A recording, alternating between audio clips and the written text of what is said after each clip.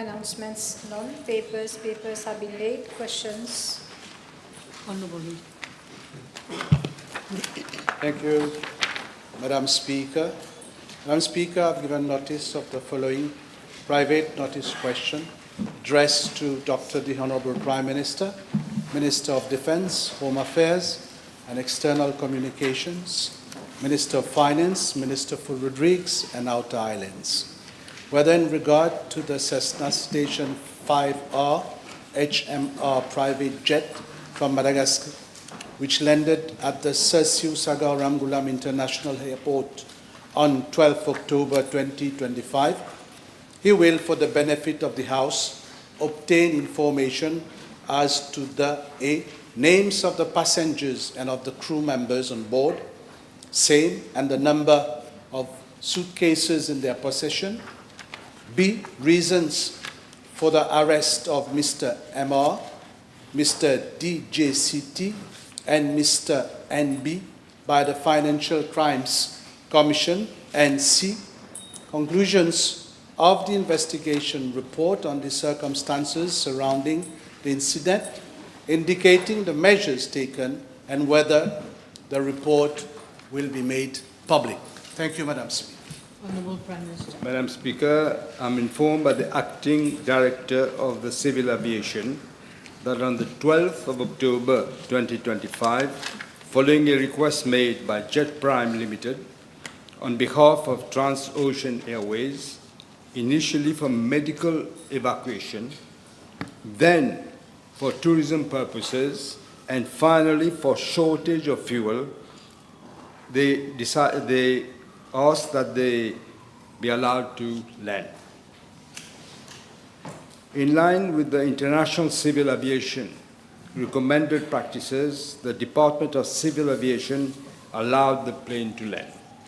The aircraft, a Cessna Citation 560XL, bearing registration number 5RHMR, landed on the 12th of October 2025 at 0044 hours. With regard to Part A of the question, there were 5 passengers on board, namely Mrs. Ravatomanga, Mr. Ravatomanga, Mr. Ravatomanga Rami Mialitiana, Mr. Nitse Louis Christian, and Mr. Ravatomanga Aina Fenusa. And also there were 2 crew members together. You want the name, maybe Mr. Ramanand Soa and Mr. Hasian Yavo. 2 senior officers of Customs Department of the Mauritius Revenue Authority proceeded to Jet Prime Limited at 0045 hours and gave clearance to land for the 5 passengers and the 2 crew members. 9 pieces of luggage and 6 pieces of handbags were scanned and cleared for the passengers. 2 pieces of handbags were scanned and cleared for the crew members. All 5 passengers declared that they had in their possession a total of 10,000 euro. It is to be noted that on the 13th of October 2025, at 14:00 hours, the Customs Department of the Mauritius Revenue Authority carried out a search of the aircraft in the presence of the captain. Nothing compromising was found except for 1 suitcase-like bag, Ineos, and the captain explained that the bag belonged to Mr. Ravatomanga. The bag was secured and was not open. An appointment was scheduled on the 14th of October 2025 for examination in the presence of its owner, Mr. Maminian Ravatomanga, and the bag was opened and contained a car sunroof accessory only. It is to be noted that this suitcase-like bag was among the bags which were scanned and cleared on the 12th of October 2025, but the owner requested that it be returned on board because he would not need it during his stay in Mauritius. Madam Speaker, with regard to Part B of the question, it is well established and common knowledge that the arrest of any person by the Financial Crimes Commission, like any other investigative authority, must be based on reasonable suspicion of commission of an offense having been committed by the person. I am given to understand that the Financial Crimes Commission sought the views of the Director of Public Prosecutions prior to their arrest. The 3 persons have been arrested in connection with their suspected involvement in the offense of money laundering. The investigation is ongoing at the level of the Financial Crimes Commission, and the latter has already and is continuing to communicate officially on its website in that respect. At the request of the Conseil national de défense de la transition, Mrs. Ernerva and Mr. Antem Ramparani were allowed to enter Mauritius on the 17th of October of this year to provide information and coordinate actions regarding the investigations involving Mr. Rabatomanga. I regard Part C of the question in line with the policy of my government to be transparent and accountable in public affairs. Unlike the previous government, I will be tabling a copy of the report, including the conclusions thereof. Madam Speaker, this inquiry has international ramifications, and the Federal Bureau of Investigation, the FBI, has already sent a request for information and has offered to help in the investigation in relation to the sale to Iran of 5 Boeing 777 aircrafts against the embargo imposed by the United States. I propose to also enlist the services not only of the FBI, but also other international foreign investigative authorities who said they are prepared to assist in the investigation. Thank you. Supplementary? Yes, thank you, Madam Speaker. Let me begin by this. This scandal, with a lot of ramifications, stinks from day one and involves a lot of very important institutions of our country and also political nominees of the actual government. Can the Honourable Prime Minister inform the House for such an important thing why the acting Prime Minister was not made aware of the request for lending of this private jet? Don't you feel that he should have been made aware? I certainly agree with that. He should have been made aware. May I ask the Honourable Prime Minister why then he was not made aware? Well, you will see in the report. I will be tabling the report. In fact, I can table it now. Yeah. You want me to walk up and table it? Somebody come and table it. But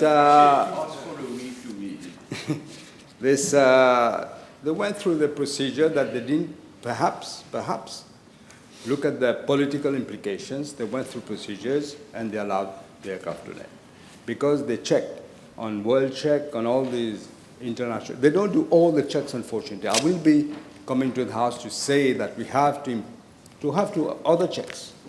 But they went through all the procedures. They didn't see anything against these persons, and they allowed them to land at the airport. Second? In his resignation letter, Madam Speaker, the former board member of Airports Holding Limited and Jet Prime Limited stated, and I quote, that the management of Jet Prime Limited professionally attended a life-saving evacuation in Madagascar pursuant to a military coup. Should we understand that reasons given by the pilot for emergency landing were not correct and that local authorities at the airport were well aware of that situation? I can't say whether they were well aware, but it is clear from when you look at the report that it was planned, pre-planned. First of all, they asked for a medical evacuation. Then they changed it on the same day for a tourism request to land. And then later on, they said there's low fuel in the plane, their fuel is very short, and they want to land. 3 reasons for the same plane. So obviously, lots of things. Jet Prime will have to answer later on about what was its involvement exactly, because it looks to me like it was pre-planned.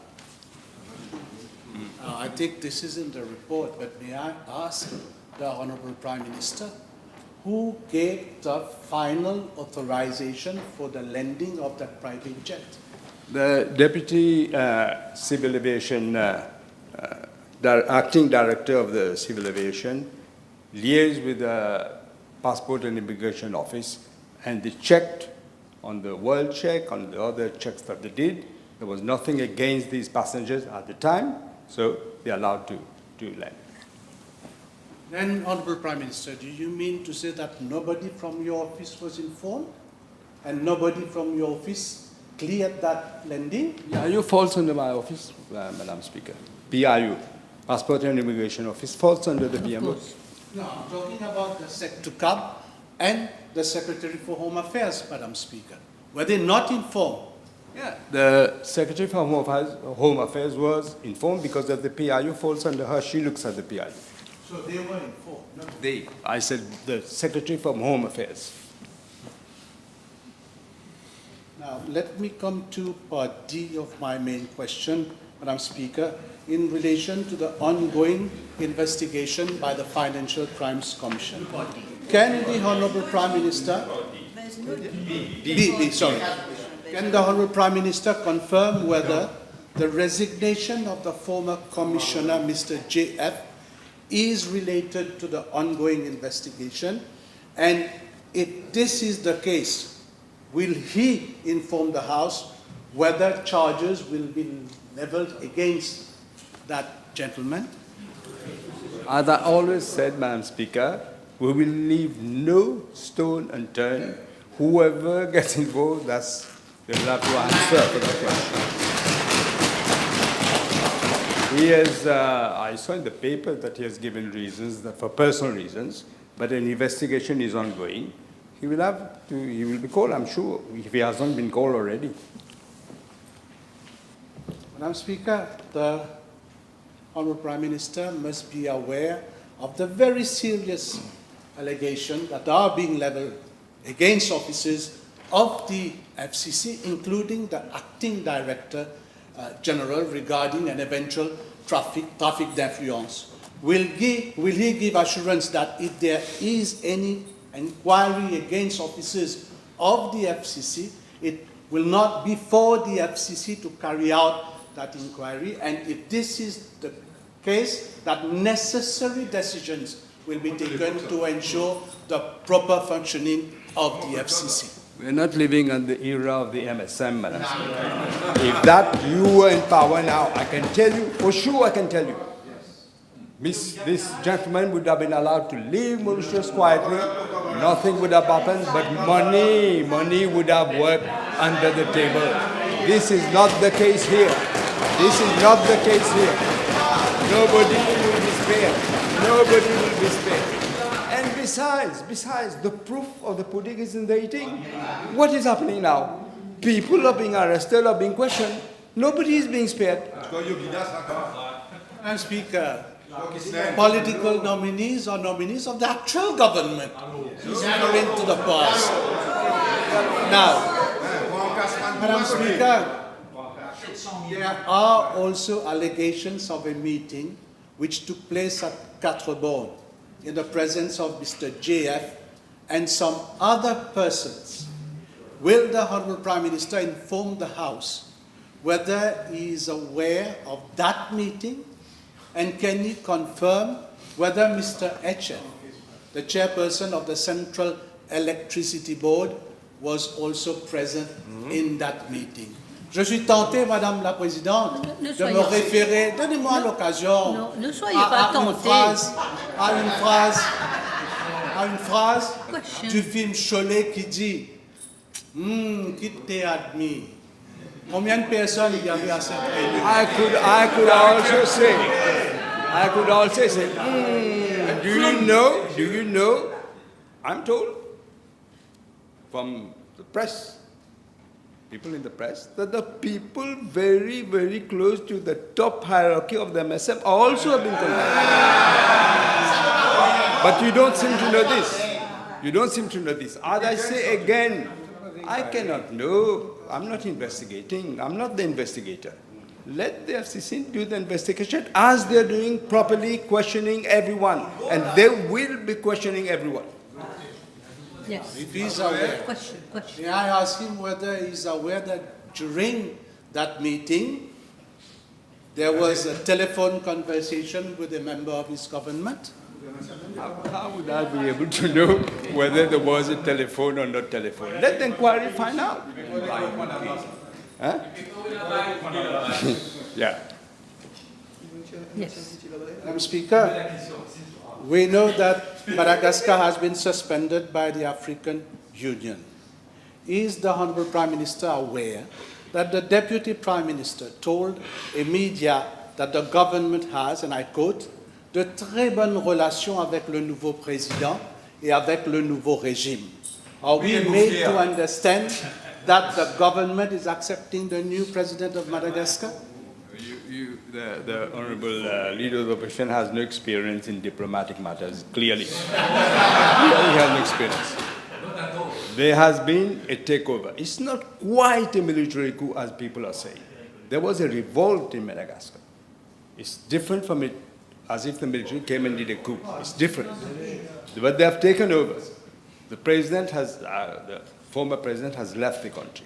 What we want to ensure is that Madagascar comes back to proper civil governments with an election. That is what we are trying to do. Thank you. Can the Honourable Prime Minister state to the House the stand of Mauritius, the stand Mauritius has taken at the SADC in relation to the situation in Madagascar? Position taken by SADC. I know some people, you want to listen, Honourable Leader of the Opposition, some people, SADC went there, but we're not aware of what has ensued after that. Can the Honourable Prime Minister inform the House whether himself or the Deputy Prime Minister during his actingship were in communication with the former President of Madagascar when he left Madagascar?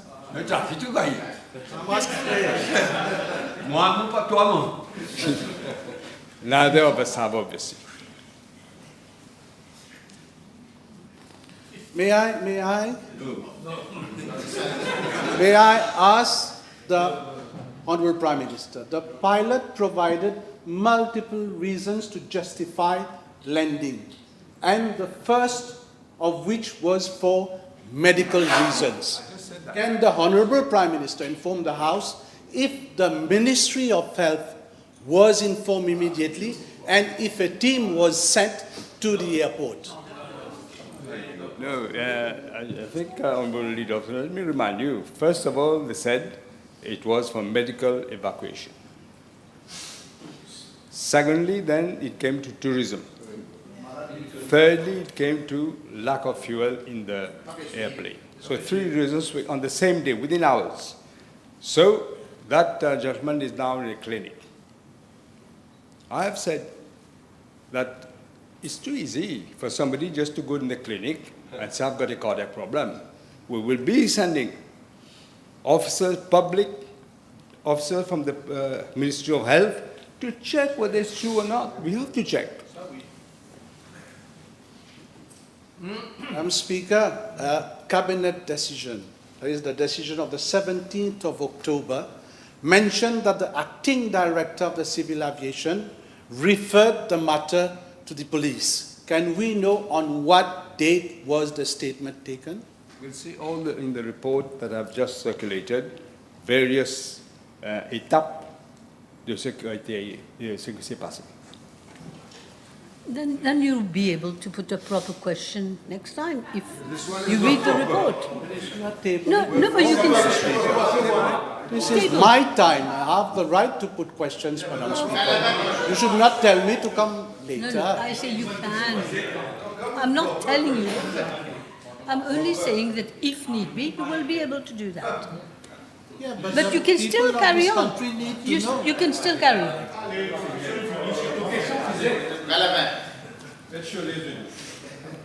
Madam Speaker, can the Honourable Prime Minister inform the House, given the circumstances in which the private jet landed, why was the pilot authorized to take off shortly afterwards? For I mean, there were two pilots. Huh? Suppose you're referring to the captain of the aircraft. Again, while the checks were done, nothing was found against him. He was allowed to leave. But as I say, we will incorporate a new system where all this, lots of countries are doing it. In Africa, in Europe, in Australia, in New Zealand, lots of countries are doing it. In Asia as well. So we will have to do the same system, I believe. Can I ask the Honourable Prime Minister to confirm to the House whether the private jet was refueled upon landing? This investigation will look into all this. He said, the captain said there was no fuel in the jet and they were allowed to go. So I suppose they were not refueled straight away because they were allowed to land. I don't know whether the Prime Minister has this information. Can he also provide to the House information with regard to the type of passports in possession of the passengers? You mean whether they were diplomatic passports? I believe not. But I can't say. The investigation will be able to look at all this. Now, the acting Prime Minister claimed in a press conference that he was not made aware of this incident, whilst the executive chairperson of Airport Holdings stated that the acting Prime Minister was kept aware at all times. Which is which? Well, he's lying. The Deputy Prime Minister was not made aware. I can say that. He's lying, you say? The other guy is lying. It's very serious, Madam Speaker, if he's lying. Now, He said the Deputy Prime Minister is lying. I said the other guy is saying that the Deputy Prime Minister Was made aware. He was not made aware. That's what I'm saying. He understood. Now, the acting Prime Minister has also expressed dissatisfaction that 2 flights to Madagascar during that period were cancelled. To which the former chairperson of Air Mauritius replied that it was for security reasons.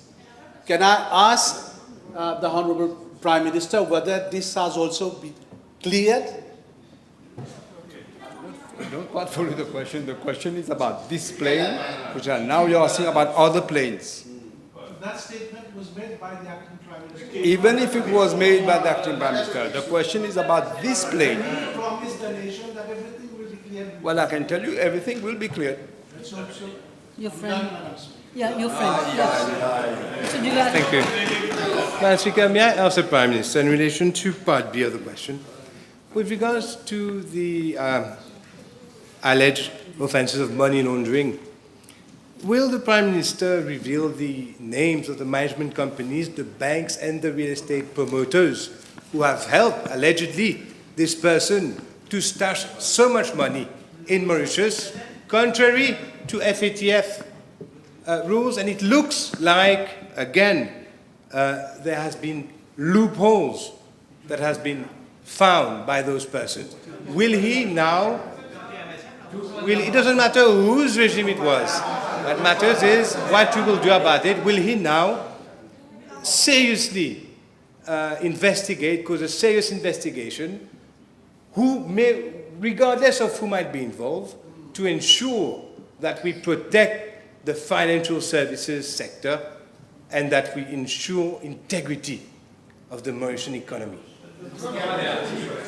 I remember very well, your own father was Minister of Finance around the time all this was happening, including the MSM government, but we will ensure. That is what I said, no stone will be left unturned. Yes. Madam Speaker, may I ask again the names? We are interested to know who are the banks, who are the management companies, who are the real estate promoters that have allegedly aided and abetted. This is what we are interested in. Well, member must learn to be careful. It is not for me to name names. An investigation is ongoing. So if you name names, you know what's going to happen? This is precisely what they want. They will take the money out of the bank. Yeah, okay. We're done? Thank you. Thank you very much. Yes. Motion? No, not yet. I'm sorry.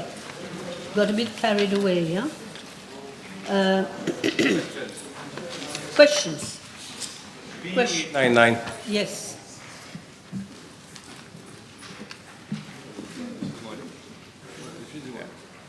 Madam Speaker, as I stated during my press conference on the 20th of September 2025, following my state visit to India, I was invited by Sri Narendra Modi to visit India. In fact, on the very day the results were coming out in number 5, he rang me, I left the place, I came to my residence because there was too much noise, and he invited me to come to India. And I explained, unfortunately, because the results of the elections were not yet proclaimed, and obviously would need to look at urgent matters. We were sure there were going to be urgent matters as Prime Minister, so I could not undertake the visit right away, but I will undertake the visit at some point. With regard to Part A of the question, I wish to inform the House that I led a high-level delegation to India from the 9th to the 16th of September 2025. The delegation comprised of 5 ministers, 1 junior minister, 1 member of parliament, senior government officials, heads of key public institutions, and some 50 representatives of the private sector.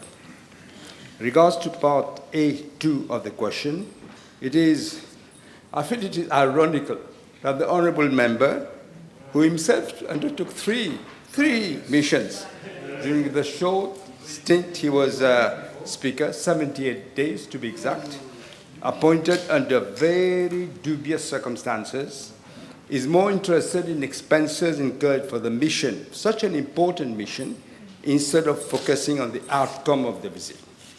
In fact, during the 78 days of his speakership, the honourable member travelled for more than 13 days. No, you have to repeat it, to 3 different countries. Except for him,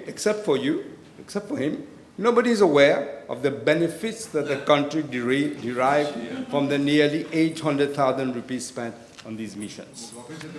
Madam Speaker, the total cost incurred in respect of the Prime Minister's office during my state visit to India and the official delegation is around 3.8 million rupees, representing basically airfares, allowances, and so on. I must point out, Madam Speaker, that the quantum of the allowances is based on the same rate applicable since 2017. It hasn't been changed. I wish to inform the House that my state visit resulted in a special economic package to the tune of $680 million, which is approximately 31 billion rupees. This is what we brought back. The financial assistance would meet the needs and priorities in Mauritius in several areas. India has also agreed to give us a grant of $25 million as budgetary support for this financial year. $25 million. Regard to Part B of the question, I consider it, frankly, a lack of respect towards the Prime Minister of India and his government for the honourable member to request a detailed copy of the programme of the visit. It is India who decides where I should go, who I should meet, not me who say, I want to do this, I want to do that. Madam Speaker, let me highlight the salient features. You should know all this. The salient features of the state visit. First, the visit started with India-Mauritius and India-Mauritius Business Conclave, held on the 10th of September 2025 in Mumbai, which was jointly organized by the Economic Development Board and the Federation of Indian Chambers of Commerce and Industry. The business meeting brought together some 200 Indian and 55 Mauritian private sector players. It allowed Mauritian businessmen to network with the Indian counterparts for potential collaboration, in various sectors of interest, including financial services, information and communication, technology, medical services, and manufacturing. This meeting resulted in the identification of several important foreign direct investment potentials. Some high-level investors have already traveled to Mauritius and will soon be embarking on high-value projects. The Leela Bhatti Foundation, which came to Mauritius soon after my visit, they met me there. They will embark on the construction of a 200-bed multi-speciality hospital. It will be a state-of-the-art hospital which will include a separate pediatric and gynecological wards. This will help Mauritius. Instead of our patients having to travel to India to get top medical care, this will be here in Mauritius. They won't have to pay for whatever rooms they will have to rent. They will not have to pay expensive, very expensive to go even the traveling. So this will help. The Economic Development Board also partners with Invest UP to organize an India-Mauritius business meeting in Varanasi. The event attracted some 50 private sector operators from Uttar Pradesh, and discussions centered on fostering joint collaboration and facilitating two-way investment between Uttar Pradesh and Mauritius. The official part of my visit started in Varanasi, making it the first time that a head of government was received in Varanasi. This is the religious and cultural heartbeat of India, and also it happens to be the parliamentary constituency of the Prime Minister Narendra Modi. As a prelude to my meeting with the Prime Minister of India, I had a working session with the Foreign Secretary of India, Mr. Vikram Misri. Our discussions focused on the launch of various new projects and on addressing implementation of existing agreements, including the double taxation avoidance agreement. On the 10th of September 2025, I had a one-to-one meeting with the Prime Minister of India, Mr. Narendra Modi, in Varanasi. The one-to-one meeting with Sri Narendra Modi was followed by a working session. We discussed key issues of mutual importance, including regional security and our shared commitment to an enhanced strategic partnership. Furthermore, I had in-depth discussions related to the double taxation avoidance agreement, highlighting how the protocol signed by the previous government in May 2016 is undermining our financial services sector to the advantage of other countries like Singapore, like Netherlands, and all these. We agreed to pursue further consultations to ensure a mutually beneficial outcome and alignment on key issues before we sign the new protocol. Madam Speaker, the Prime Minister of India responded positively to my request to facilitate the upcoming travel of the Mauritian delegation, which I will lead together with the Deputy Prime Minister to the Chagos Archipelago. Madam Speaker, following my restricted meeting with the Prime Minister of India, there was a high-level delegation meeting during which 7 memoranda of understanding and agreements were exchanged, and 3 others were announced in numerous fields, such as space research, marine science, power, renewable energies, education, and technological sectors. Besides the high-level strategic meeting with the Prime Minister of India, I also had meetings with the President of India, the Vice President of India, the Minister of Health and Family Welfare, as well as the Leader of the Opposition. These meetings served as an enabling platform for the Mauritian side to discuss issues of mutual interest and seek the support of the Indian authorities on a wide range of issues such as security, economic and technical cooperation, as well as capacity building. Madam Speaker, my state visit fused with civilization, symbolism, and strategic purpose, if I may put it that way. It was an opportunity to project a story of enduring civilization bonds. Since our independence, India's role has been instrumental as an unflinching partner in our development. My visit has confirmed the privileged relations between our two countries. It is a matter of great pride for our country to have become the strategic partner of a country like India, which is projected to be, by 2027, the 3rd economic power of the world. Madam Speaker, I take this opportunity to express my profound gratitude to the Government of India and to Sri Narendra Modi for the continued support to the development of Mauritius. Thank you. Yes. Yes, Madam Speaker. The Prime Minister may not be aware, but I was invited by the Speaker of Parliament in India. I had met the Minister of Foreign Affairs and the Vice President who he met. And we had technical support for the live translation of Creole and French in Parliament or six staff from the Mauritius National Assembly have been trained free of charge in India, all paid for by India. Madam Speaker, I note that the Prime Minister... One moment. Now that you've said that, I can understand. Yes. Will you please put your supplementary? Yes, thank you, Madam Speaker. Madam Speaker, the Prime Minister has replied for the Prime Minister's office. We know that there have been persons from state-owned enterprises who have accompanied. May we know, and the ministers, etc., may we know the total cost, as per the question, incurred by the government of Mauritius, including by state-owned companies, on the payment of airfare, accommodation, per diem, etc., etc. He has answered for the PMO.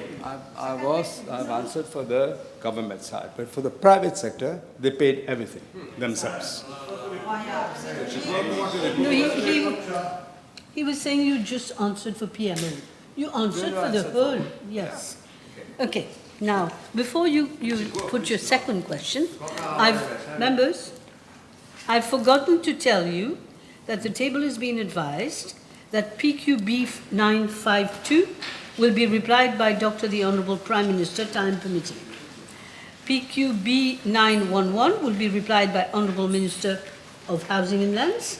PQB 913 will be replied by Honourable Minister of Information Technology, Communication and Innovation. By the way, and there's a PQ that has been withdrawn, I'll tell you in a minute. I just want to tell you I don't have a very good voice today. Please forgive me. Yes. Your second question. B900. Speaker, as I stated in my reply to the private notice question of the Leader of the Opposition on the 7th of October 2025, an amount of 5.5 million rupees is payable to Dr. Ramasitanen following his resignation as Governor of the Bank of Mauritius. I wish to highlight that this is not a compensation, as is being alleged in some quarters, but actually dues payable to him. I am informed by the Bank of Mauritius that the sum of 5.5 million rupees includes refund of unutilized annual and sick leaves, encashment of accrued passage benefits, and payment of pro-rated end-of-the-year bonus and 3-month emolument in lieu of notice. Regard to Part A of the question, I am informed by the Bank of Mauritius that during his tenure of office, Dr. Sitanen has drawn a total remuneration of 9 million rupees as per his contract of appointment.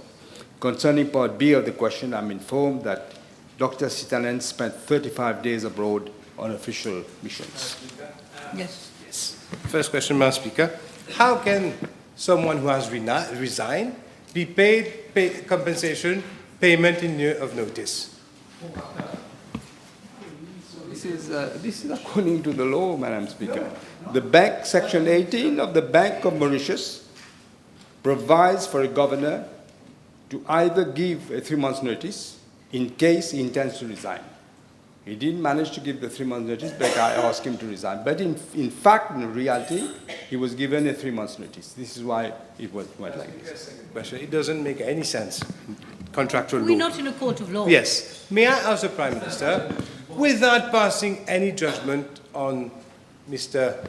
Ramasitanen, in view of the serious allegations that have surfaced whilst he was governor and since he has resigned, why is it that whilst the investigation is ongoing, decision has been taken to pay Mr. Sitanen, who, if it turns out, has committed breaches of contract, may not be entitled to any compensation whatsoever under contractual law? I may ask the honourable member if the investigation takes 5 years. So he waits for 5 years? Tell me. You tell me. You tell me. Yes. This is what happens. In that case, I ask him, who do you think will want to take important positions in Mauritius if that is the way you're going to treat people? Think again. Okay, next question. Honourable Kiran, yes. 901. Madam Speaker, the National Agency for Drug Control Act was proclaimed on the 15th of May, 2025. The NADEC is a statutory body entrusted to coordinate the national drug response through prevention, enforcement, treatment, rehabilitation, and harm reduction. With regard to Part A of the question, I'm informed that for the financial year 2025-2026, an amount of 70 million rupees has been allocated to the NEDC. As regards to Part B of the question, I'm informed A, that the Chief Executive Officer was appointed on the 12th of June 2025, and he currently draws a monthly package of 169,350 rupees, including basic salary, salary compensation, traveling allowance, and telephone allowance, in addition to contractual entitlements such as car benefits, passage benefits, and gratuity. And B, the chairperson was appointed on the 16th of June 2025, and he receives a monthly allowance of 40,000 rupees. Regards to Part C of the question, Madam Speaker, I'm informed that at the date, a total of 2,246,751 rupees and 05 cents have been disbursed. I'm tabling the information requested by the Honourable Member. Madam Speaker, I wish to inform the House that the NADC is being a newly created agency, is still in the process of transitioning into a fully established organization. With a view to assisting the NEDC administratively, 10 officers of my office are providing support to the CEO in the field of administration, finance, human resource procurement, and accommodation. Meanwhile, to empower the agency to fulfill its mandate optimally, a recruitment exercise for 7 core posts, such as the administrative manager and coordinators, is ongoing. The posts were advertised on the 3rd of October 2025 with a closing date of the 23rd of October 2025. A total of 144 applications for all the posts has been received. Interviews will be conducted from the 3rd to the 7th of November 2025. In addition, the NEDC has already identified premises to set up its office, and procedures for finalizing the lease agreements are underway. Madam Speaker, I must point out that my office has received a number of representations from NGOs as well as from independent persons regarding the performance of the NADC and the lack of coordination of efforts sur le terrain. In fact, as I said, it's a new agency. It must start doing, it takes time to do all this, but in fact, government is not, I can't say we are totally satisfied with the way the agency has been operating, and we are intent to take remedial actions and to improve its effectiveness in the days to come. Yes, Mr. Kira? Merci, Madame la Présidente. L'honorable Premier ministre peut-il dire à la Chambre, suite aux doutes exprimés par plusieurs travailleurs sociaux, des ONG et même par le Junior Minister, l'honorable Koran Parapen, concernant les compétences et la capacité du président Sambleton à s'adapter aux réalités actuelles, s'il compte le remplacer à la tête de cette agence, comme cela a été fait récemment au sein d'autres institutions. Mr. Prime Minister? This is a sensitive post. I can tell the honourable member it's very difficult to find people who are actually ready to do that job. Il y en a? Mais quand on prend contact avec eux, ils s'en vont. C'est trop dangereux. Maybe you will be prepared to do it? No, but maybe you would want to do it. It's not easy. Give us names. If you have names, give us names, we will consider it. Okay. Your next question, please. You have more supplementary? Next question. Yes. 902, please. Madam Speaker, I wish to refer the honourable member to the reply I made to PQB 816 on the 7th of October 2025. As I had indicated then, government is currently working on the setting up of a constitutional review commission tasked to come up with the recommendations on several constitutional, electoral and governance reforms, which will include, among others, the revision of our electoral system to better reflect the will of the people, to also look at the way elections have been run especially by the MSM, and also revitalize our democratic principles. The question of bringing legislative amendments to allow Mauritian nationals living abroad to vote, I'm all for it, but it's a wide-ranging implications. This will be examined by the Constitutional Review Commission that will be set up shortly. Madame la Présidente, le Premier ministre peut-il indiquer à la Chambre si son bureau, à l'heure actuelle, dispose de données sur le nombre de Mauriciens vivant à l'étranger qui pourraient être éligibles à voter? As I said, the wide implications, we are looking at it, but in some countries it's going to be very difficult, I must say, straight away. Already we know this. In some countries it would be very, very difficult to organize. In other countries, not so. So we're looking at all this. He wanted to know if you have figures, No. which I doubt. You don't. Some figures, Does we it? have some Dans figures. ce cas-là, êtes-vous disposé, Monsieur le Premier ministre, à procéder à un recensement? No, I should have replied to this. No, we are looking at the figures. In some countries, it's even difficult to get the figures. This is why we don't have the total number.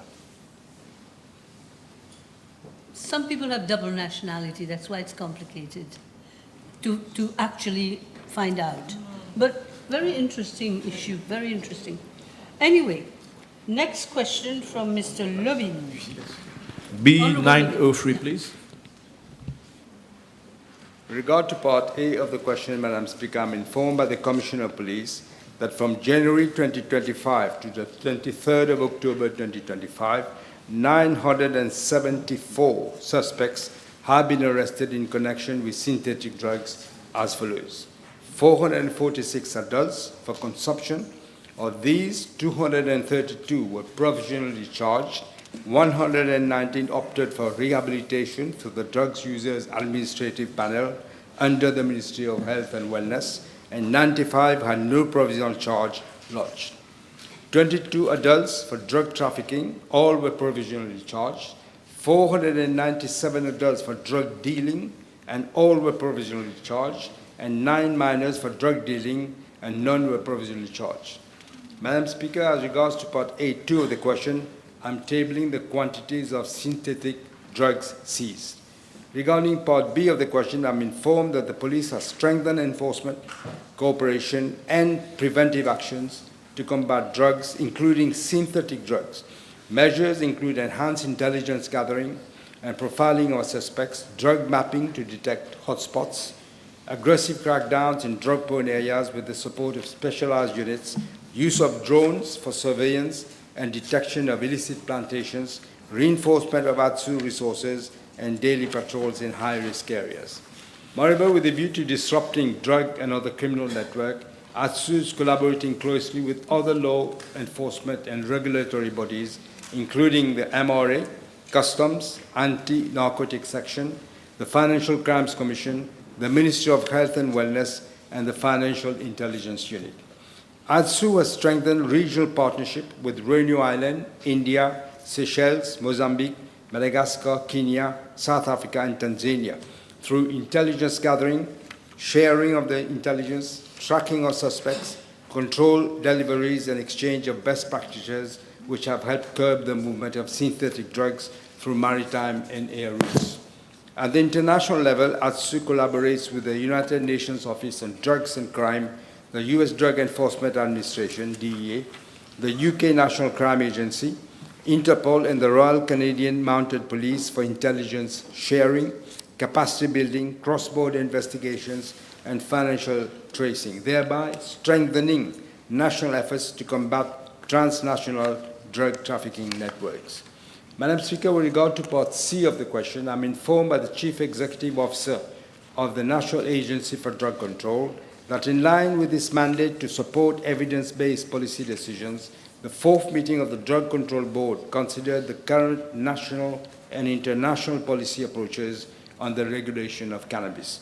The discussion examined 3 technical models, namely decriminalization, whereby use, possession remains illegal, but sanctions shift from criminal penalties to administrative penalties with no criminal record for the offender. Depenalization, whereby cannabis use and possession remains a criminal offense with reduced criminal sanctions. And 3, regulated legalization, whereby use or possession becomes legal under appropriate regulations. Following deliberations, the board agreed unanimously that a deeper context-specific technical assessment is necessary for Mauritius. To this end, a technical committee will be set up to conduct a comprehensive review and submit a report covering inter alia the projected economic impact of each model, the resource implications for the scaling up of prevention, treatment, and harm reduction services that must accompany any such reforms, and the recommended policy option for consideration by NADEC based on technical feasibility, public health outcomes, and social equity parameters. The specific legal drafting required for the implementation of the selected model under the Mauritian legal framework.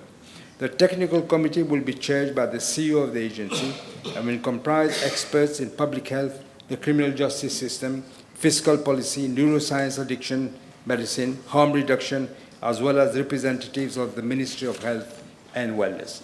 The board expects to receive the findings of the committee within the next quarter to guide the next phase of the action. The issue, Madam Speaker, remains complex and will require careful and thorough examination from all relevant perspectives. We are treating very cautiously to ensure that any decision taken is evidence-based and will under no circumstances impact negatively on our public health, our youth, and our national values. Yes, Mr. Third member for Port Louis North and Mont Island, Mr. Kazen. B904, please. Madam Speaker, the Commission on the Prerogative of Mercy is established in accordance with Section 75(2) of the Constitution and consists of a chairperson and not less than 2 other members appointed by the President acting in his own deliberate judgment. The President of the Republic has accordingly appointed Mr. Hamad, GCSK, as chairperson. He's a former judge, the chairperson of the Commission on the Prerogative of Mercy with effect from the 10th of October 2025 for a term of office of 2 years.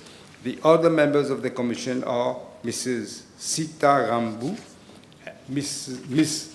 Subhashni Bachen, and Mr. Vasit Rao Lechumaya.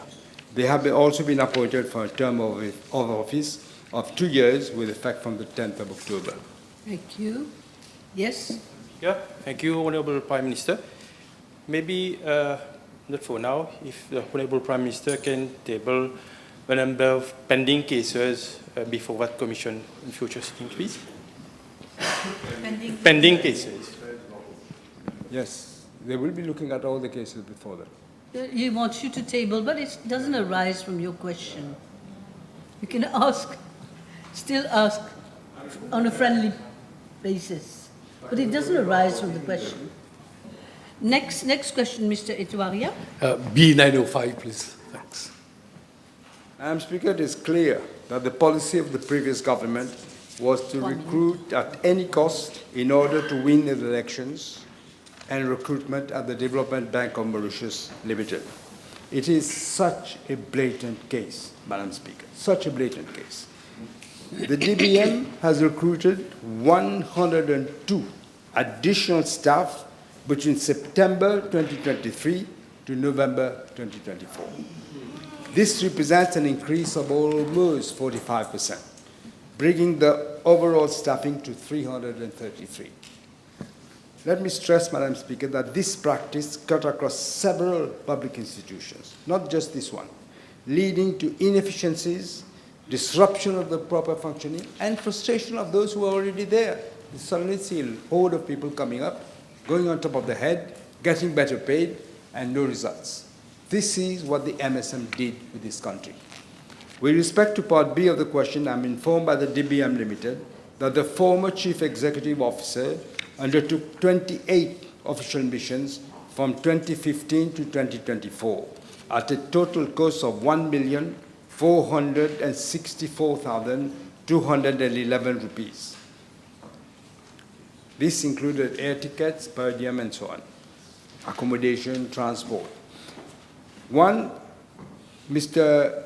Bodwa Singh Joku, Acting Managing Director from 14th of August 2015 to the 3rd of April 2018, undertook 1 SADC mission and 5 missions to Rodrigues. Total amount paid was 453,992, of which per diem was 422,971, and the cost of their ticket was 31,021 rupees. Late Mr. Lobin Anmol, Managing Director from the 4th of April 2018 to the 31st of March 2020, undertook 4 SADC missions and 8 missions to Rodrigues. The total amount paid was 539,273, of which per diem was 356,013, and the cost of air tickets was 183,260. Third, Mr. Jaiwant Pandu, Managing Director, Chief Executive, from the 1st of April 2020 to December 2024, undertook 1 SADC mission and 9 missions to Rodrigues, and the total amount paid was 470,946, of which per diem paid was 361,740, and the cost of air ticket 109,206. Thank you, Prime Minister. Time is up. Time is up. I'm sorry. Now I've got a few questions that have been withdrawn. B908, 906, 907, 914, 912, 952. Thank you very much, everyone. Now we go to questions addressed to honourable ministers. Honourable Third Member for Rivière-des-Anguilles. Ms. Daouyaru. Yes, thank you, Madam Speaker. B917. Madam Speaker, I wish to inform the House that the mental condition of pregnant women is investigated once patient has mental health issues or shows obvious signs of distress and that demand immediate attention. I am informed that over the past 3 years, a total of 117 mothers has been reported to be experiencing severe perinatal mental health issues. With regard to Part B of the question, my ministry recognizes the impact of perinatal mental health issues on both mother and child. To support these mothers, various measures are already in place. Mothers suffering from perinatal mental health issues are catered by a multidisciplinary team comprising obstetricians and gynecologists, psychiatrists, clinical psychologists, medical social workers, and community psychiatric nurses. The multidisciplinary team provides assessment, treatment, and ongoing monitoring during pregnancy and post-delivery. During pregnancy, the maternal treatment is concurrently done by both the obstetrician and psychiatrist. In case there is further management, the mothers are referred to psychiatrists and psychologists for counseling, and these health professionals address the initial phase of anxiety and mental health concern during and after their pregnancy as part of their follow-up. Mothers with severe symptoms are admitted in ward for stabilization and treatment. Madam Speaker, I am further informed that in case of mothers suffering from severe perinatal mental issues, the newborn babies are kept in the nursery for care and feeding under the supervision of trained nurses in neonatal intensive care unit. The mothers are also encouraged to come to the nursery to breastfeed them. An extraction of mother's milk is carried out for mothers who are unable to breastfeed their babies due to their health conditions. Furthermore, once the mothers are discharged from the hospital, the medical social services assign a trained caregiver to carry out home visits so as to assist the mother and other family members in the upbringing of a baby at home. The medical social worker may also liaise with the Ministry of Gender Equality and Family Welfare on a case-to-case basis. In addition, the newborn baby is followed by a pediatrician to ensure optimal care and safety of the baby, and community nurses specialized in psychiatrics also pay visits to the mothers. Madam Speaker, as a caring government, my ministry remains committed to strengthening perinatal mental health services through early intervention, integrated support, and continuous monitoring to ensure the wellness of both the mothers and the babies. Yes? Are you right? Yes? Dr. O'Neill, please. Thank you, Honourable Minister. It is very well known that postpartum period represents a very difficult time for mothers who have delivered. And sometimes the services provided at the hospital are not in line with what is expected to support them. May I request the Honourable Minister to consider having a walk-in service well after they are discharged from hospital, particularly that we have quite a percentage of women who do suffer from mental problems well after having delivered. Thank you. I take note of his request, but I would like to remind the honourable member of the limited number of gynecologists and as well as other specialists in our medical field. But in the months to come, probably we are going to recruit additional specialists for that purpose. I'm sorry, but postpartum would not be gynecologists, would be? Both gynecologists Both and Psychiatrists. Okay, I thought it was more there. Okay, thank you. I just have to remind everyone that we have questions which have been withdrawn. 918, the next one has been withdrawn. Then PQ 934 will be replied by Honourable Minister of Health and Wellness. So now I go to Ms. Antil. Honourable Antil. Je vous remercie, Madame la Présidente. B 919. Madam Speaker, I'm informed that as per records available at my ministry, following the flooding which occurred in the region of Saint-Jean Cemetery, whereby, amongst others, several tombs were damaged, a meeting was held on 13 November 2023 under the chair of Monseigneur Duron at l'Évêché de Port-Louis in the presence of the then Minister of Environment, Solid Waste Management and Climate Change, the then Mayor of Municipal Council of Catabon, the representatives of the Ministry of Health and Wellness, the National Development Unit and the Land Drainage Authority, during which several decisions were agreed to, and including a committee chaired by the then Minister of Environment, Solid Waste Management and Climate Change and comprising all concerned stakeholders, would meet initially on a weekly basis at the seat of the l'Évêché to monitor the progress of the works. During subsequent weekly meetings chaired by the then Minister of Environment, Solid Waste Management and Climate Change, the parish of Saint-Jean requested for an assessment of damages caused to the tombs and the rehabilitation and repairs of the tombs in the cemetery to be undertaken. Unfortunately, nothing was done and was left unattended by the previous government, despite several appeals made by the parish of Saint-Jean. Furthermore, in his reply to a PNQ on 14 November 2023, the then Minister of National Infrastructure and Community Development informed that the cleaning of the tombs and cemetery would be undertaken by the Ministry of Environment, Solid Waste Management and Climate Change and Movie Facilities Limited, but still nothing was done. Madam Speaker, in view of the high emotional and cultural significance relating to the loss of loved ones and considering the humanitarian dimension of the problem, I chaired a meeting at my ministry on 16 October 2025 with Dr. Honourable Boulel, Minister of Agro-Industry, Food Security, Blue Economy and Fisheries, Honourable Veda Balamoudi, Deputy Speaker, and Honourable Antil, the Government Chief Whip, the Parish of Saint-Jean, the Ministry of Local Government, the Ministry of Environment, Solid Waste Management and Climate Change, the Municipal Council of Catabon, and the National Development Unit to see the way forward to address the issues with regard to the tombs which were damaged during the floods.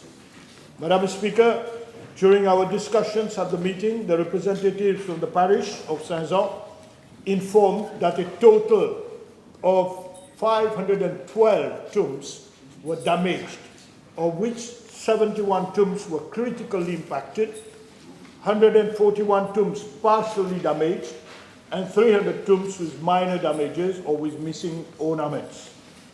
The parish further informed that last year, a rehabilitation and repairs plan was prepared following a survey carried out by its quantity surveyor, architects and engineers for the repairs of the 512 tombs and the reinforcement of 3 walls around the perimeter of Saint-Jean Church. The plan with detailed costs was submitted to the previous government, but again, unfortunately, no positive response was given to the parish despite successive reminders. Madam Speaker, we are not heartless at the previous government. I'm pleased to announce that this government has approved the funding for the repairs of the damaged tombs as well as the reinforcement of the 3 walls around the perimeter of the church. Madam Speaker, the works will be undertaken by the parish of Saint-Jean, being given that each tomb has its own specificity.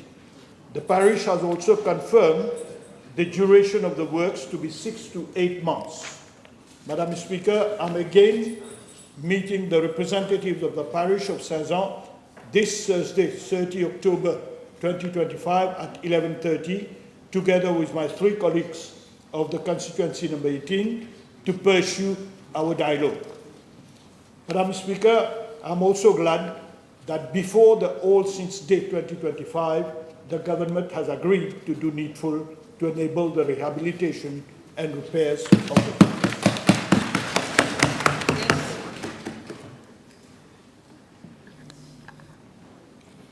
Madame la Présidente, je suis profondément émue par la réponse du ministre.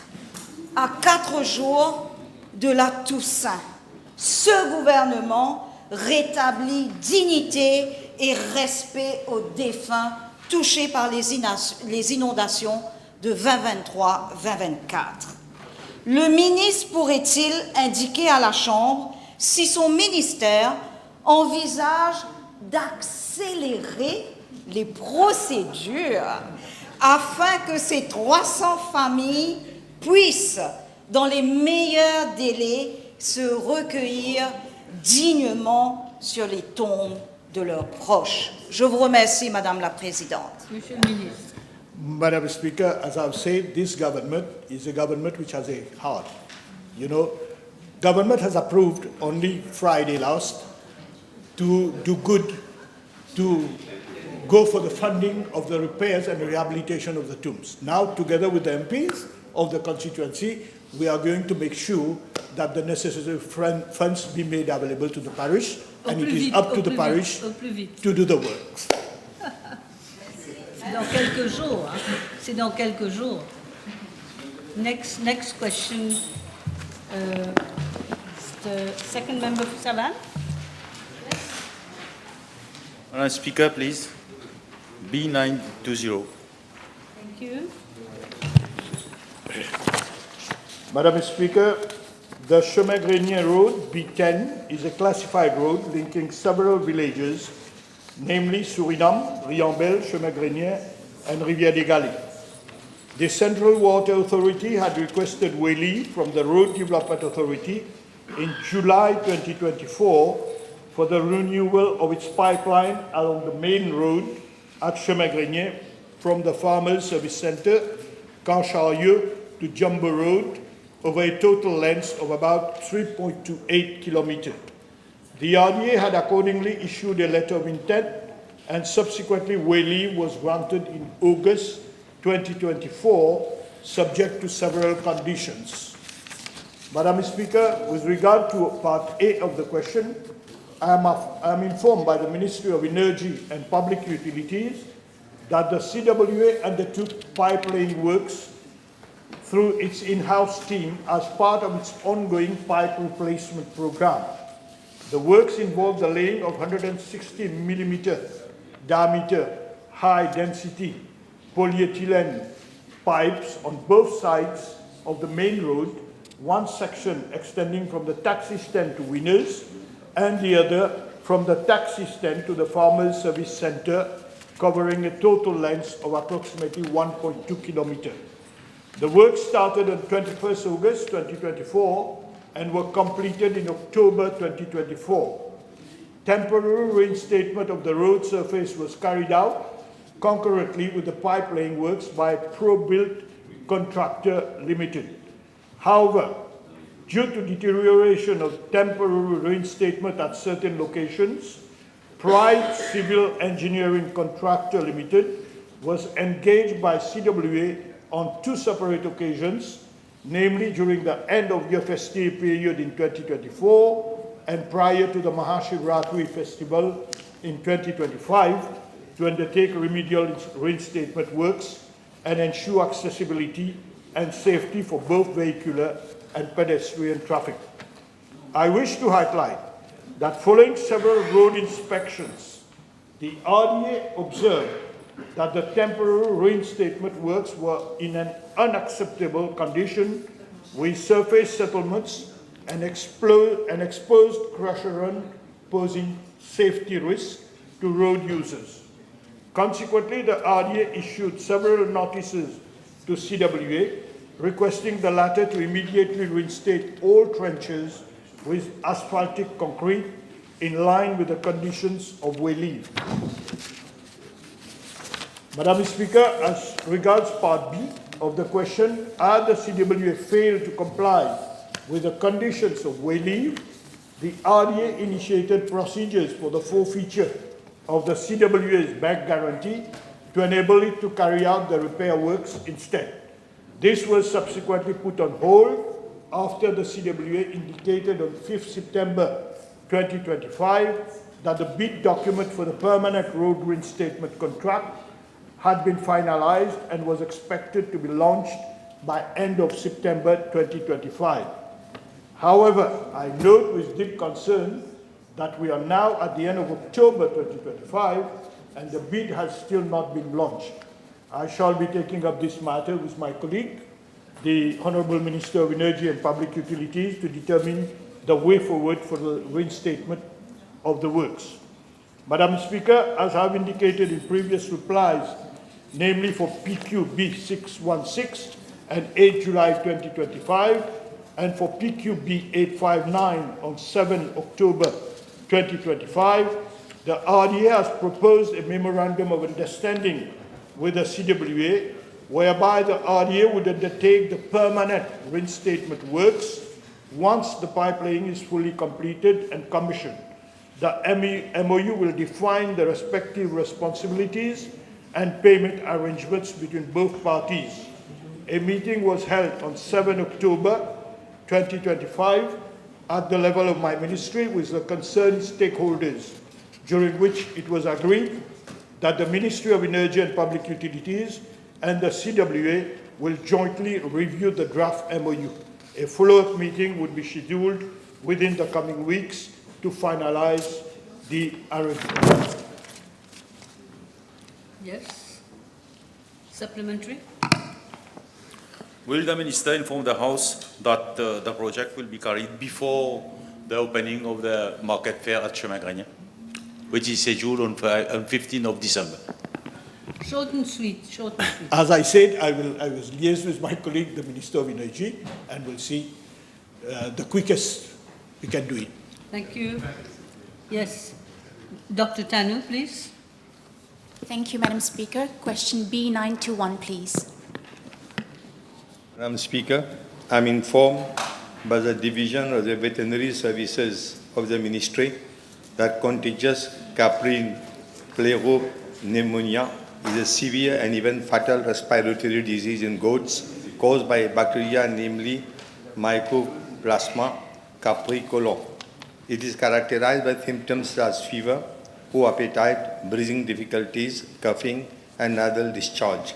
The disease leads to acute pneumonia, which can cause very high mortality rates in affected herds. Since mid-August 2025, several cases have been observed in 10 goat farms over the island and during meat inspection carried out at the Mauritius Meat Authority. Madam Speaker, with regard to part A of the question, I'm informed that a death certificate is being issued by the DVS for the diseased animals. In addition, all farmers who are registered with the Small Farmers Welfare Fund under the Breeders Protection Scheme will be paid an amount of 6,000 rupees per animal. As regards part B of the question, I wish to inform the House that DVS provides 24/7 free service to the breeding community. One veterinary officer is on call after working hours. Any sick cases reported to the DVS or its sub-officers are attended and treated within the same day. For cases with respiratory problems, antibiotics are being given as well as supportive treatment to reduce mortalities and morbidities. 75% of infected goats which have been treated on time have recovered. Regular follow-up is being done at these farms every day over a period of 5 days. Regarding part C of the question, affected farmers are sensitized to avoid trading their sick animals and enhance the biosecurity measures at their farm level. In the meantime, upon receipt of results from Centre de coopération internationale en recherche agronomique pour le développement, the the DVS has requested quotation from foreign suppliers on 22nd October 2025 for the supply of 10,000 doses of CCPP vaccines. Thank you, Minister. Are you happy? Yes, Mr. Lubin? Speaker, may I ask the Honourable Minister as to the number of goats that have died recently with regard to this disease? If you have the figures. I think it is about 15 goats. Okay. Honourable second member for Vieux-Grand-Port, Mr. Seaburn, yes? Thank you, Madam Speaker. It's question 922, please.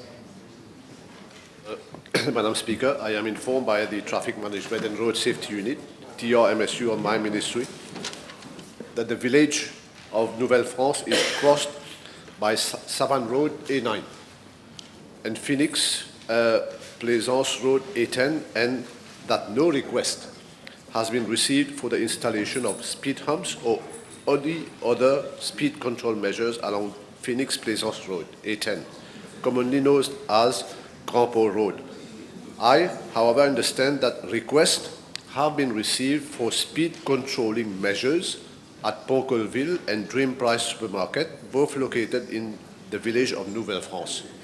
The TRMSU has advised that due to the topography and the alignment of the road, the construction of raised tables is not being envisaged at those locations, as they may pose a problem in terms of visibility. Madam Speaker, the segment of both Savane Road A9 and the Phoenix Plaisance Road A10 crossing the village of Nouvelle-France currently have a speed limit of 60 km per hour. The TRMSU is exploring the possibility of implementing speed zones of 40 km per hour at the specific locations along routes A9 and A10 in order to control speed and enhance the safety of pedestrians, cyclists and other road users. The project would be implemented under the framework agreement by a contractor, and this is the name of the contractor will emerge as soon as the evaluation process is being completed at the Central Procurement Board. Yes. Yes, Miss.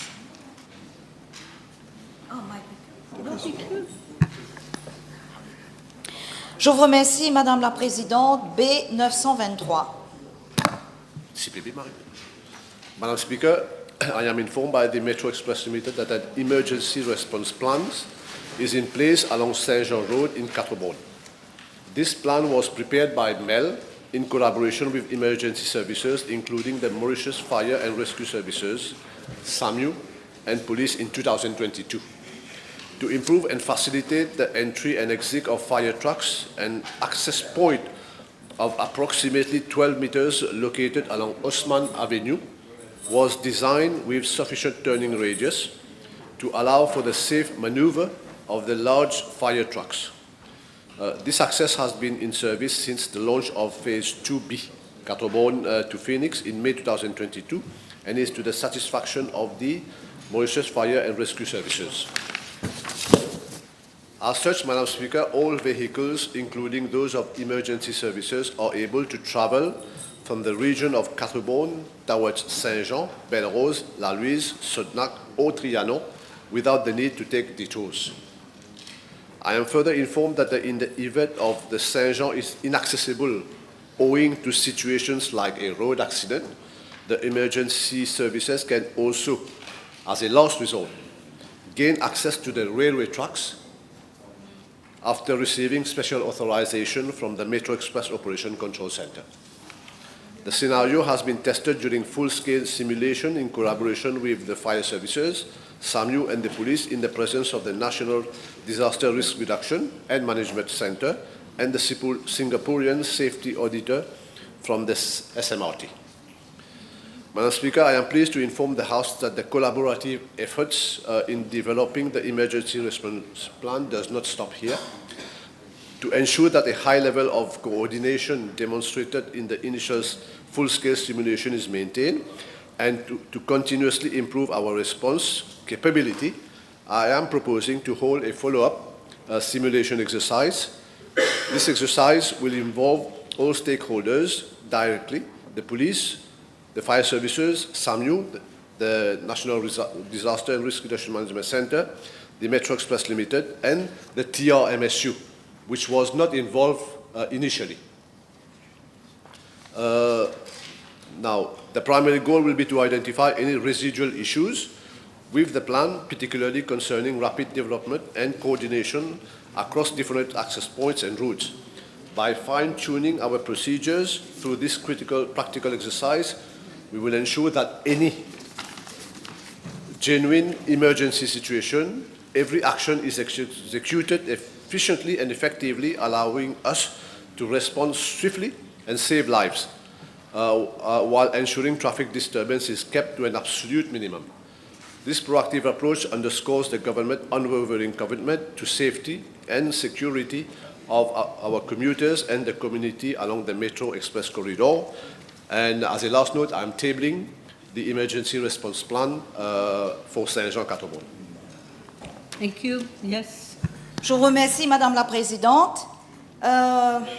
Would the Minister inform the House whether are there designated safe zones or assembly points along Saint-Jean Road for l'évacuation urgente? Yes, it's quite detailed in the plan that I've just submitted, but we will meet soon. I hope the Honourable Member will facilitate arrangement at some appropriate location for us to come and explain what is inside in the plan so that everybody can understand. Second question. Thank you. Will the Minister inform the House how will communication be managed with residents, commuters and emergency services in the event of an accident? Thank you. Good question, very pertinent question.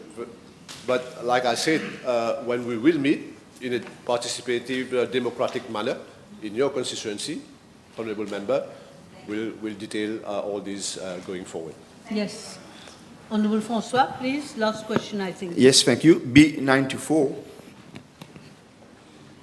Madam Speaker, allow me before starting to answer this main question to wish good luck to all the 14,837 PESAC students who have started their PESAC examinations today and which will continue till Friday, 31st October. Coming to the main question, I wish to inform the House that the Foundation Programme for Literacy, Numeracy and Skills was introduced in January 2025 by this government to replace the defunct and much decried extended programme. To recall, the success rate of the previous extended programme was on average a meager 6%, with the result that some 2,000 students were leaving the system without a certificate every year.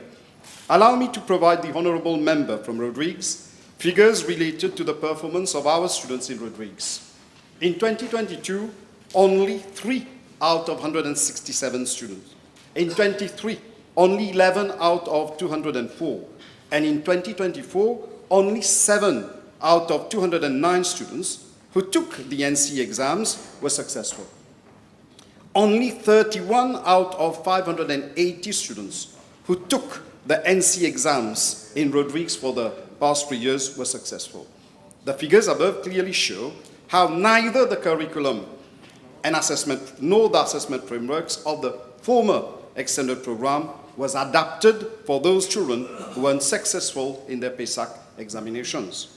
In contrast to the defunct extended program, the FPLNS blends academic and vocational components, creating clearer pathways toward the technical and vocational education and training stream.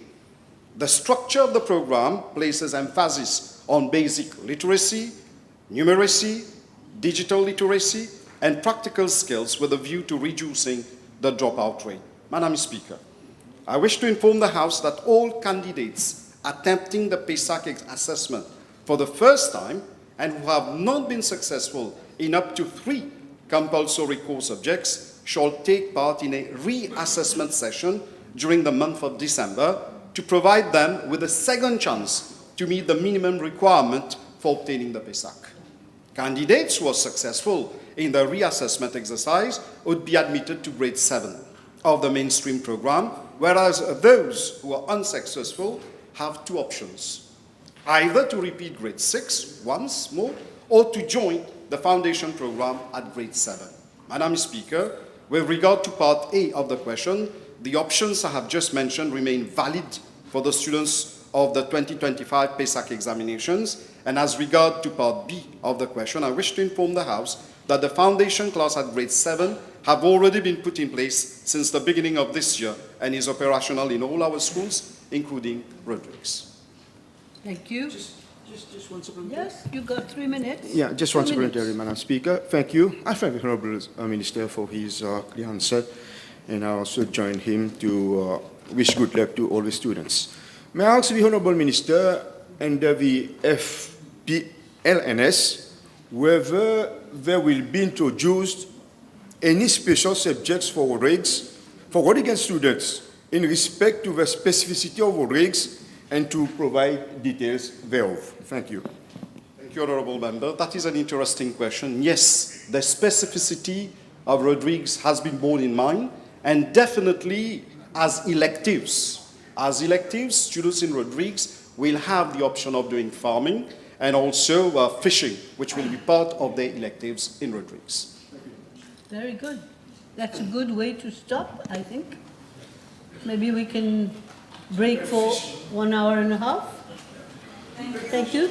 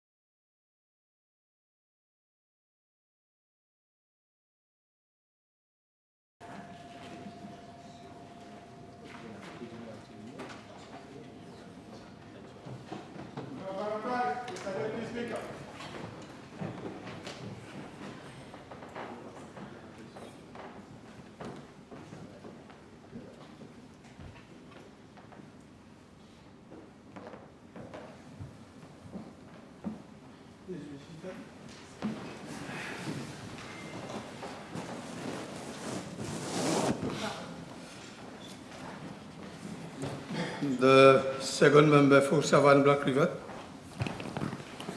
Mr. Deputy Speaker, sir, please, B925.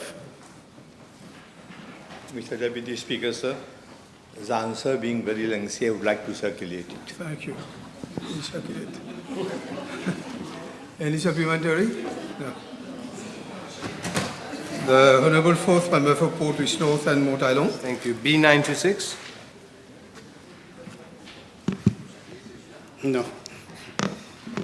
Mr. Deputy Speaker, sir, as regards Part A of the question, according to the existing scheme of service for the post of Director at the Early Childhood Care and Education Authority, candidates should inter alia possess the following qualifications and experience.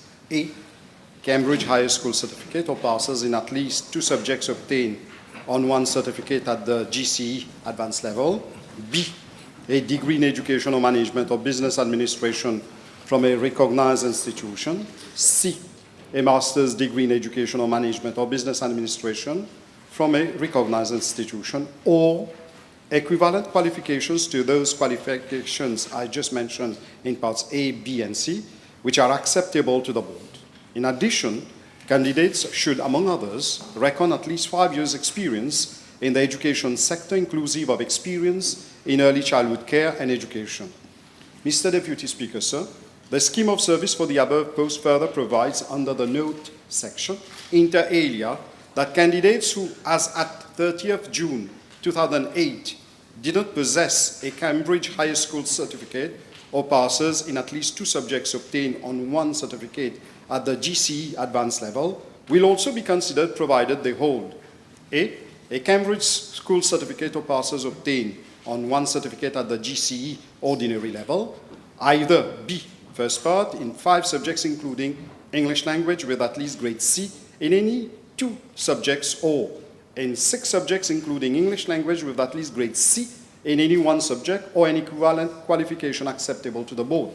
And C, a PhD or a second master's degree or a postgraduate diploma from a recognized institution or an equivalent qualification acceptable to the board. Mr. Deputy Speaker, sir, as for Part B of the question, I'm informed that the post has not been advertised, and as such, the other parts of the question are not applicable. Mr. Deputy Speaker, sir, with regard to Part C of the question, I'm informed that at a special board meeting held on 20th August 2025, the ECCEA board has unanimously approved that the present officer in charge of ECCEA be assigned the duties of director pending the filling of the post. As is the current practice, assignment of duties is made on ground of administrative convenience and does not give the incumbent any claim for appointment. Thank you. Supplementary? Yes. May I ask the Honourable Minister, he has cited Section 9 of the Act that the person must have recognized qualification. Can the Minister say whether the qualifications of the person who the board has proposed does have a degree which is recognized by the HEC, Higher Education Authority Commission, and whether the master's degree as well is recognized by the HEC? Mr. Deputy Speaker, sir, the board will take cognizance of the qualification and so on. This I need to check with the board. Second question. The Minister might be aware that this exercise, which is being done internally, and where the Minister is not in a position right now to say whether the person possesses the recognized qualifications, that person stands to gain 3 times her salary once she is promoted as acting director. She earns around 60,000. She will earn, including gratuity, 160,000. So therefore the question is that the minister should ensure, before appointing that candidate, that her degrees and master is indeed recognized. I will leave it to the board to do the needful, and definitely someone will have to manage that institution, which is a very important institution, and we should not be targeting people uselessly. The third member for Port Reach North, Mort Island. Thank you, Mr. Deputy Speaker, sir. PQB 927, please. Mr. Deputy Speaker, sir, dental services are provided through 71 dedicated dental clinics, as well as a major hospital outpatient dental unit across the island. As per statistics available, Sitilakio Community Health Center serves a catchment population of some 7,400 persons and is located within a well-served urban area. Within a radius of 5 kilometers, residents of Sitilakio have access to several dental facilities, namely at St. Croix Community Health Center, 1.4 kilometers, Dr. Haidakan Mediclinics, 2 kilometers, Eastern Suburb CHC, 2.5 kilometers, and Bejitambu CHC, 5 kilometers. My ministry is in the process of reviewing the expansion of dental services in underserved regions or higher volume centers where the demand for oral health would be higher. Given that the existing Sitilakio Community Health Center were designed primarily for general primary care, retrofitting the facility to accommodate a dental surgery unit would require substantial infrastructural works and investment. Accordingly, establishment of a full dental unit at Sitilakio Community Health Center is not envisaged at this stage. My ministry remains firmly committed to ensuring equitable access to oral health care for all citizens. Residents of Sitilakio will continue to benefit from dental services available at nearby facilities, and clear referral pathways to the closest dental clinics and hospital dental units have been established to facilitate timely and convenient access to care. Yes, you have a supplementary. Thank you, Mr. Deputy Speaker, sir. Considering the transport and other facilities that this region currently faces, may I request the Minister to consider this request of dental services for Sitilakio, which currently is an issue for all these inhabitants? Thank you. The Deputy Speaker, unfortunately, the building itself is not fit to accommodate a dental department into it. We'll look at a later stage if you can try to increase the space. The Honourable First Member for Port Reach North, Mort Island. Merci, Monsieur le Vice-président. Question B 928. Mr. Deputy Speaker, sir, with regard to part A of the question, I'm informed that 160 students are enrolled at the Port West North State Secondary School for academic year 2025. Out of the 160 students, 81 are enrolled in the mainstream program, 59 are in the foundation program in literacy, numeracy, and skills, and the remaining 20 are in grade 9+, which is the last cohort of the failed extended program. Mr. Deputy Speaker, sir, as regards to the enrollment trend, the Port West North SSS has been subject to a decreasing one over the past 5 years, with the number of enrolled students as follows: 408 students in year 2019, 347 students in year 2021, the COVID period, 331 students in year 2021-2022, 289 students in 2023, 241 students in year 2024. I wish to inform the House that this decreasing enrollment trend has been observed not only in the Port West North SSS, but as well as in other state and private grant-aided secondary schools across the island. This phenomenon is due to factors such as decreasing student population and also choice of parents for admission in schools as per the education regulations. The said regulations provide that admission to grade 7 in a regional school is based on, first, the choice of responsible party, 2, the residence of the pupil in the geographical zone in which the regional school is located, and 3, the grade aggregate of the pupil in the PESAC assessment. The decreasing student population raises concerns with respect to the suboptimal utilization of government buildings and facilities and an uneven distribution of resources, both financial and human. Mr. Deputy Speaker, sir, my ministry is currently conducting an exercise on all the state secondary schools, including the Port Louis North SSS, in relation to enrollment for academic year 2026, taking into consideration projected admissions in grade 7 and 10 for the mainstream program as well as the foundation program. This exercise will determine the perennity of numerous schools, including Port Louis North SSS. Thank you. Yes, what is it? Merci, Monsieur le Vice-président. L'honorable ministre a-t-il un plan peut-être de conversion de ce collège d'État en centre de formation professionnelle, tout en gardant certains aspects académiques afin d'attirer plus de jeunes et leur offrir une meilleure perspective pour l'avenir? Merci. Mr. Deputy Speaker, sir, yes, the EDB and my ministry, we are working on a list of government schools that are currently closed and have remained unused over the years, and also where we need to close them in order to see how to make optimum use of government infrastructure. Your suggestion will be taken on board. Yes, B929 has been withdrawn, so we go to B930. The third member for repeated audience. Thank you. Question B930, s'il vous plaît. Mr. Deputy Speaker, sir, I'm informed that there are about 3,000 children with special education needs, including around 649 suffering from autism and 140 from epilepsy, enrolled in SANI schools. Furthermore, 57 learners with autism and 53 with epilepsy are enrolled in mainstream primary and secondary schools.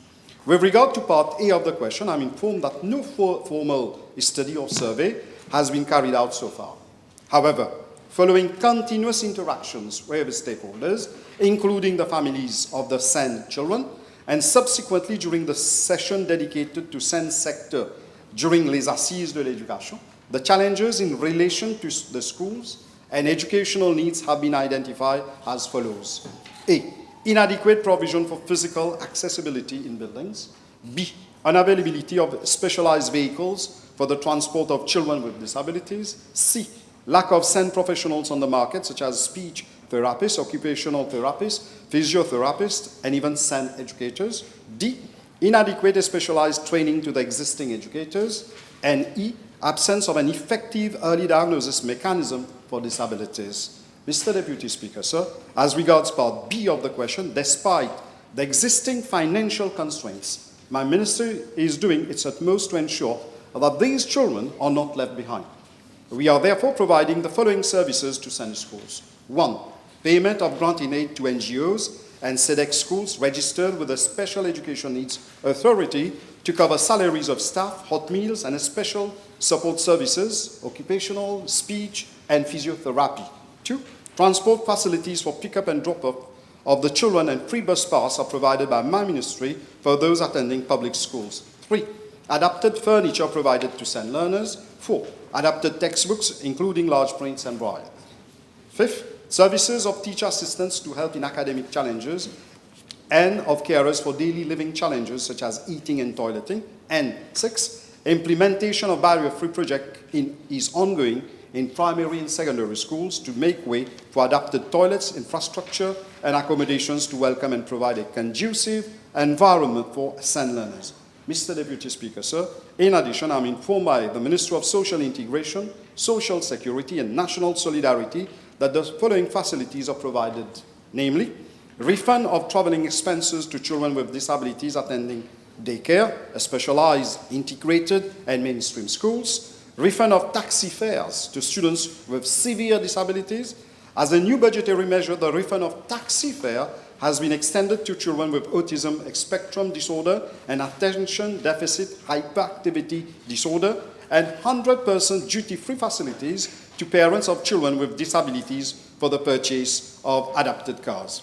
Mr. Deputy Speaker, sir, however, as a caring government, we want to do more for our children with disabilities to make them feel at par with others. This is why my ministry is collaborating with other stakeholders with a view to coming up with a continuum of care for all children with disabilities. The objective is to adopt a holistic approach to build a more inclusive society and positively support the children and their families. Thank you. Yes. Doctor, the Honourable Minister mentioned continuum of care. So I'm thinking maybe if you could clarify whether the Honourable Minister is thinking of carrying out regular assessments with a view to monitor progress and adapt approaches to address the unique needs of each and every child? Is that Obviously, education is a dynamic sector, and definitely officials from the ministry and other ministries collaborate in order to look after the welfare of our kids, especially those kids with special education needs. Honourable Tanu. To ensure that these facilities are accessible to the early childhood sector as well. Thank you. Now, there is, I don't know if when you're talking about early childhood, you're talking from 3 to 5, all right? And we also have an issue with those who are above 20. Definitely, according to the guidelines of SENA, okay, Special Education Needs Authority, there are clear guidelines, and definitely that part is taken care of by Ministry of Gender. Honourable Jaman. Is there any plan to cater for these students once they reach the age of 20? Yes, that is an interesting question, and we, as we said, as a caring government, this has not been taken care so far, all right? Definitely, like last week, officials from my ministry met officials from other ministries in order to look deeper into that issue, in order to provide the proper cadre for these children to be taken care of below 5 and after 20, so that we provide this continuum of care, as I mentioned earlier. Thank you. Yes, Honourable. As what concerns the transport facilities for disabled children to these schools, is the ministry planning to implement more vehicles or to change rules in the near future? I think one important thing that this budget brought, it is about the refund of taxi fare, all right, which was not there. And it's up to parents and the institution to avail themselves of these facilities which are provided, along with the 100% duty-free facilities for parents who can afford it for their kids. Yes, B3, 931 has been withdrawn. B932 has been withdrawn. So we go to the third member for Beaubassin and Petite Rivière. B933, please.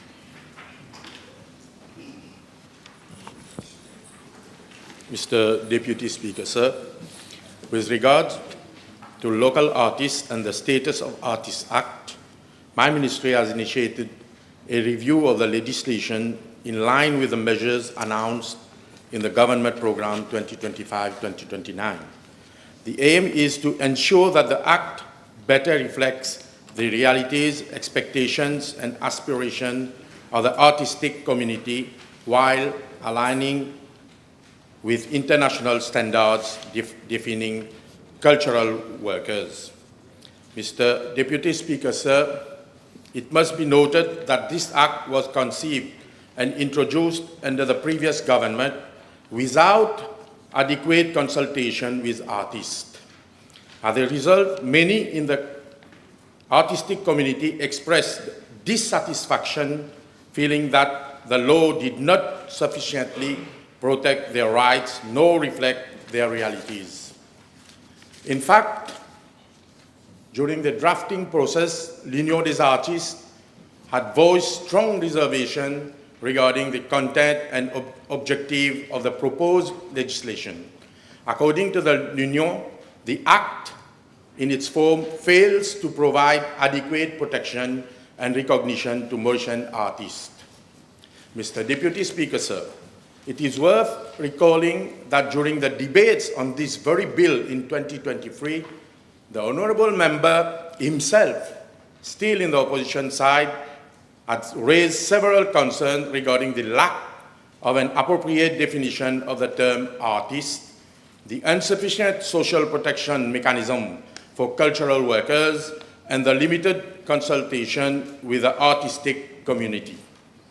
The Honourable Member had also emphasized the need to align the law with UNESCO's definition of an artist and to ensure that merchant artists are recognized as full-fledged workers with equitable rights and conditions. Mr. Deputy Speaker, sir, the new government shares these same concerns. We are, in fact, addressing precisely the shortcomings identified at that time through a comprehensive and inclusive review process aimed at strengthening the legal, social, and professional framework for our artists. We firmly believe that the voice of our artists must be at the very center of any cultural policy. We have therefore deemed it necessary to pause the implementation of the Act and undertake a comprehensive review to ensure that it truly serves the interests of Mauritian artists and align with international best practices. Mr. Deputy Speaker, sir, in this respect, my ministry has launched a national consultative process through the Convention nationale sur les arts de la culture, bringing together artists, cultural operators, and other stakeholders to collectively assess the sector and propose a strategic roadmap for its development. I am personally attending all sessions to hear directly from artists, including their views on the status of the Artists Act. Once consultations in both Mauritius and Rodrigues are completed, my ministry will consolidate the views expressed and proceed with a review so that the new framework truly reflects the aspiration of our artists. Mr. Deputy Speaker, sir, unlike in the past where artists were not sufficiently consulted, our government is adopting a participatory and democratic approach. The voice of our artists will remain at the center of our cultural policy, and the review of the status of the Artists Act will be treated as a matter of priority to ensure its implementation at the earliest for the benefit of all our artists. Thank you. Monsieur le Président, l'honorable ministre peut-il indiquer à la Chambre si un registre national des artistes a été créé et quel est le nombre d'artistes qui sont inscrits à ce jour? We are actually working on this, Honourable Member. Peut-on savoir si son ministère a prévu des mesures pour soutenir les jeunes artistes émergents dans les régions urbaines comme dans les régions rurales, cela afin d'assurer une application équitable de la loi sur tout le territoire mauricien? As I stated in my reply, we are working on this together with artists to know the grievance and then a roadmap will be worked on it. The second member for Rivière-des-Orgues in Suyac. Question B934, s'il vous plaît. Mr. Deputy Speaker, sir, with your permission, I shall answer this question. I wish to refer to Honourable Member to the reply I made to Parliamentary Questions B/848 at our sitting of 7th October 2025, wherein I highlighted inter alia that Private Health Institutions Act 1989 does not empower my ministry to regulate the course of treatment and services, and even less the fixing of the quantum thereof. I reiterate anew that the question of regulating the course of treatment and services offered by private healthcare institutions is indeed a complex matter which must be approached with due care and caution. It would require wide consultations with all relevant stakeholders, including patients' associations, private operators, insurance companies, and professional bodies. Mr. Deputy Speaker, sir, health services, unlike other commodities, vary widely in scope and nature, ranging from simple outpatient consultations to highly specialized surgical procedures, each requiring different levels of medical expertise, technological inputs, and infrastructural investments.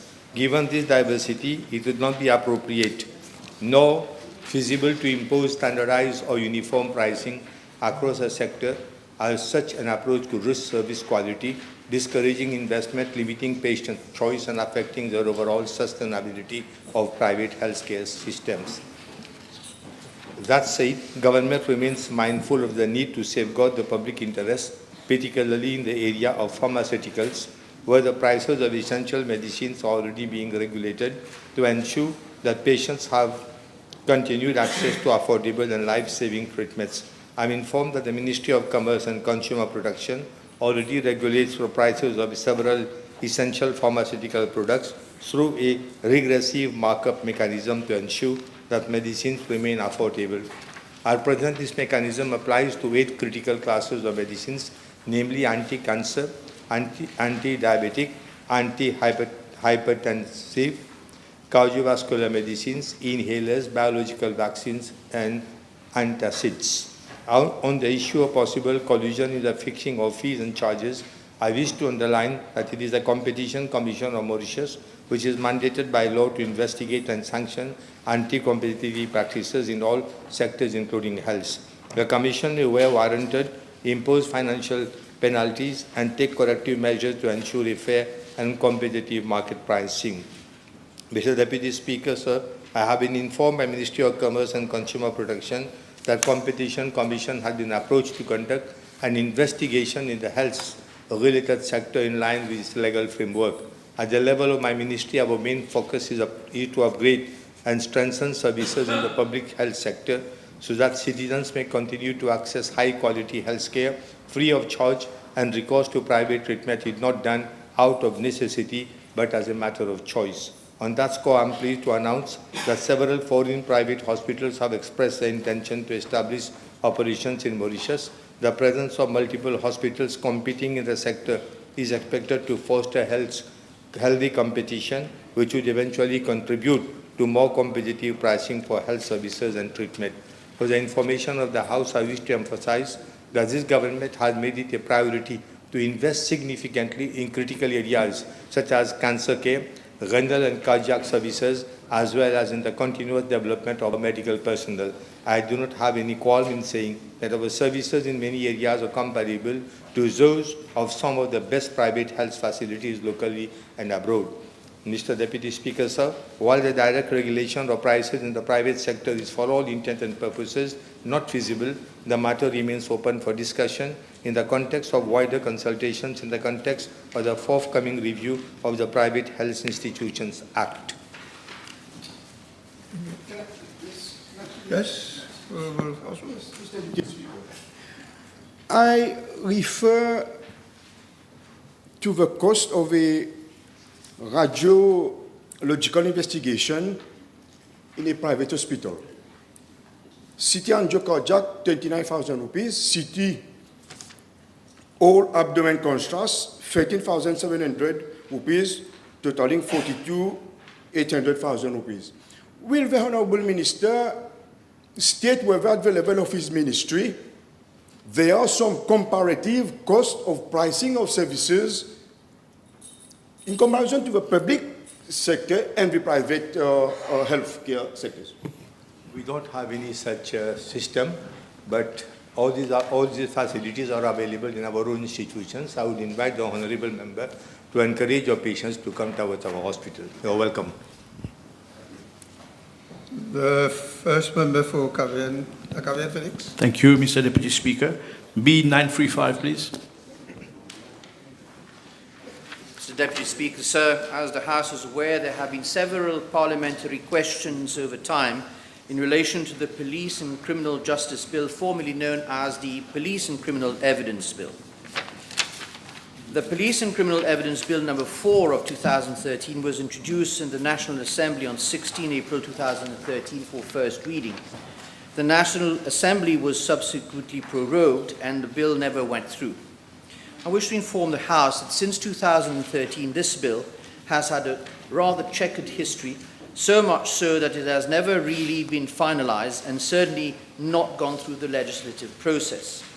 Thereafter, as from 2015, the preceding government looked for expert advice and reports were produced, including one by Professor Michael Zander KC, who opined that the bill ought to be introduced with the relevant codes of practice.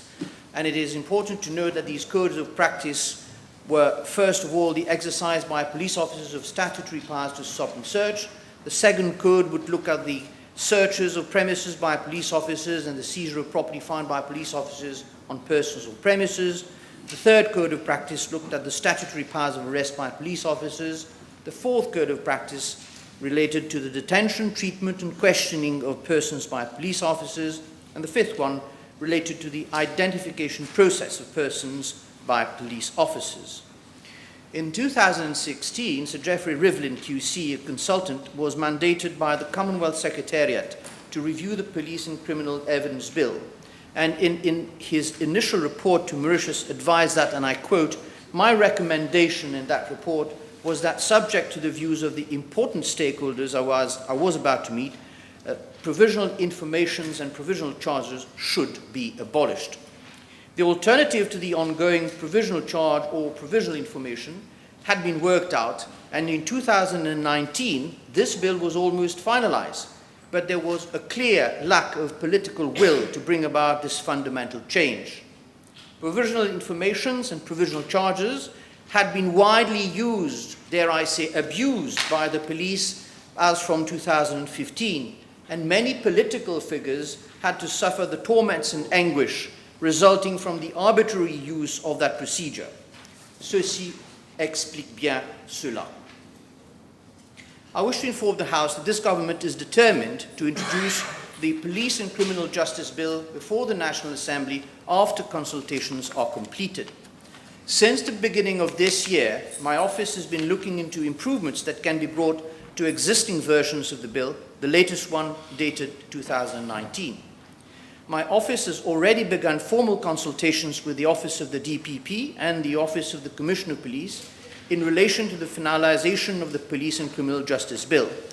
Indeed, a copy of an initial 2025 Police and Criminal Justice Bill has been sent to the Office of the DPP and that of the Commissioner of Police for their views and input.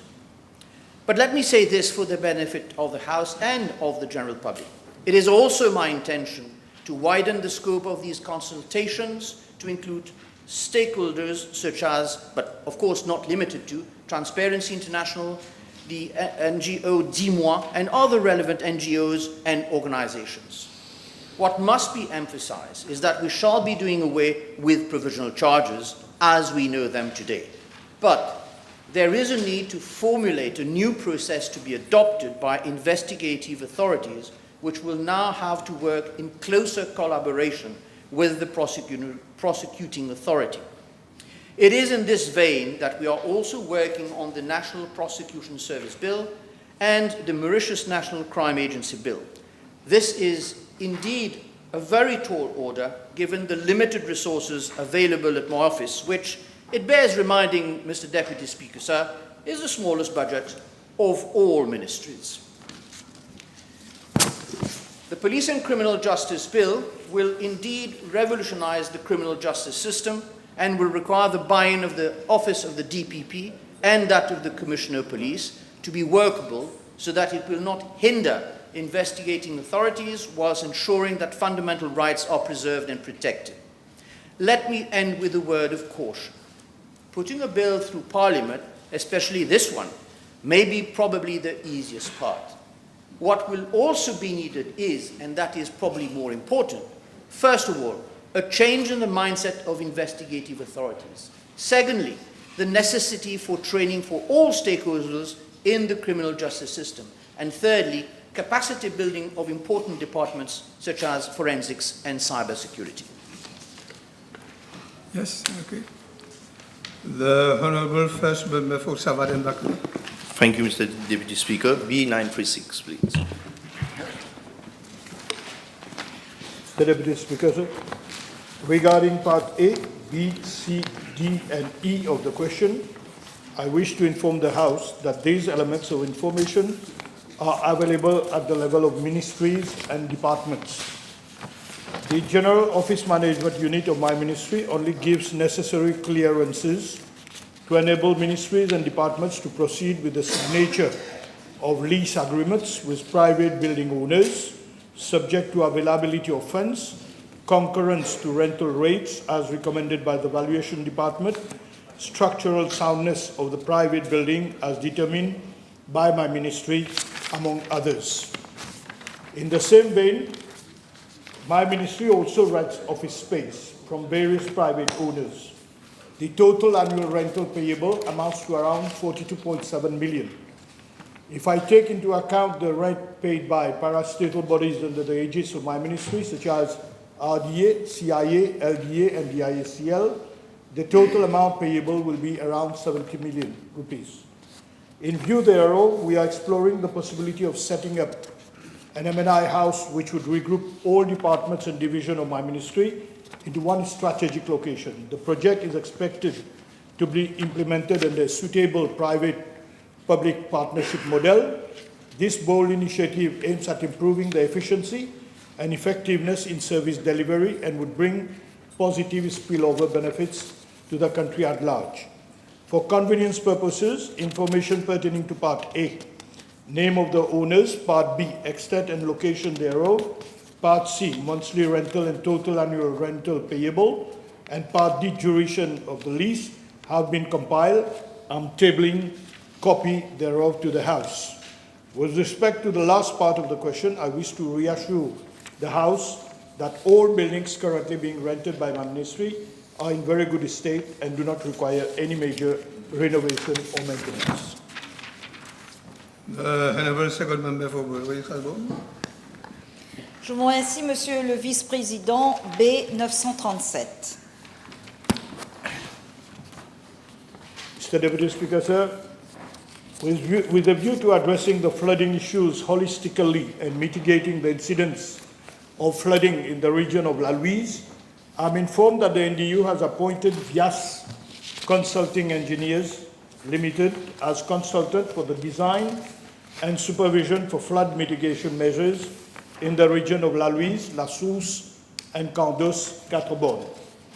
Owing to the complexity of the project and the site conditions, the project will be implemented in different phases.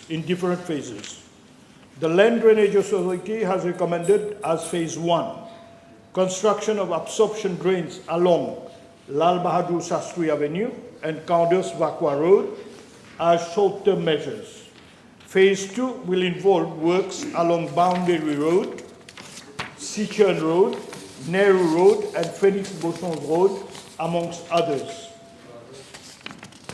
Mr. Deputy Speaker, sir, I'm further informed that the project proposals for the short-term measures have been submitted by the consultant on 22nd July 2025. Consequently, the project proposals and drawings were circulated to different stakeholders, including the municipality of Quatre-Bornes, the RDA, the Victoria Hospital, and the Wastewater Management Authority on 31st July 2025. A presentation on the project proposal was also held on 6th August 2025 with all the stakeholders. As at date, only the Municipal Council of Quatre-Bornes has submitted its views requesting the NDU to amend the design by constructing the absorption drain along Boundary Road with 2 retention ponds instead of constructing an absorption drain along Candos Vakwa Road as initially recommended by the LDA. Consequently, the request for the change in design proposed by the Municipal Council of Quatre-Bornes has been forwarded to the LDA for consideration on 29 September 2025. Mr. Deputy Speaker, sir, on the other hand, the Road Development Authority has informed that it is not agreeable to the proposed construction of a stormwater absorption drain and provision of metal ratings along the carriageway of the Candos Vakwa Road because of the following reasons. Same will severely affect the pavement structure of the road. Second, represent road safety hazards. Third, cause serious traffic issues during implementation. Mr. Deputy Speaker, sir, in view of the conflicting views, I've requested the Chief Project Manager of the NDU to chair a technical committee with all stakeholders and to come up with urgent implementable measures to mitigate flooding in the region of La Louise, Quatre-Bornes. Yes. Je vous remercie, Monsieur le Vice-président. Je remercie le ministre pour sa réponse. In view of a recurrent flooding affecting residents and road users, could the Minister inform the House whether urgent measures can be envisaged, please? Thank you. Mr. Deputy Speaker, sir, I'm sure my colleague knows the complexity of the work over there. Even in certain regions, we have to relocate houses so we cannot go abruptly, we don't go quickly. So that's why I put up a technical committee which I've asked to work very fast and to come with recommendation with immediate and short-term measures, what can be done. Honourable First Member for Port Vito, Thelmont Island. Merci, Monsieur le Vice-président. Question B 938. Mr. Deputy Speaker, sir, I'm informed by the Solid Waste Management Division of my ministry that in constituency number 4, there are 38 housing units at Long Mountain and 3 at Kongoma which still contain cemented asbestos sheets. It should be noted that it is only upon request from owners of the housing units that the Solid Waste Management Division proceeds with the dismantling and removal of the asbestos sheets from the housing units. The contract has recently been awarded by my ministry for the dismantling, removal and disposal of asbestos sheets from the housing units. According to a survey carried out by the Ministry of Housing and Lands recently, there are still around 1,560 XTHA housing units containing asbestos. So, Deputy Speaker, sir, in order to expedite matters with respect to this long-standing issue, an interministerial committee is being set up at the level of my ministry under the chair of Honourable Joanna Béranger, Junior Minister, comprising representatives of the Ministry of Finance, Ministry of Housing and Lands, Ministry of National Infrastructure, Ministry of Health and Wellness, Ministry of Local Government, and my ministry to make recommendations to government for the complete phasing out of the housing units containing asbestos sheets in Mauritius. The first meeting is scheduled to be held this Friday, 31st October 2025. Yes, Derek. Je remercie le ministre de prendre ce problème à cœur, connaissant la détresse et l'anxiété des habitants de Cité EDC à Montagne Longue. Est-ce que l'honorable ministre peut-il donner l'assurance qu'une solution sera trouvée au plus vite afin d'alléger la souffrance de mes mandants? Merci. Monsieur le Vice-président, c'est un problème que nous avons nous-mêmes dans l'opposition combattue. Nous avons dénoncé la lenteur du précédent gouvernement. C'est un héritage lourd, mais je suis sûr qu'avec la compréhension, avec l'aide de tout un chacun, et surtout avec l'aide de mon collègue, que nous trouvons des solutions à court terme et bien rapides. Yes, Honourable. Yeah. Question. I heard the Honourable Minister mentioning about an interministerial committee that will be set up to look at the effects of asbestos in the community. We did have an Addison report that was set up, which came following the intervention of now our Deputy Prime Minister at the time. And will this interministerial liaison have any implication as to what was recommended by the Addison report, so that these 3,115 houses that were supposed to have asbestos since Cyclone Carol will finally be eradicated? Thank you. Monsieur le Président, nous allons prendre tous les rapports que nous avons eus, les récents rapports que mon collègue a fait commanditer, et venir le plus rapidement avec une solution. Parce que nous avons, déjà dans le passé, il y a eu, je crois, 800 millions qui a été voté dans un budget précédent, mais rien n'a été fait au fil des années. Maintenant, nous avons la ferme intention, les besoins se trouvent dans plusieurs circonscriptions, et plusieurs sont dans des états les plus, je ne veux pas dire déplorables, difficiles à vivre pour ces occupants, mais il est notre ferme intention de trouver une solution, surtout avec l'aide de tout un chacun. Honourable Second Member for Rodrigues. Yes, thank you. B939. Mr. Deputy Speaker, sir, presently 2 islets found in the lagoon of Rodrigues, namely Ile Coco and Honourable Ile Minister, Sab. you are stepping in for the Minister of... Yes, I'm sorry. You yes. have to inform the House so that we Okay. don't record. Okay, Mr. Deputy Speaker, sir, because I'm answering on behalf of my colleague. Presently, 2 islets found in the lagoon of Rodrigues, namely Ile Coco and Ile Sab, are declared as nature reserves under the 2nd Schedule of the Forest and Reserve Act. As per existing legal provisions, the management of nature reserves fall under the responsibility of Forestry Service of my ministry. In the case of Rodrigues, I am however informed that Ile Coco and Ile Sab are being managed by the Forestry Service of Rodrigues pursuant to Section 26 and 54 of the Rodrigues Regional Assembly Act. In these circumstances, Mr. Deputy Speaker, sir, no amendment is warranted under the Forests and Reserves Act with regard to the vesting of the responsibility for the management of the two islets in the Rodrigues Regional Assembly. I should nevertheless inform the House that drafting instructions for a new Forest and Reserve Bill, which would repeal and replace the current Act, have already been conveyed to the Attorney-General's office. Once a draft version of the bill is obtained, our colleagues from the Rodrigues Regional Assembly will be consulted thereon, including any proposal to declare other islets in the lagoon of Rodrigues as nature reserves. No question. The Honourable Fourth. No, will be.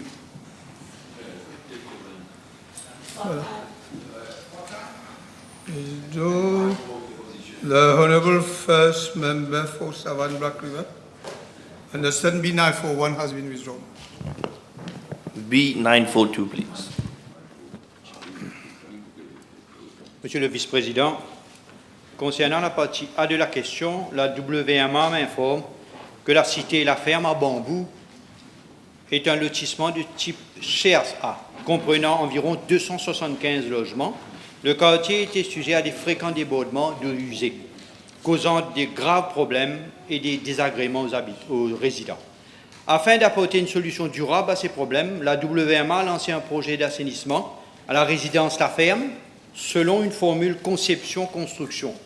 Ce projet comprenait 3 volets principaux.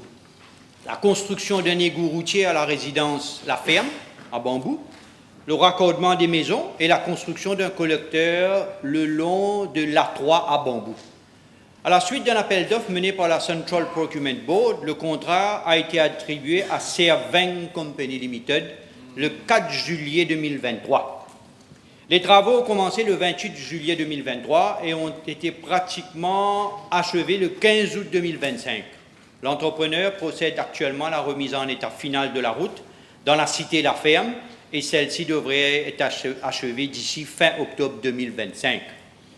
À ce jour, 3,1 km de conduits d'égout ont été posés et 3,3 km de tuyaux de la Central Water Authority ont été remplacés dans le cadre de ce contrat. Concernant la partie A de la question, la WMA m'informe que 220 foyers sur 270 sont raccordés au réseau d'assainissement public. Les 50 foyers situés le long d'une partie de la A3, Black River Road, Madmagandi Lane, Aka Azad Lane et Kubaramwa Lane n'ont pas pu être raccordés, suite aux objections de certains résidents. La WMA mènera une campagne de communication dans les semaines à venir concernant les raccordements restants, donc les 50 restants. Et en absence d'objection des résidents concernés, les locaux seront raccordés au réseau conformément au prochain contrat cadre qui devrait être attribué par la WMA en décembre de cette année-ci, au plus tard, première semaine de janvier de l'année prochaine. En ce qui concerne la partie B de la question, la WMA m'informe qu'aucune somme de variation n'a été émise en vertu du contrat. Monsieur le Président, quant à la partie C de la question, je suis en outre informé par la WMA que l'avenue de l'Indépendance se situe en dehors de la zone du projet. Il est à noter que l'avenue Indépendance est située dans un lotissement Mont-Repos, ex-Sugar Industry Labour Welfare Fund à Bambou, qui se compose d'environ 50 maisons et se trouve à environ 100 mètres du nouveau lotissement NSLD actuellement en construction. Le système d'évacuation des eaux usées de la cité Mont-Repos se compose d'un réseau d'égouts interne, actuellement raccordé à 2 fosses septiques communes. Bien que le quartier ne soit pas raccordé au tout à l'égout public, la WMA assure, et je m'assure aussi, sur demande, des services de pompage pour vider la fosse septique commune afin de réduire les nuisances pour des raisons humanitaires. Comme il ne s'agit pas d'une solution durable, la WMA a contacté la NSLD en vue de fournir une solution permanente qui comprendra la déconnexion du réseau interne du domaine du système communal, et sa reconnexion par gravité à son nouveau système d'égout construit. Le 4 septembre 2025, donc le mois dernier, la NSLD a informé la WMA qu'elle prendrait en charge la reconnexion du domaine à sa nouvelle station de pompage. La reconnexion du lotissement de Montrepos à la nouvelle station du NSLD devrait être achevée d'ici mai 2026, dans à peu près 4 à 6 mois. Merci. Second member for Belrose Calbon. Je vous remercie, Monsieur le Vice-président. 9B943. Merci.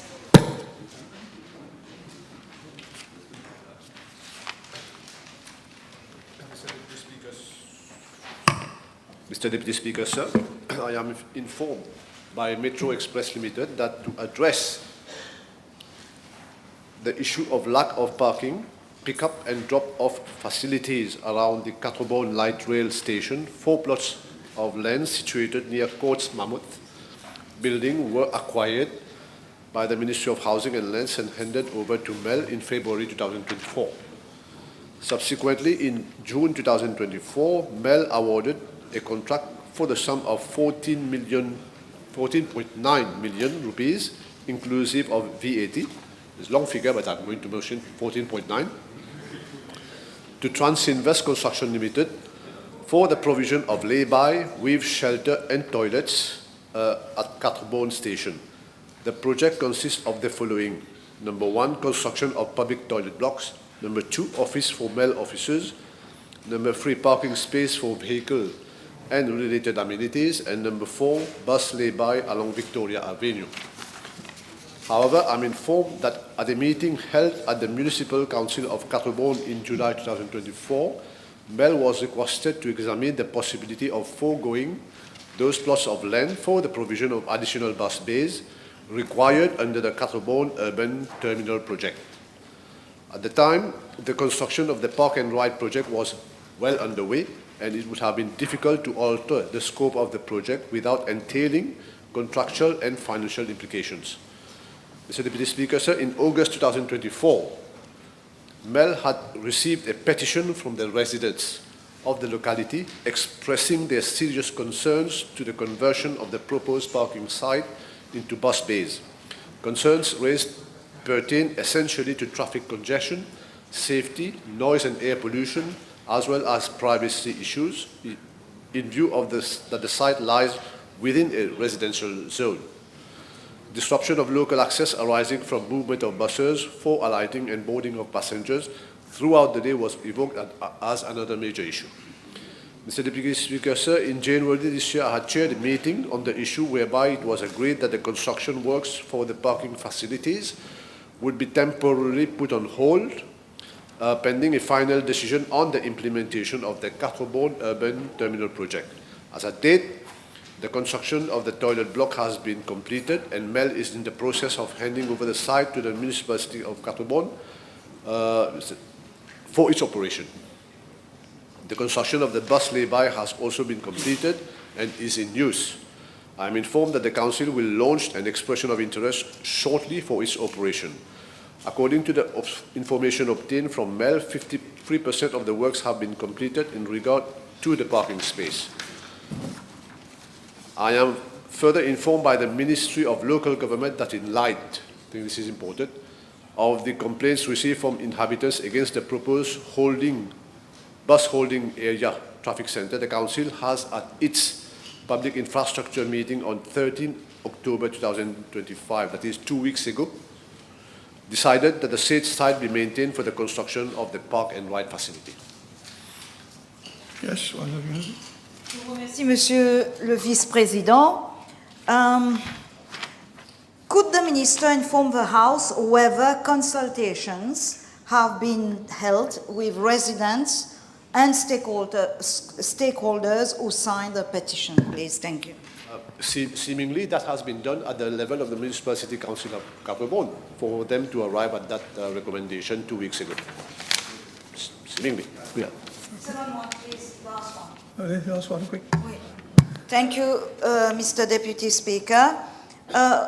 would the Minister inform the House whether an environmental impact assessment or traffic impact study has been conducted to ensure that the proposed parking area will not worsen congestion on Victoria Avenue? Thank you. You mean for the park and ride for Metro Express Limited? I can do that. Yeah. Thank you. The first member for La Caverne Phoenix. B944, please. Mr. the Deputy Speaker, sir, we are profoundly disheartened by the atrocities which have been taking place in Gaza. For the past 2 years, we have witnessed the humanitarian tragedies taking place there, with more than 65,000 casualties, mainly women and children. On our part, we continue to closely follow developments surrounding the ceasefire agreement reached under the 20 points peace plan proposed by the US President Donald Trump on 29th of September 2025. In answer to part A of the question, the House may recall that Mauritius has always shown its unwavering support for the legitimate struggle of the Palestinian people and has forcefully condemned Israel for its violations of humanitarian law. We have consistently voiced out our long-standing principled position in favor of a just and sustainable peace in the Middle East, shared widely by the international community, which is the two-state solution. As at now, 158 member states of the United Nations, including Mauritius, have recognized the state of Palestine, representing more than 80% of the United Nations membership. A lasting solution to the Israeli-Palestinian conflict can only be achieved by peaceful means based on relevant United Nations resolutions and in accordance with international law on the principle of the two-state solution, which indeed represents the only viable option to bring an end to this enduring conflict. I would like to inform the House that on the 18th of August 2025, the Palestinian Minister of Foreign Affairs and Expatriates sent me a letter conveying the profound appreciation of Palestine on the clear and principled position of Mauritius, which reaffirms the inherent and inalienable rights of the Palestinian people to life, dignity, and statehood. A copy of the letter is being tabled for the benefit of the House. On the other hand, I wish to underscore that Mauritius has consistently lent its support for the Palestinian cause by voting in favor of resolutions, decisions at the level of various United Nations bodies like the General Assembly, the Human Rights Council, and UNESCO. The most recent illustration of our support was on the 25th of August 2025, when Mauritius endorsed the New York Declaration on the peaceful settlement of the question of Palestine and the implementation of the two-state solution that was adopted at the high-level international conference in July 2025.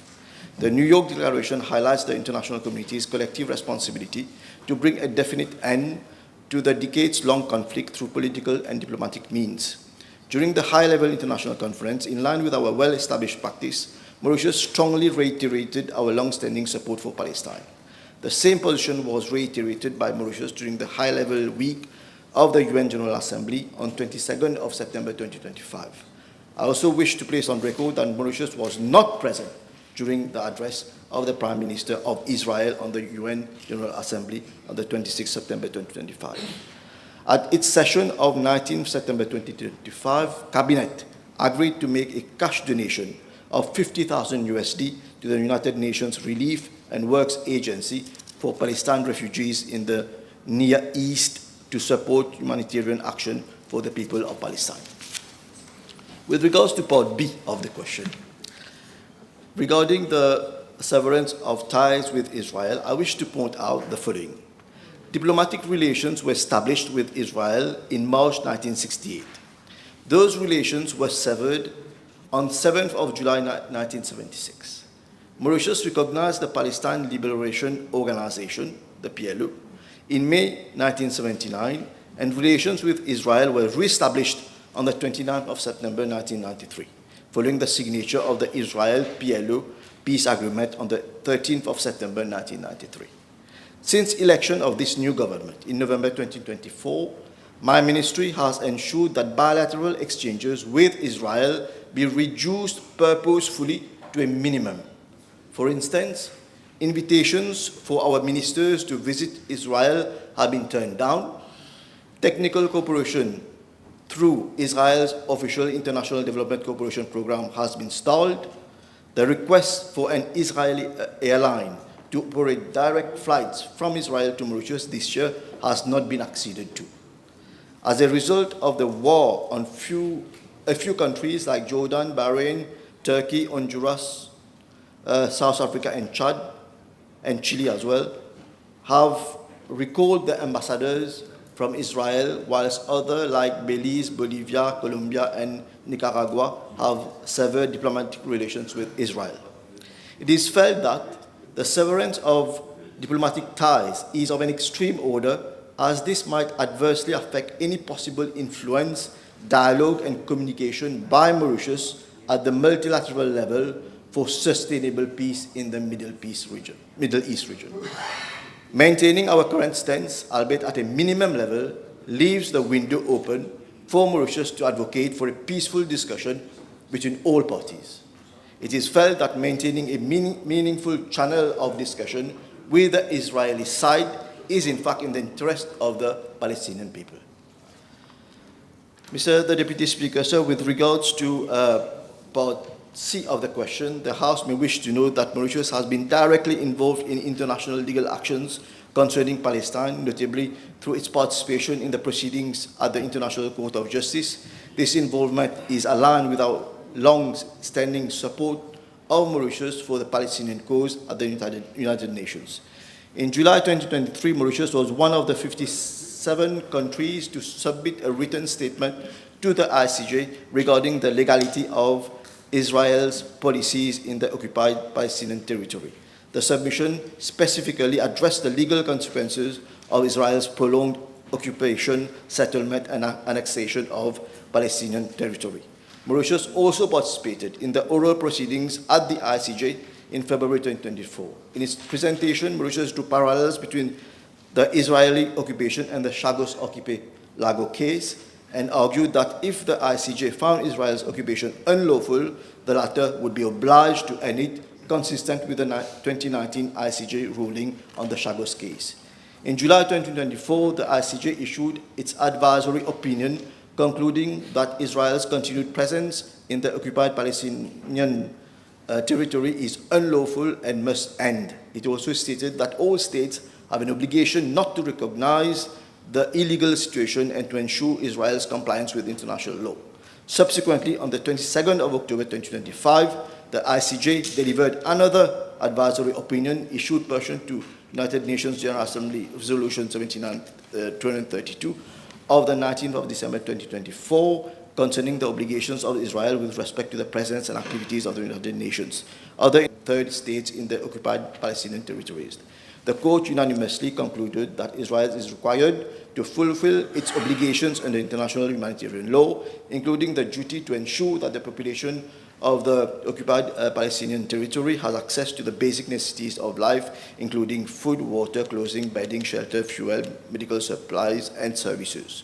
By 10 votes to 1, the court further determined that Israel must agree to and facilitate by all means at its disposal relief schemes on behalf of the population of the occupied Palestinian territory, so long as that population remains inadequately supplied, as has been the case in the Gaza Strip. This includes humanitarian relief provided by the UN and its entities, most notably the United Nations Relief and Works Agency for Palestine Refugees in the Near East, as well as by other international organizations and third states. Israel is also required not to obstruct or impede search relief efforts. Furthermore, the ICJ unanimously affirmed Israel's obligation to respect the prohibition on forcible transfer and deportation in the occupied Palestinian territory and the prohibition on the use of starvation of civilians as a weapon of warfare. The ICJ will now forward the advisory opinion to the United Nations General Assembly, where a resolution is expected to be drafted by member state that first tabled that resolution for an advisory opinion in December 2024. Consistent with its policy of support to the principle of international law and the rights of the Palestinian people, Mauritius will support any UNGA resolution that would seek to implement the advisory opinion of the ICJ. Mauritius will therefore continue to support all initiatives at the level of the United Nations African Union, and relevant multilateral fora, which are in accordance with international law and which will contribute to bringing about a just, peaceful, comprehensive, and lasting solution to the Israel-Palestine conflict based on the sanctity of the two-state solution. Thank you. You have a question, Honourable Carrier? Yes, please.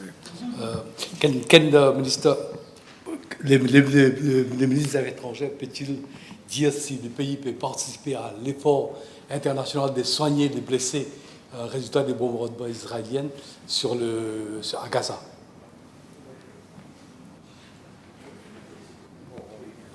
Can you repeat the question? Whether, okay, repeat the question. Oui, est-ce que notre pays peut participer à l'effort international de soigner des blessés résultat des bombardements israéliens sur Gaza? Yes, this is a very interesting question. We'll look into it, and if there is that possibility, we will definitely participate dans cet l'élan de solidarité. Merci. Okay. Honourable second member for Savannah Black River. Deputy Speaker, B945, please.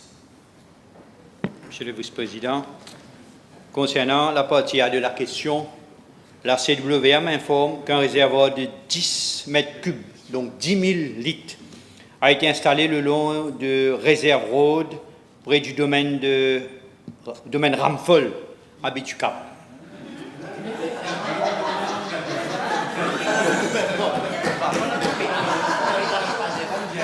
Ce réservoir est régulièrement alimenté par des camions citernes de la CWA, assurant ainsi un soulagement temporaire, je dis bien temporaire, aux habitants, notamment pendant la saison de restriction. Concernant la partie B de la question, j'en ai parlé à la CWA et elle m'a informé qu'elle propose d'installer 3 réservoirs d'eau de 30 mètres cubes chacun et de construire une station de pompage à contour prune afin de capter l'eau du forage d'Agria. Les travaux seront réalisés en interne par la CWA et elle devrait débuter dans la 3e semaine de novembre, le mois prochain, 2025. Leur durée est de 8 semaines, 2 mois. Le projet terminé, il n'y aura plus besoin d'intervention de camions-citernes dans les régions de Contour-Prune et Baie-du-Cap, assurant ainsi un approvisionnement en eau fiable et continu aux habitants de la zone. En ce qui concerne Coteau-Raffin, afin d'améliorer l'approvisionnement en eau à Coteau-Raffin, la CWA mène actuellement une étude de faisabilité pour l'installation d'un CPF, un Containerized Container Pressure, d'une capacité quotidienne de 2000 m3 sur la rivière Bois-Noir. Grâce à cette production d'eau supplémentaire dirigée vers le réservoir de Bois-Cuyon, le nombre d'heures d'approvisionnement quotidienne devrait augmenter. Monsieur le Vice-président, je le tiens à souligner comme mon ministère, la CWA, nous travaillons actuellement sur le nouveau protocole de distribution afin de se préparer au déficit hydrique attendu dans les semaines et dans les mois à venir. La situation sur l'île et dans les réservoirs sera surveillée quotidiennement et des mesures coordonnées seront prises pour renforcer l'intervention dans les zones les plus touchées par les coupures d'eau. Merci. B946 has been withdrawn. So we got a third member for Mayberg Pelmagnon. B947, please. Mr. Deputy Speaker, sir, on the outset, I wish to inform the House that Africa Network Information Center, also known as AFRINIC, is a company limited by guarantee incorporated under the laws of Mauritius. AFRINIC is the designated regional internet registry for the African continent, which implies that it manages and issues all the IP addresses that are used in the African region. However, due to one of the members, Cloud Innovation, there were a lot of points of contention that arose. And unfortunately, allegedly as well, many of the IP addresses that were meant for use in the African region were being used outside of Africa. That too, not for lawful, but allegedly again, unlawful purposes. And this has been ongoing for a long number of years. when we took government, we started addressing this problem because Afrinic for Mauritius represents a very important symbol that puts Mauritius on the digital map of Africa. So this institution could have been based in any other African country, but it is based in Mauritius, and that is a matter of pride for us. With the involvement with Afrinic of the previous government, we run the risk of losing Afrinic to other countries in Africa. But we, thanks to the efforts of the Attorney-General, whom I thank very much, and also the Prime Minister, we managed to help and to support find a solution to Afrinic. Afrinic had been the object of a spate of litigation by Cloud Innovation Limited, one of its own resource members, culminating into a receiver being appointed by the Supreme Court at the instance of Cloud Innovation Limited. And as a consequence, Afrinic was placed in receivership. And because it was placed in receivership, no new IP addresses could be issued between November 2024 and July 2025. And Afrinic was the object of a compulsory winding up petition by Cloud Innovation. And this was very dangerous for Africa. And within the African digital space, it was known and it was perceived that the judiciary of Mauritius was not handling the case properly.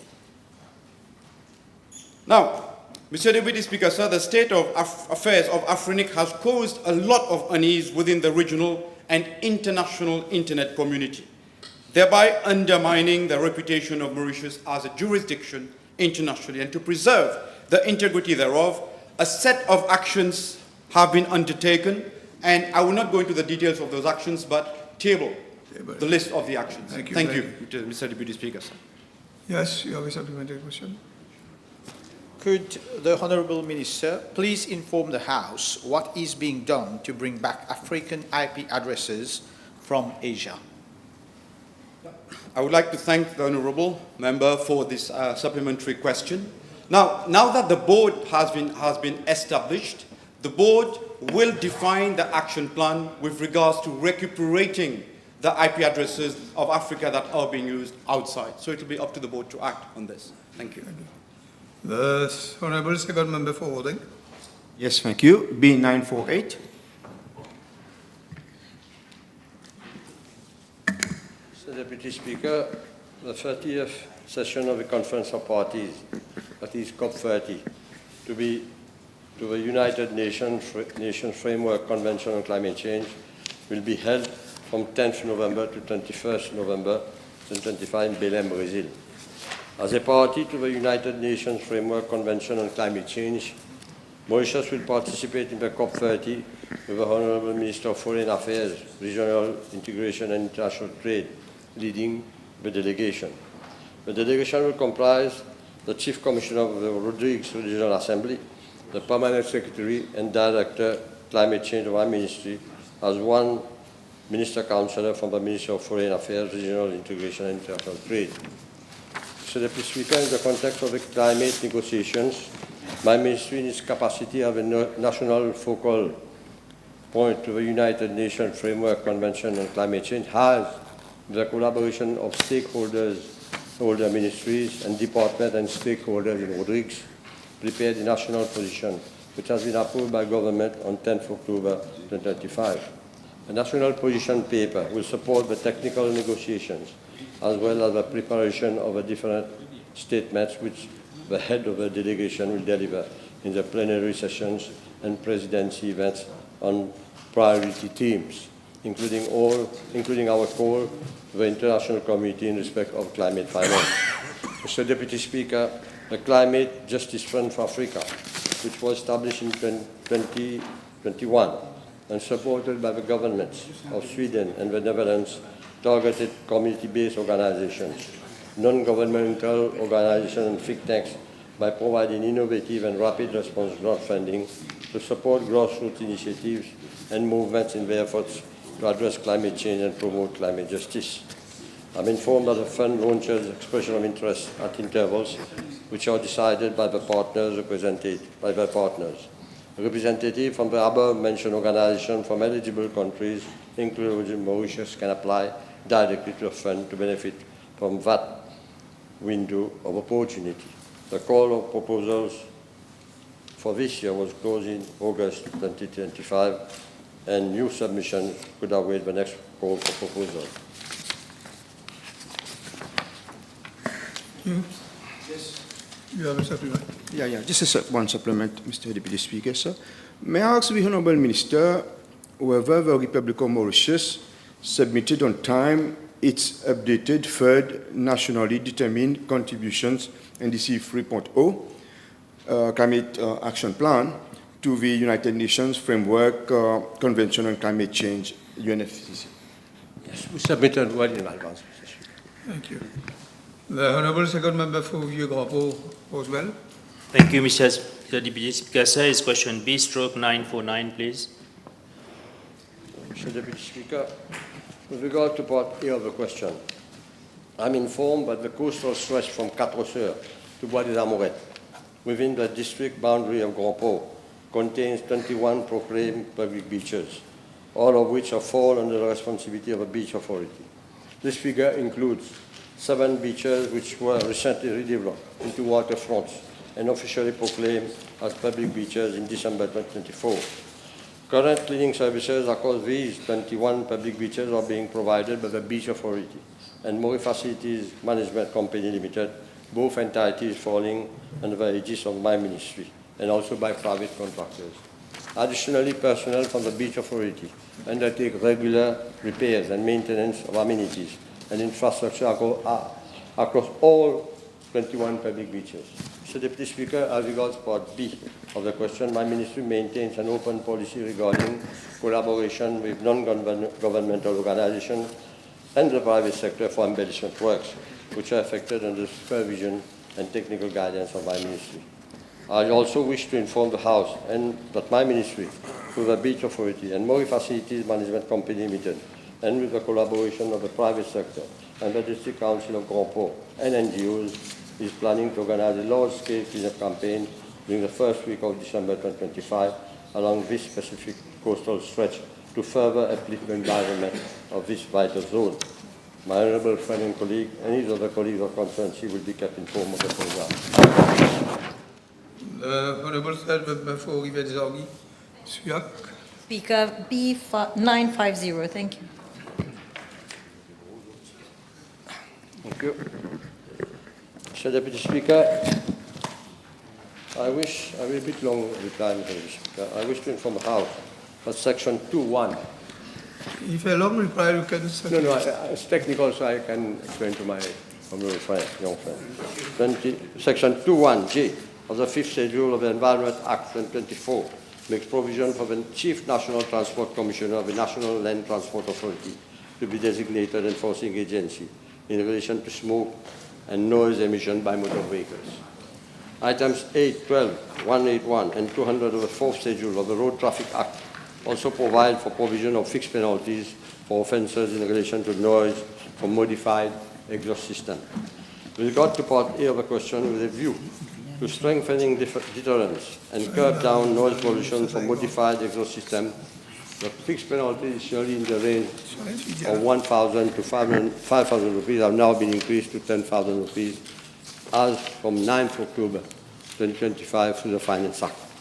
Mr. Deputy Speaker, in addition to the fixed penalties, Regulation 20 of the Road Traffic Control of Vehicle Emissions Regulation 2002 provides that an authorized officer may issue a prohibition notice wherever test results of a motor vehicle's noise emission test exceeds the prescribed level specified in the 5th Schedule of the Road Traffic Control of Vehicle Emissions Regulation 2002 by 10 dBA. The notice prohibits the operation of a vehicle on any road until the defect has been remedied to the satisfaction of the authorized officer within 14 days as from the date of the notice. With regards to Part B of the question, existing noise regulations are being enforced on a daily basis by the Police de l'Environnement.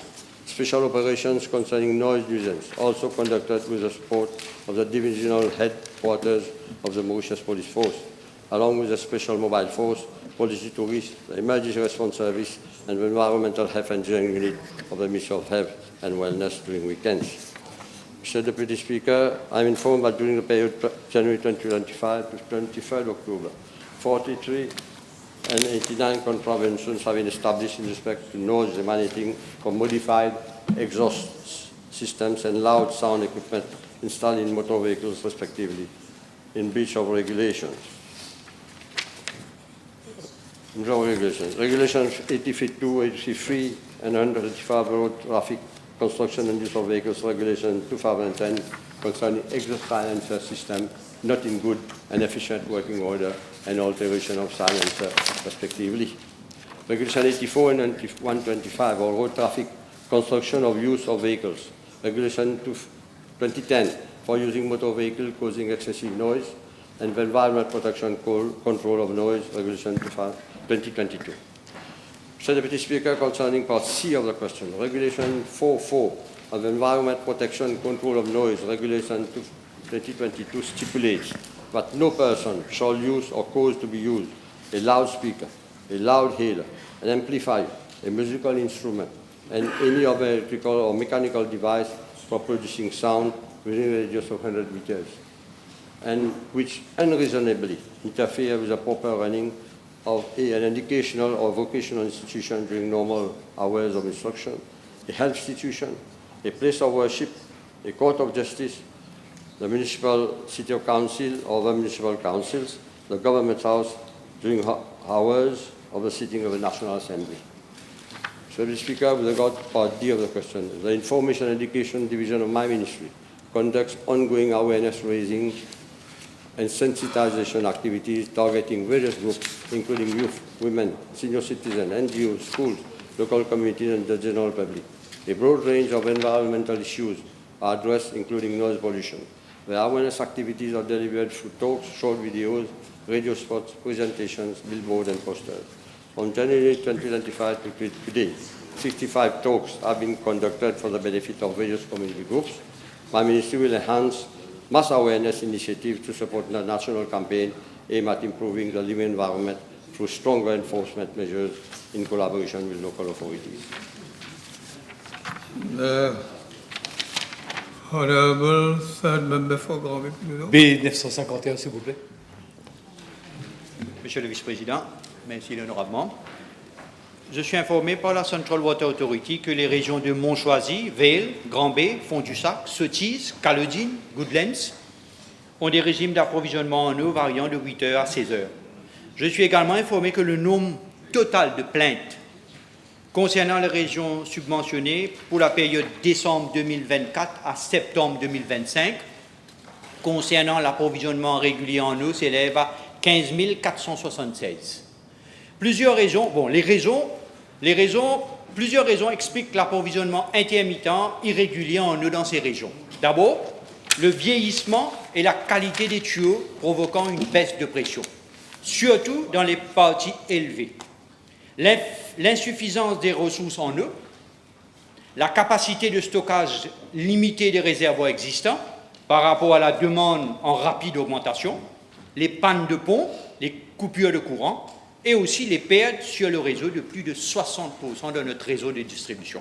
Monsieur le Vice-président, depuis ma prise de fonction, j'ai fait le point sur la situation en eau dans le Nord et mon intervention prioritaire a été d'accroître la mobilisation de l'eau dans le Nord pour améliorer l'approvisionnement en eau des habitants. Ainsi, des nouveaux forages ont été réalisés et mis en service au niveau des réservoirs de Boismont, de Fourbac, de Fond-du-Sac, de Mapou, ce qui apportera des ressources en eau supplémentaires dans le réseau hydraulique. 1. Le forage de Boismont a été mis en service le 11 octobre 2025, il y a quelques jours, en injectant environ 384 mètres cubes d'eau par heure supplémentaires dans le réservoir de Boismont pour alimenter Fond-du-Sac. 2. Le forage de Fourbac a été mis en service le 16 octobre 2025, la semaine dernière, et alimente 4400 mètres cubes par jour d'eau supplémentaire dans le réseau des tuyaux de Lower Vale et Sottise. 3. Le forage de Fond-du-Sac devrait être mis en service d'ici mi-novembre 2025, le mois prochain, et alimentera le réseau de Fond-du-Sac. 4. Le forage de Mapou injectera de l'eau supplémentaire dans le réservoir All Goodlands d'ici fin octobre 2025 pour soutenir ces zones de service. 5. Un autre forage serait réalisé en Démica, la première semaine de novembre 2025 et injectera de l'eau dans le réservoir de Mont-Loisir-Rouillard. D'autres projets d'amélioration d'eau à moyen et à long terme de la CWA comprennent le renouvellement des tuyaux à Pointe-aux-Calonniers, Goodlands, Grand-B, Pérébert, Upper Vale, Cap-Malheureux et la modernisation du réservoir d'équilibrage à Poudor. Donc, ces tuyaux vont être renouvelés et c'est l'engagement du gouvernement indien de nous donner 2,8 milliards de roupies pour le Pipe Replacement Programme. Monsieur le vice-président, les régions dont nous parlons aujourd'hui connaissent une demande croissante en eau en raison du développement rapide et continu de ces zones. L'augmentation des activités résidentielles et commerciales et infrastructurelles a naturellement exercé une pression accrue sur l'approvisionnement existant.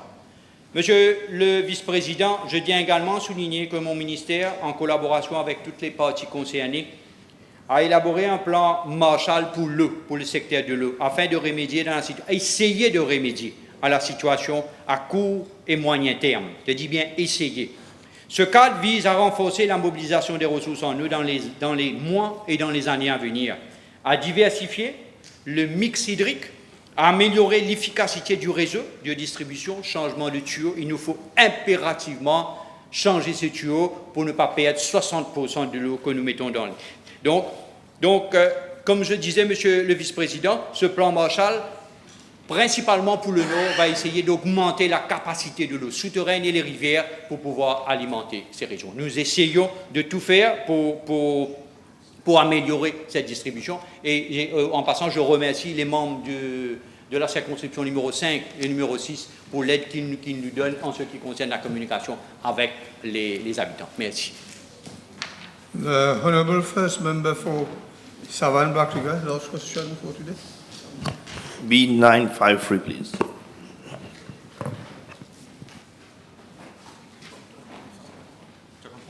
Honourable Minister of Energy. Yes, coming. Monsieur 953. Oui.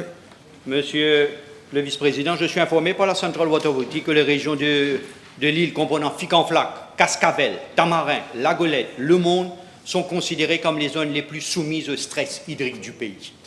Ces régions connaissent une pénurie d'eau principalement en raison de la capacité de production limitée par rapport au rythme rapide de développement et la forte demande des consommateurs, en particulier pendant la saison touristique de pointe et les développements résidentiels en cours. Donc, expansion insuffisante des infrastructures hydrauliques, perte d'eau dans les tuyaux, comme je le disais un peu plus tôt, et variations climatiques saisonnières. Monsieur le vice-président, je suis informé que le nombre de plaintes pour absence d'eau reçues à la CWA concernant les régions subventionnées pour la période du 17 octobre 2025 au 23 octobre 2025 s'élève à 122. Pour essayer de remédier à la situation, la CWA a mis en œuvre quelques projets dans la région. Ainsi, environ 14,6 km de tuyaux ont été remplacés par la CWA dans la région de Ficanflac. La CWA a également installé un CPF à Rivière-Rempart, augmentant la production du réservoir de Bossonge de 2000 m3 par jour. Cette amélioration bénéficie directement à Cascavel et Ficanflac. Il est prévu d'installer un deuxième CPF dans le mois prochain. Pas les semaines à venir, mais le mois prochain. À Tamarin, un nouveau forage à Pierrefonds. Bossonge a été foré pour renforcer l'approvisionnement à Tamarin, notamment pendant la saison difficile.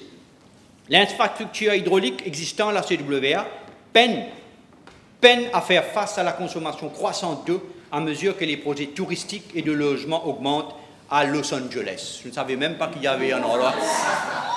Je connaissais New York et Manhattan, mais sur Los Angeles, je ne savais pas. Secteur de la Golette, Los Angeles. Pour pallier à ce problème, j'ai été informé que la CWR prévoit d'installer un nouveau CPF afin d'augmenter le débit d'eau alimentant le réservoir de bois pillant. Une fois opérationnel, ce projet devrait améliorer la fiabilité de l'approvisionnement en eau à la Golette. Le village du Monde est normalement alimenté par un CPF sur la rivière du Baie du Cap. En cas de faute pluie ou d'eau boueuse, le CPF doit être temporairement coupé. Dans ce cas, l'eau est généralement détournée du réservoir de l'embrasure pour alimenter le village d'à côté. De plus, la CWA a récemment renouvelé environ 2,8 km de tuyaux dans le village du Monde. Alors que cette région, Monsieur le Président, est en plein développement, elle continue de faire face à d'importants défis en matière d'eau. Des efforts concertés sont déployés pour moderniser les infrastructures, optimiser la production et renforcer la résilience du système en étudiant la possibilité de mobiliser des ressources supplémentaires en eau grâce à d'autres sources potentielles d'eau souterraine et de surface. La collaboration du secteur privé est actuellement sollicitée dans cette région pour mobiliser davantage d'eau douce. Time is over. Thank you. The table has been advised that the following PQs have been withdrawn. B956, B913, B954, B958, and B957. Motion. Honourable Prime Minister. Mr. Deputy Speaker, I move that all the business on today's order paper be exempted from the provisions of paragraph 2 of Standing Order 10. Seconded. The question is that all the business on today's order paper be exempted from the provisions of paragraph 2 of Standing Order 10. Those in favour say aye. Those against say no. The ayes have it. Honourable members, Madam Speaker will resume the chair.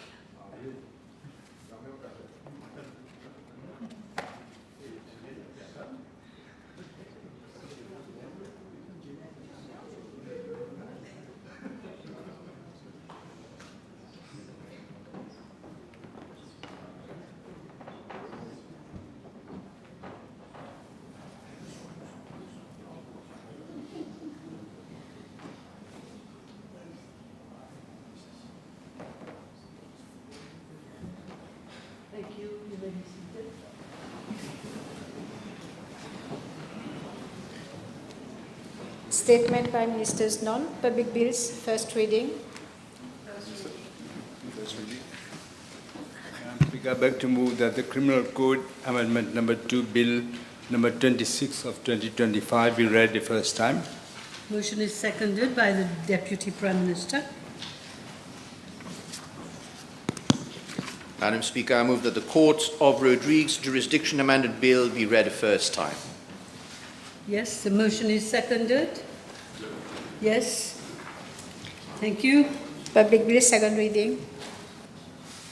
Madam Speaker, I beg to move that the Criminal Code Amendment number 2, Bill of number 26 of 2025 be read a second time.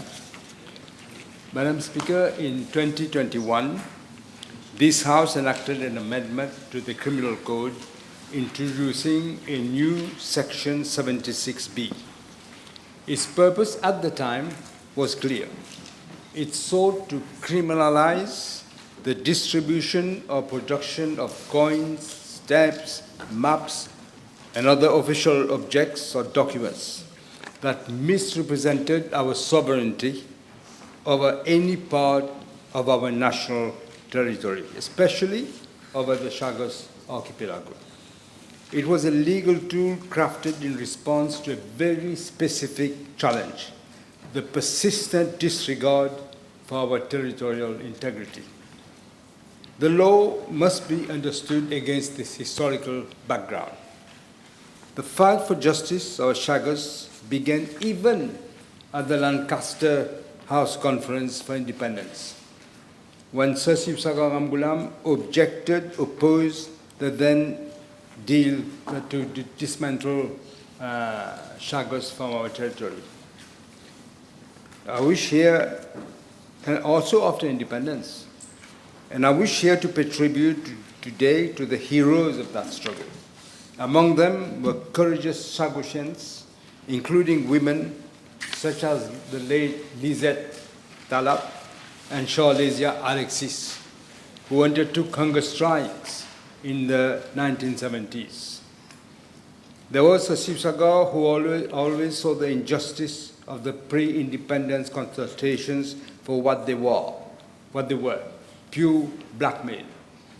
In 1980, he thus secured a historical resolution of the Organization of African Unity, calling for the return of Chagos. He also raised the matter at the UN General Assembly. There was also the now Deputy Prime Minister, Honourable Paul Béranger, and the MMM, who brought the issue firmly onto the national political conscience. And yes, there was also Sir Aniwood Jaglat, who agreed to follow the plan of action that we had laid down with our lawyer, Mr. Philip Sands, KC, and he went to the UN and The Hague in 2018, as we had planned if we were to win at the Tribunal of the Law of the Sea. History will remember that our victory today is built upon their unwavering efforts. Credit should also be given to a number of NGOs in Mauritius and abroad, individuals who contributed in a significant manner to the struggle for our sovereignty. Madam Speaker, in 2010, as Prime Minister, I chose to take our struggle to a new level, for the first time to bring the matter before the courts, the arbitral tribunal for the law of the sea. It was a deliberate strategy to build step by step a solid foundation in international law for our claim. Many thought we would not win, but we did. In 2015, we secured our first major success before that tribunal, with the ruling against the proposed British Marine Protected Area. And the strategy I had set in motion continued after my term in office and ultimately led in 2019 to the favorable advisory opinion of the International Court of Justice. It authoritatively determined that the Chagos Archipelago is and has always formed an integral part of the territory of Mauritius, and that the process of decolonization of Mauritius was not completed upon its succession to independence in view of the unlawful excision of the Chagos Archipelago from its territory.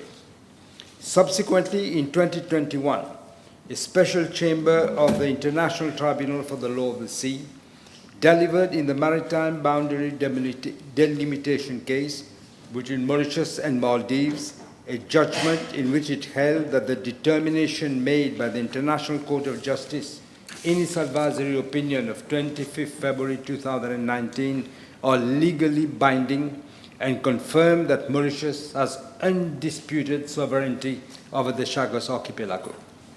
Now, despite this clear determination of the International Court of Justice and the International Tribunal of the Law of the Sea, the United Kingdom continued to cause stamps and coins to be issued purportedly on behalf of the so-called British Indian Ocean Territory.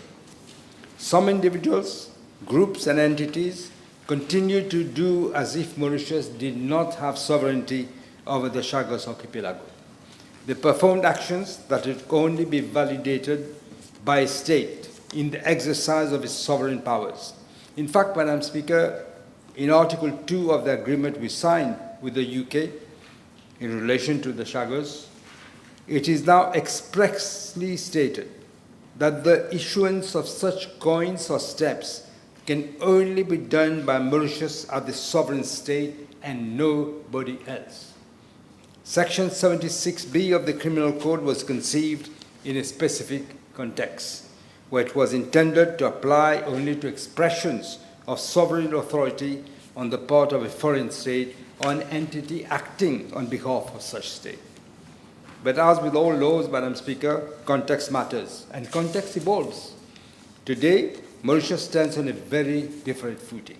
In May of this year, Mauritius and the United Kingdom signed a new treaty concerning the Chagos Archipelago, in which our sovereignty is unequivocally recognized.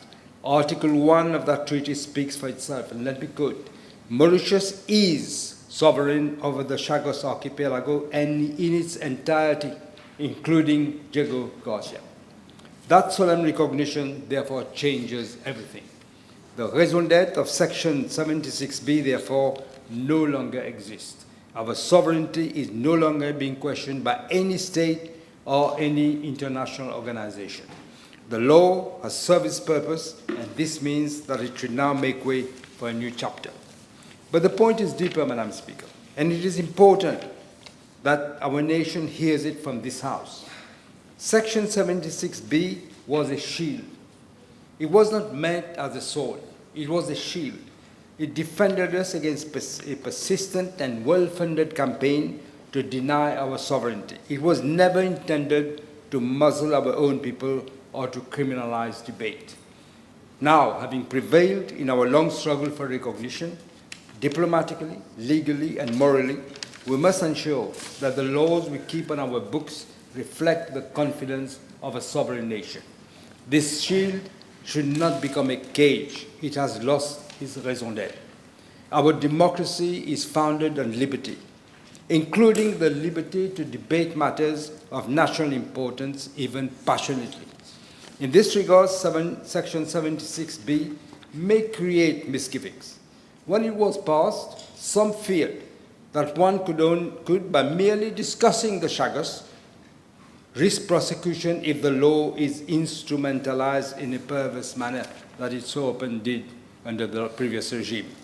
And as Honourable Reza Otim noted during the debates at the time, it did contain some serious inconsistencies and limitations. We are not here today to rewrite history or to criticize a law that actually served a moment of necessity. It was introduced with good intentions. It demonstrated our determination to assert our sovereignty, while some countries and individuals did not fully acknowledge so. But today, clinging to that law would be counterproductive. It risks giving ammunition to those who even now try to portray Mauritius as an intolerant country of dissent or oppressive towards Chagosians who hold different views.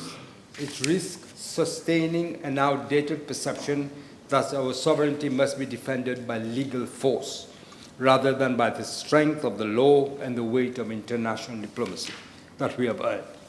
No, Madam Speaker, even those very few Chagosians who deny our sovereignty, very often for very personal reasons, linked to their own trajectories, whether they live here or abroad, have the right to have their views and do not need to worry about facing criminal charges against them. Repealing Section 76B is an act of democratic self-confidence. It says to the world that Mauritius has no fear of the words, Mauritius does not criminalize ideas, that Mauritius lives up to its constitutional promises that guided our struggle for justice. Madam Speaker, as we repeal this provision, we must also acknowledge a wider challenge. Too many laws remain on our books that criminalize speech in ways that are out of place in a modern democracy. This is the legacy, in part, of colonial rule, and the time has come for a broader view. We will move forward with reforms to ensure that offenses such as criminal defamation, or scandalizing the court, or outrage against public or religious morality do not unduly suppress legitimate expression, but instead target true harm, such as incitement to violence or hatred, abusive creations of the previous regime, such as, I love when I think of it, causing annoyance. Clauses of ICTA will have to be reviewed as well. The Attorney General's office is moving ahead with a comprehensive review inspired by the preliminary report of Jeffrey Robertson, KC, whom I had commissioned back in 2013.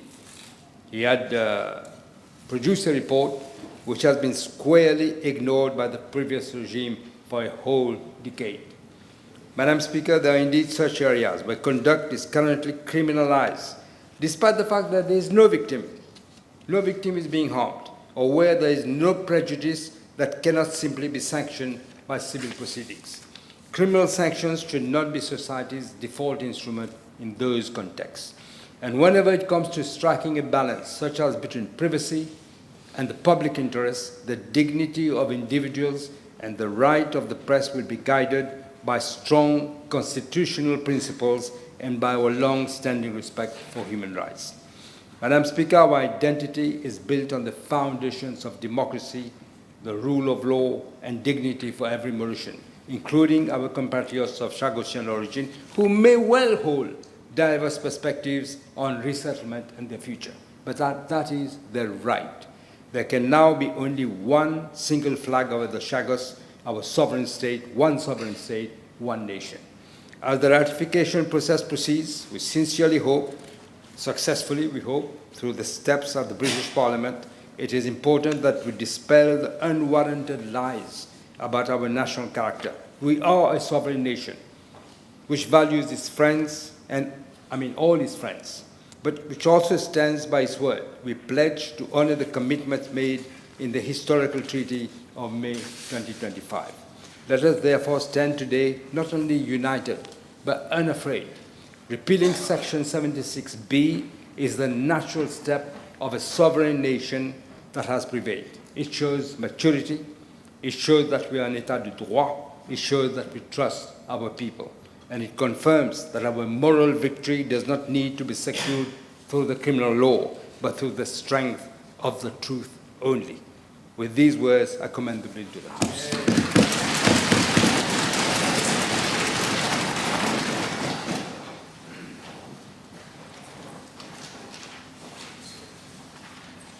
Yes, motion needs to be seconded again. Thank you. Honourable Narsingh.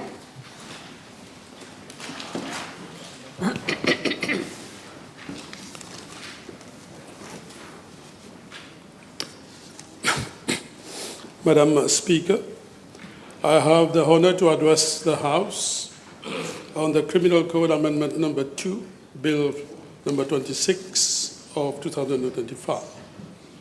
The repeal of Section 76B of the Criminal Code is not a mere act of legislative housekeeping. It is meaningful and a very impactful reform that aligns our law with the new international reality. That is, the sovereignty of Mauritius over the Chagos archipelago is recognized, affirmed, and operational. I've listened carefully to the Prime Minister. It is true that when the law was passed in 2021, possibly it was passed with good intention. I would say it was a sort of necessary evil. I will explain why there were some very important shortcomings in the law at that point in time. The Prime Minister also explained the context and how with the repealing of the law, we are again consolidating democracy. But I would like to hammer on the context, Madam the Speaker. Section 76B was enacted to criminalize the so-called misrepresentation of the sovereignty of Mauritius by prohibiting maps, stamps, coins, or documents depicting Chagos as anything other than Mauritian. At that time, our sovereignty was still being contested internationally. The former approach sought to defend our claims symbolically through criminal law, and I lay emphasis on the symbolical approach. Madam Speaker, as explained by the Prime Minister, the context has changed fundamentally. In May 2025, Mauritius and the United Kingdom, as you know, signed a landmark treaty by which the United Kingdom unequivocally, as pointed out by the Prime Minister, recognized Mauritian sovereignty over the Chagos archipelago. The British Parliament, a few days back, has also ratified this outcome. And the territorial dispute that endured since 1965 is, for all practical purposes, resolved. Keeping Section 76B, I would say, would be redundant and maybe a risk making our law appear disconnected from the facts and recent events. Therefore, repeal is necessary to ensure our statute book reflects international truth. Mauritius is no longer asserting or claiming sovereignty. It now exercises the sovereignty. We have moved from what I would qualify as a defensive stance to proactive governance.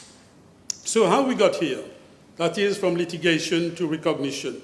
Madam Speaker, the road to the treaty was arduous, exacting, and painstaking, as explained by the Prime Minister. The ICJ advisory opinion in February 2019 found the separation of Chagos in 1965 to be unlawful and urged the UK to end its administration as rapidly as possible. The United Nations General Assembly resolution endorsed the ICJ's view and called for international support to complete our decolonization. And also, as explained by the Prime Minister, the International Tribunal on Law of the Sea reaffirmed Mauritian sovereign rights and clarified maritime entitlements in the Indian Ocean. At that point in time, this was triggered by the Prime Minister. And you will remember how the Prime Minister and his team at that point in time chose deliberately one very famous international barrister, Jan Brownlee, who unfortunately passed away, and subsequently it was the Prime Minister and his team who chose also Mr. Philip Sands.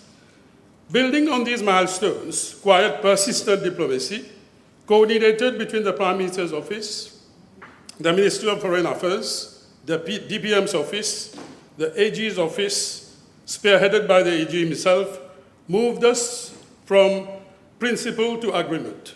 By early 2025, negotiations, as you know, Madam Speaker, culminated in the treaty that the UK Parliament has ratified, as I mentioned before. So the final vote of the House of Lords soon will close the chapter. The skeptics and birds of bad omen did not believe in the historical achievement. They were making a mockery of our patient and quiet diplomacy. They underestimated the capacity of our Prime Minister, the DPM, and the Attorney-General, and our Minister of Foreign Affairs to be real champions of what I would qualify as quiet and efficient diplomacy. This is not simply a legal milestone, it is the completion of decolonization. So this is what I would also qualify as quiet diplomacy over noisy posturing, as it happened with the previous regime. This achievement was not born out of provocation or theatrics. It was delivered by calm, credible, and respectful diplomacy, the kind that builds trust, not tension. Grandstanding may steer applause at home, I agree, but it seldom changes minds abroad. What delivered results were clarity of purpose, legal consistency, and diplomatic composure. No comparison with the diplomacy, as in the past, anchored in vulgarity, if you still remember, tempestuousness under the previous regime. Fiery declarations may sound patriotic, but unfortunately does not yield results. What works is credibility, consistency, as I mentioned. This is what brought our victory. Therefore, it is undeniable that the deal struck by the actual government is far better than the one supposedly concluded by the previous regime, although not perfect, I would agree. Diplomacy, as I mentioned very often, in international fora is an art and a craft. So from optics to outcomes, what previous approaches sought symbolical victories through domestic criminalization, this government pursued recognition, resolution, and implementation. The treaty not only affirms sovereignty, it establishes frameworks for cooperation, very important, and environment, sustainable development, and also, what is important, the welfare of the Chagosians. So this is a sort of diplomacy with a new government that delivers. We just not talk, we walk the talk. Now, I am here also to explain, to a certain extent, I agree that the Prime Minister mentioned there was possibly good intention when the law was passed. But, Madam Speaker, you will see that Section 76B explicitly or implicitly tried to cast at that point in time extraterritorial shadows, punishing acts committed outside Mauritius by non-nationals for how they depicted our territory. And you know, as a small country, extraterritorial law is rare, I would say a heavy tool, justified only for universally condemned offenses, for example, terrorism, piracy, trafficking, and also backed by strong international cooperation. But for a small but respected state, laws with global pretensions are neither credible or enforceable. They invite very often legal friction and distract from substantive statecraft. The idea that Mauritius could prosecute a publisher in a foreign capital for a map was at best, as I mentioned before, symbolical posturing, or at worst, a legal absurdity. Sovereignty is secured by treaties and effective governments, and this is what we did, this is what our Prime Minister did, not by unreachable criminal sanctions. Repeal enables also freedom and scholarship and confidence. Section 76B, at that point in time, cast a Damocles sword over legitimate actors, publishers, NGOs, academics, cartographers, journalists. And unfortunately, even if there was good intention, you will see that ambiguity chilled discussion and research. And as an ex-academic, I've always been championing academic freedom. So with sovereignty now settled, we should encourage writers and scholars to analyze, document, and critique this chapter of our history. There is nothing wrong to criticize the outcome of what we got, without fear, and without criminal liability. That is what confidence looks like in a mature republic, and for sure we are a mature republic with this new government now. So rule of law and proportionality. Another shortcoming you will see, normally, generally, criminal provisions must be clear, necessary, and also enforceable. Unfortunately, when we analyze closely Section 76B, it was vague, and this has been also criticized by the Supreme Court in a landmark judgment, and also the law by restoring discipline to our criminal code and reserving penal sanctions only for real harms, not for abstraction. Let me reassure the House, removing Section 76B does not in any way weaken protection of national integrity.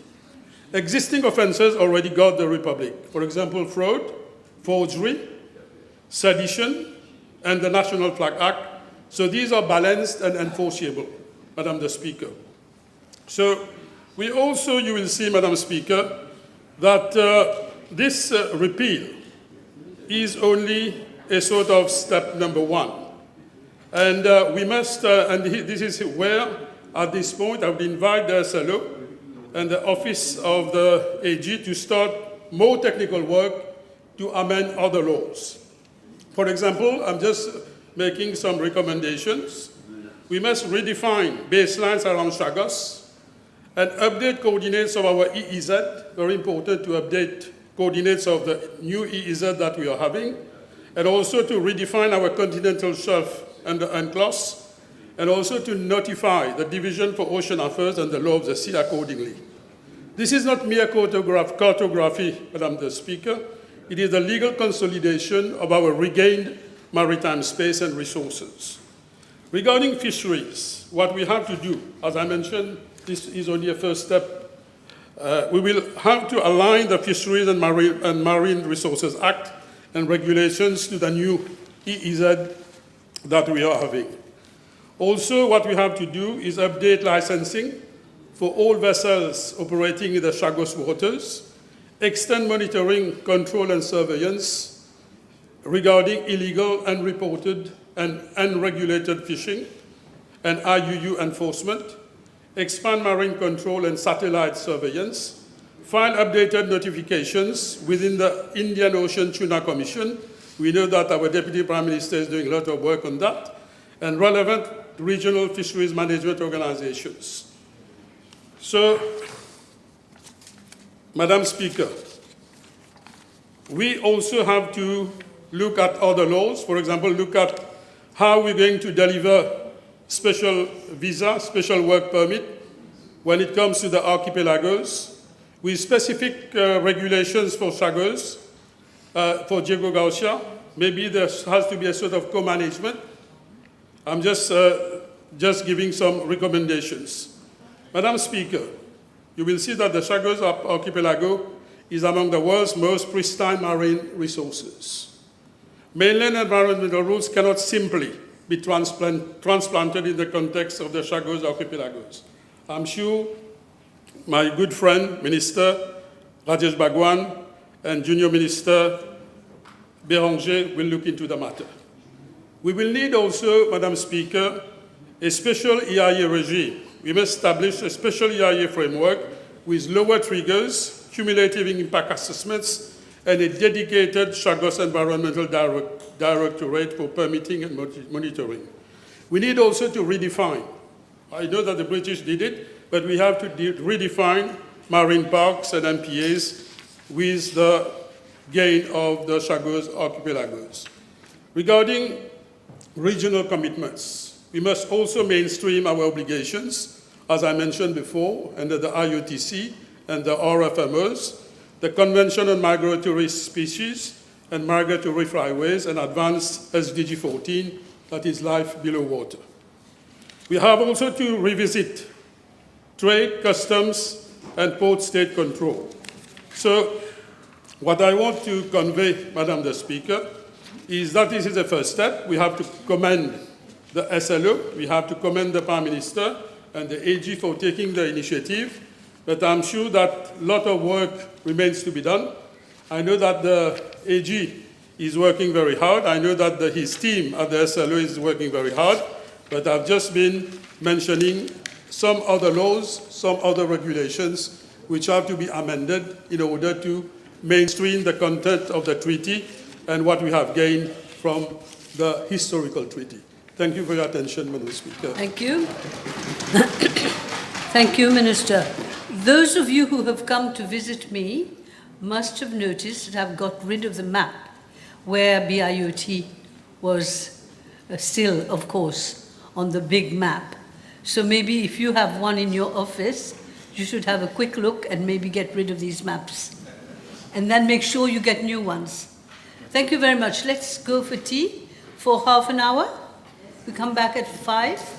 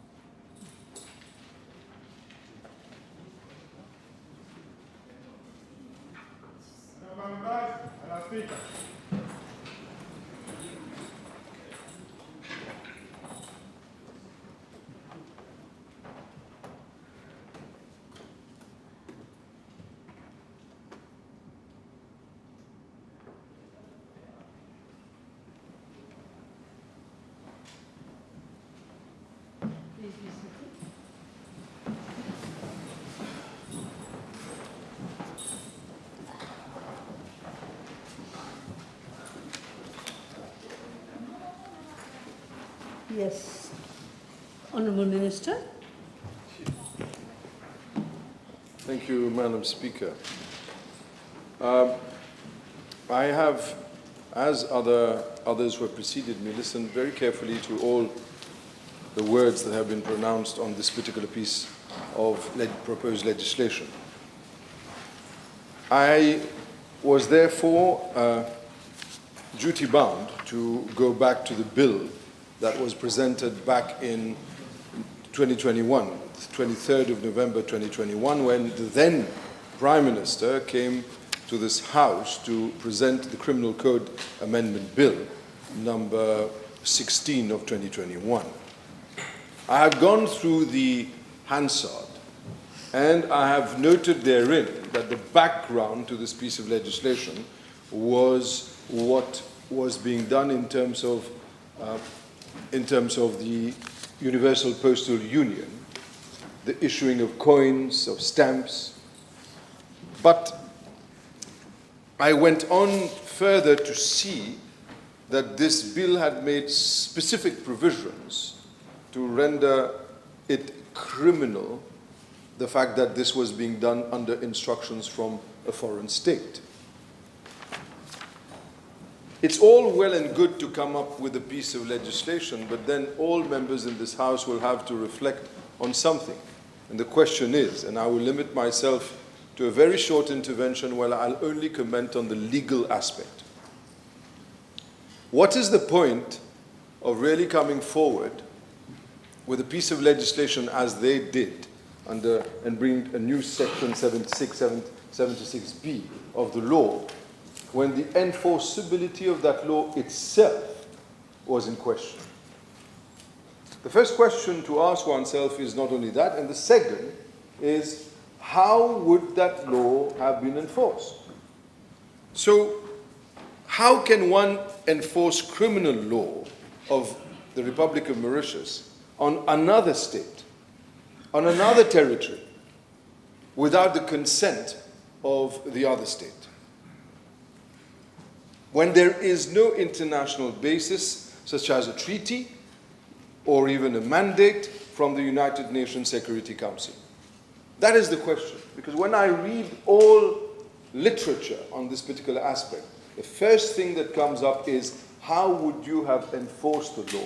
So yes, true, they came up with a piece of legislation. The aim was supposedly to instill a sort of threat, to criminalize the right to free speech and expression. But when you analyze it, and this is what the literature says, is that the coin was not legal tender and the stamp was only a symbolical act.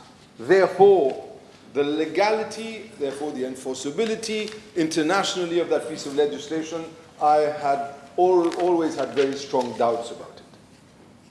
Second element, criminalizing speech on symbolical issues, such as I've said, coins or stamps, clearly could have called for constitutional challenges under the Constitution of Mauritius that guarantees free expression.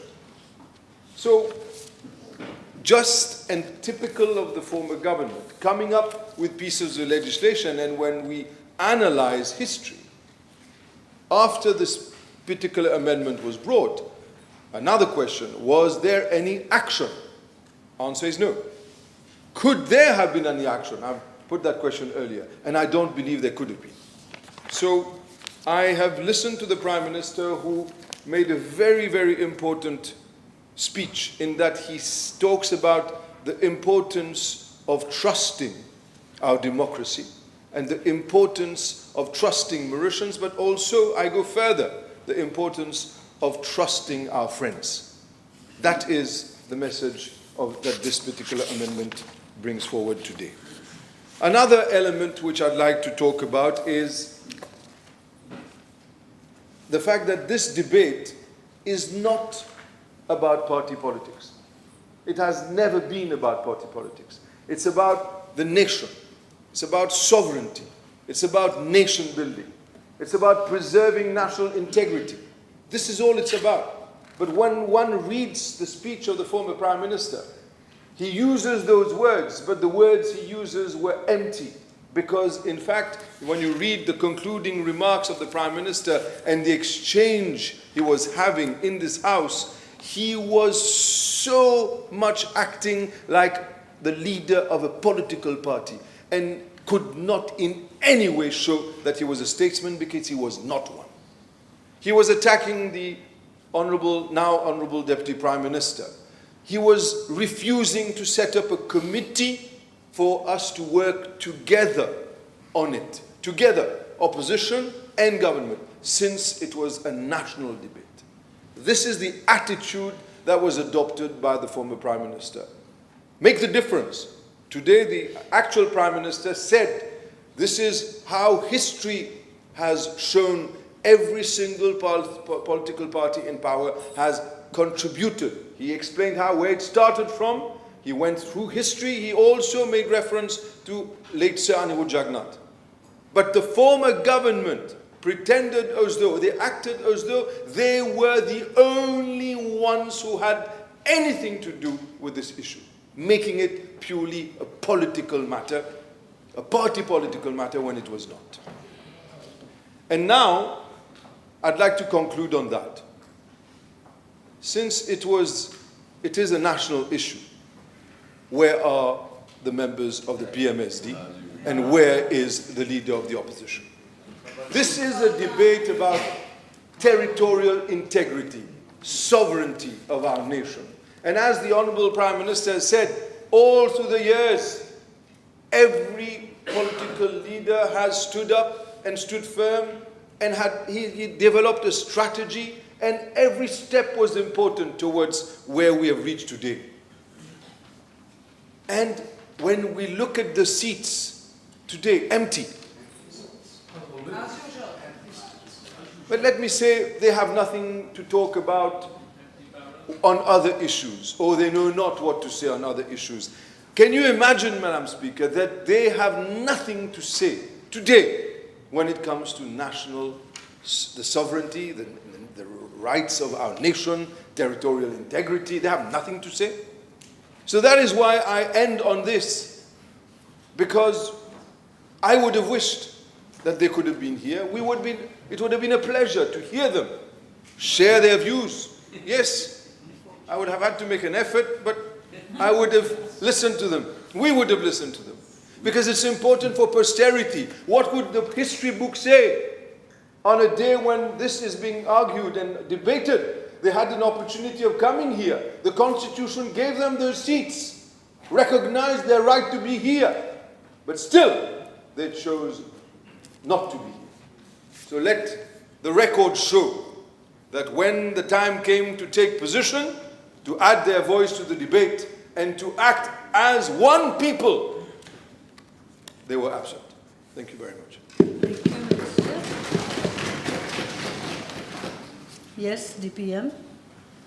Speaker, je tiens à saluer un très beau discours du Premier ministre que nous avons écouté attentivement il y a quelques instants, et je tiens aussi à saluer ce que vient de dire mon collègue, le ministre Shakil Mohamed. Il y a beaucoup de vérité dans les quelques mots, il n'a pas été long, exceptionnellement, mais il y a beaucoup de vérité dans ces quelques mots qu'il a utilisés. Je crois qu'il faut le dire. La loi, cette nouvelle section 76B du Criminal Code, en 2021, visait aussi à faire peur, ici, à Maurice, et à d'autres aussi. Ce n'est pas notre style, ce n'est pas notre façon de gouverner. Nous croyons dans le dialogue, dans la liberté d'expression, et les gens ont le droit d'avoir des opinions, même si elles sont mauvaises, mais qu'il faut respecter. Or, je le répète, ce morceau de loi de 2021 visait aussi, j'ai presque envie de dire surtout, mais visait aussi à faire peur. Et comme l'a dit mon collègue, le ministre Shakil Mohamed, c'était clair dès le début. Nous n'avons pas voté contre, nous avons poke holes all over the place dans cette loi-là en 2021.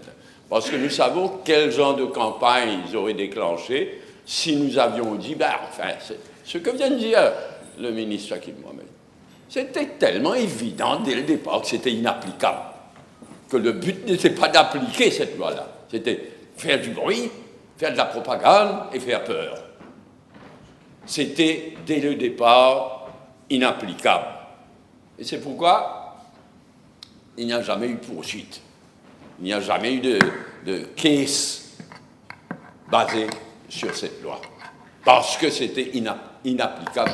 Et le but n'était pas d'appliquer la loi, d'avoir une loi, c'était de faire du bruit, de faire peur. Mais je crois que c'est là aussi l'explication de leur absence. C'est vrai qu'ils sont tout le temps absents. Mais dans ce cas-là, franchement, quand la semaine dernière, nous avons approuvé le texte de loi, j'étais persuadé que quand même, ce qu'il leur reste de vie politique allait se manifester, qu'ils allaient s'agiter. Zéro pendant tout le week-end. Zéro pendant... Et aujourd'hui, 12-0. Les deux sont pas là.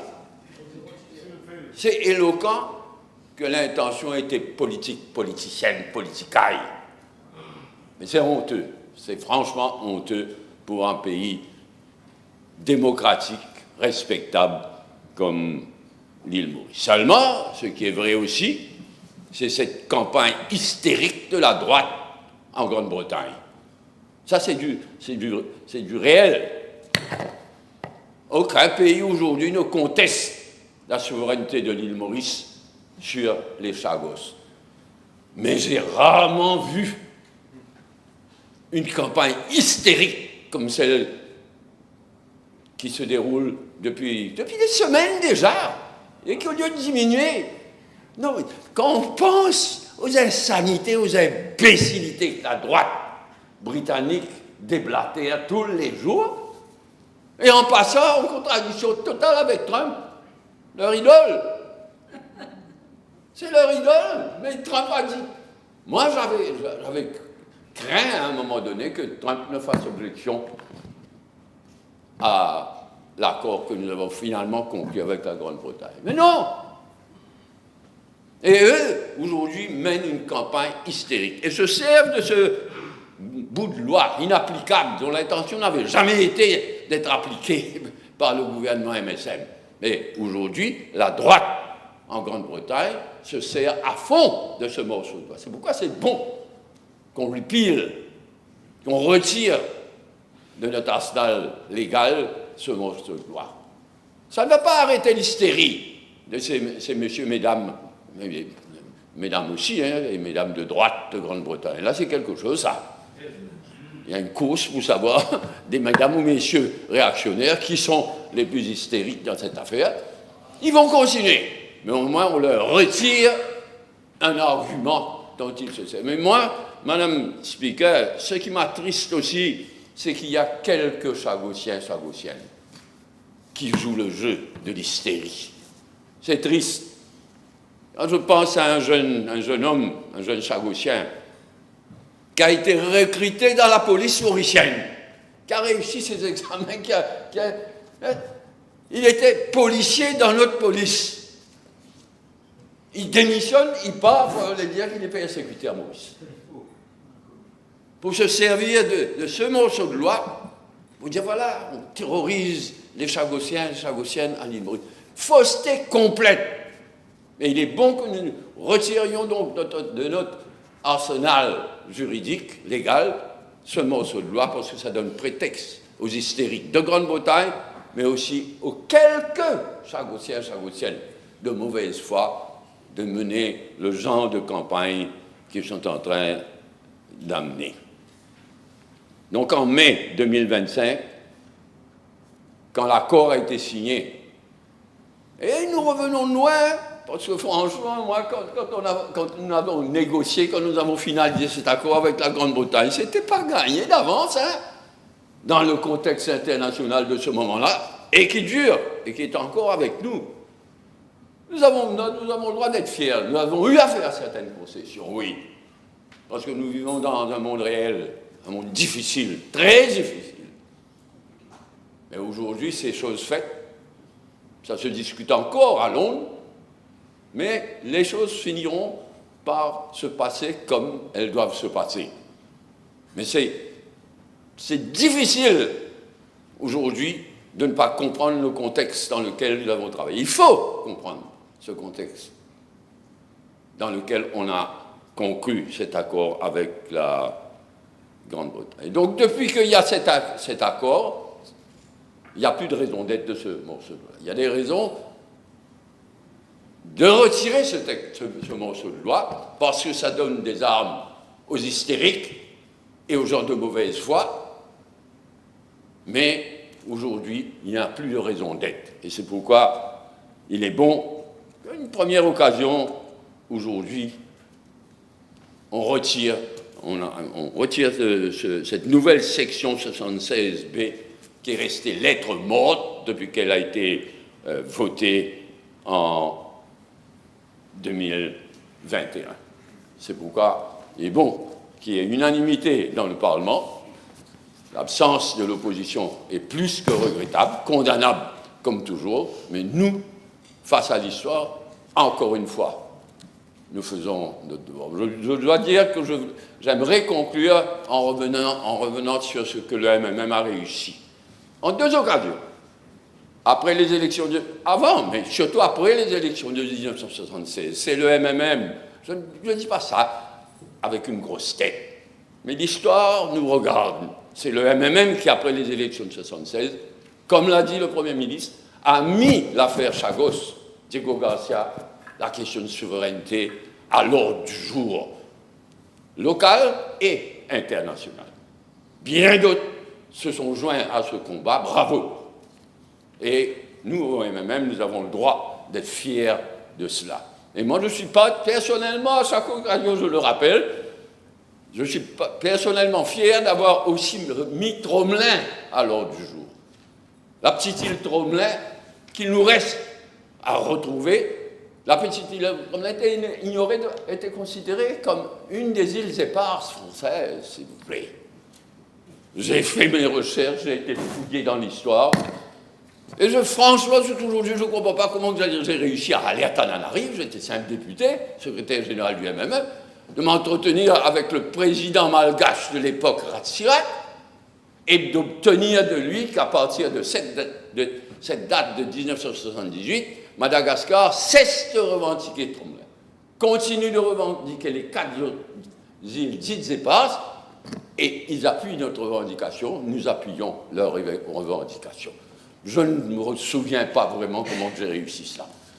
Mais c'est pourquoi, c'est pas seulement parce que Madagascar est un pays de peuplement de l'île Maurice, mais c'est un voisin, c'est un pays frère ou sœur, ou les deux.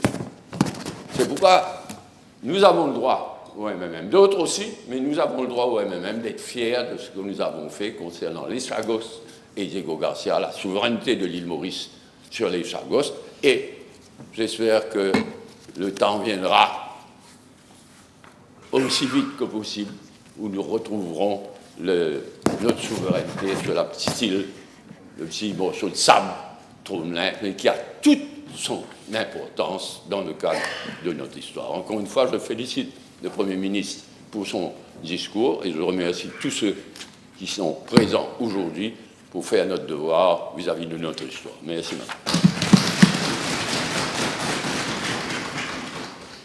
Yes, Honourable Prime Minister. Madam Speaker, first of all, I want to thank all those who participated in the debate, but also were present here, those who participated, Honourable Narsinghan, Honourable Mohammed, the Deputy Prime Minister. And again, I also regret that the 2 members of the opposition have chosen not to be here, as usual. Even though, as Honourable Fakil Mohammed said, it is a non-partisan bill. As the DPM said, he also, Honourable Mohammed also said, they made it a partisan issue. as if they own the monopoly to defend our claim for the sovereignty of Chagos. The Deputy Prime Minister said, and he's right, the law was there à faire peur.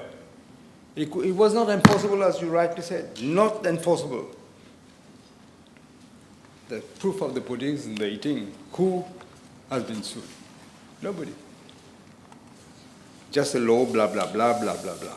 And again, as the Deputy Prime Minister pointed out, it's good that he pointed out that lots of propaganda is being, falsity, fake news are being propagated in the House of Commons, the Reform Party especially, of Nigel Farage. The latest thing they invented that we are discussing with China for leasing Perosbanus. Where did you get this information? God knows. I think the Attorney-General rightly went on the embassy to forcefully deny this, and this was taken up in the House of Commons by the Prime Minister, Honourable Starmer. And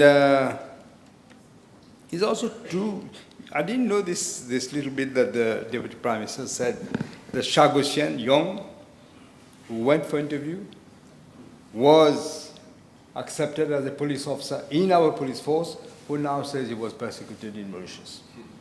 It's so blatant that you can't even believe you're hearing this. This law, as all the honourable members have said, is now caduc. There's no raison d'être. Section 76B has no raison d'être because there's no country in the world, internationally or the UK or anyone else, is claiming, has doubt about our sovereignty on the whole of the Chagos Archipelago, including Djibouti. With these words, I conclude the bill. Just for the sake of clarity, may I draw everybody's attention to Section 111 of the Constitution, the definition of Mauritius, which I'm sure the DPM will remember, that all the islands, including Tremblant, Chagos, everything was in there. And it says, and such places or areas which may be designated by regulations made by the Prime Minister, etc. Very interesting piece. You agree, Honourable Attorney-General? I do. Thank you. So, is seconded? Seconded?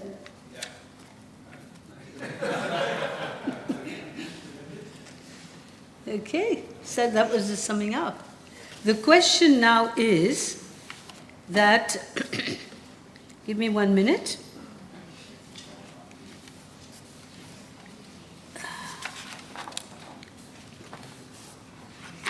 Now I have, so the debate is over, right?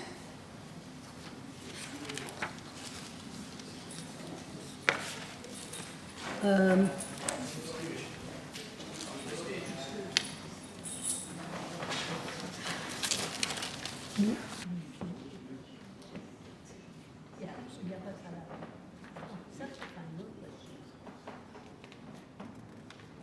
question is that the Criminal Code, okay, I missed one page.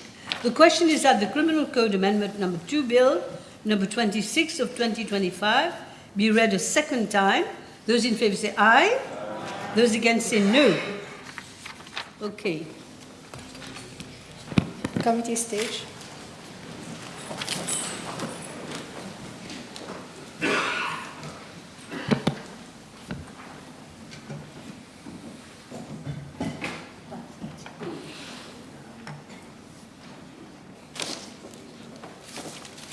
Okay.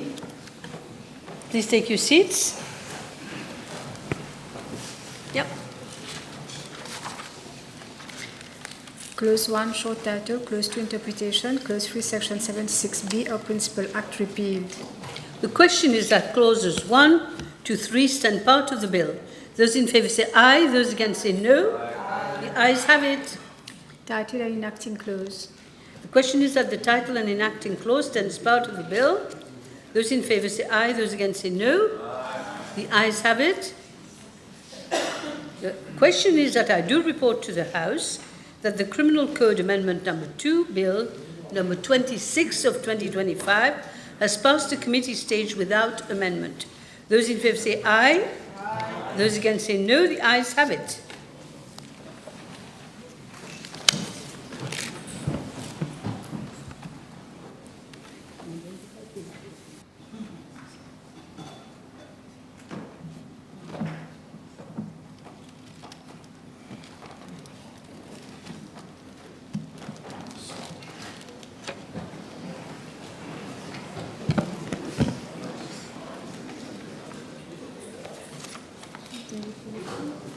Honourable members, I have to report to the House that the Criminal Code Amendment number 2 Bill number 26 of 2025 has passed the committee stage without amendment.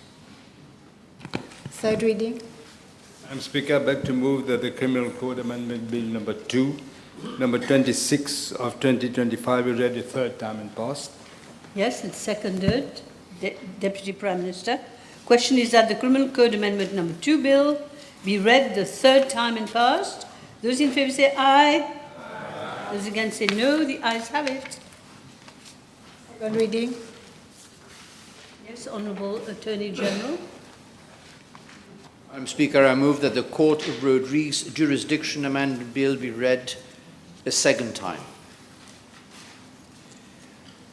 Madam Speaker, I am pleased to present to the House the Court of Rodrigues Jurisdiction Amendment Bill. Its purpose is straightforward.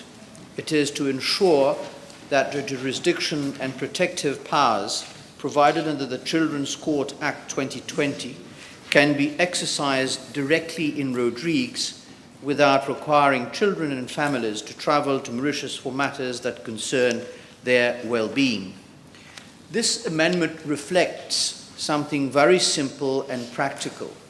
Rodrigues is part of our republic. The children of Rodrigues deserve the same access to protection and justice as children in Mauritius, without added hurdles, delays, or unnecessary travel. Today, when a case involves a vulnerable child or a child witness, proceedings too often require travel to Mauritius. That is difficult for families and service providers. And in urgent matters, it can compromise child protection itself. As set out in Section 5 of the Children's Court Act as it currently stands, the Protection Division of the Children's Court ensures that matters affecting the safety and well-being of children must be dealt with swiftly and with the full authority of the law. It has clear jurisdiction to hear applications for protective measures under Part 4 of the Act, with magistrates designated for this crucial role. Its orders are enforceable as civil judgments, and appeals may be brought before a judge in chambers, with a guardian ad litem appointed where necessary to safeguard the child's best interests throughout the process.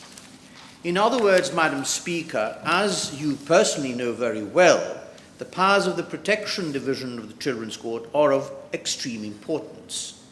They cover the full protection pathway for children in need as per Part 4 of the Act, which defines when a child requires care and protection, whether it be abandonment, neglect, exploitation, or exposure to harm. It empowers police to intervene urgently and authorize officers to make assessments, access premises, and take immediate steps in the children's best interests. And importantly, it makes reporting of children in danger mandatory with confidentiality safeguards. Part 4 of the Children's Act provides for court-ordered measures, emergency protection orders, followed by placement orders with social inquiry reports and renewals within set limits, and ancillary orders such as supervision, counseling, medical care, and restrictions on contact. For longer horizons, the court may issue long-term care orders and regulate contact through contact orders, always guided by the child's best interests and wishes. Finally, it addresses serious behavioral concerns through preventive intervention orders and establishes a structured child mentoring scheme overseen and monitored by the authorities. By extending these powers to the magistrates for Rodrigues, this bill ensures that such sensitive cases can be heard and resolved closer to where those family lives. It strengthens the ability of social workers, police officers, and medical professionals on the island to act promptly and effectively in the best interests of children. Madam Speaker, it is important to recall that this measure does not change the structure of our judiciary. The Court of Rodrigues remains part of the national judicial system of the Republic of Mauritius and remains handled by the same judicial administration, the same standards, and the same legal safeguards. This bill does not devolve judicial authority. It merely brings existing national protections within easier reach of residents of Rodrigues. Government will continue strengthening operational capacity in Rodrigues where the judiciary requires it, including better facilities, improved coordination with child protection agencies, and the right support for magistrates and court staff handling these sensitive matters. No child, Madam Speaker, should be left with the impression that justice lies only across the sea. Justice must be accessible, timely, and visible.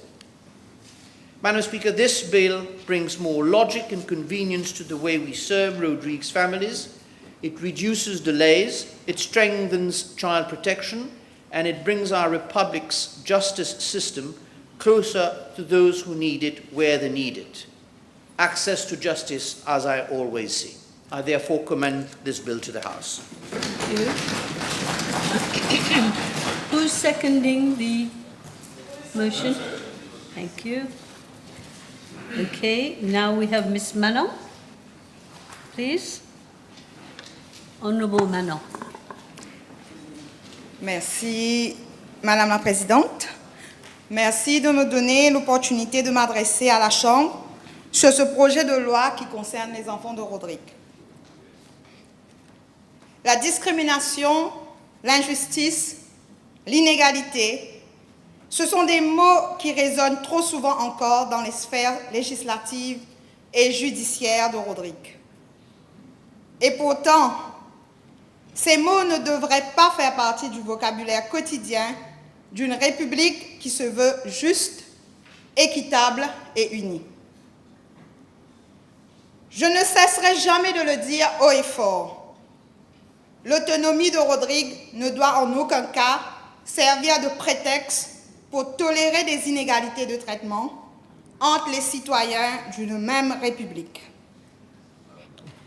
Cette autonomie de Rodrigues, dont nous venons tout récemment de commémorer le 23e anniversaire, doit être respectée, doit être consolidée et pleinement valorisée.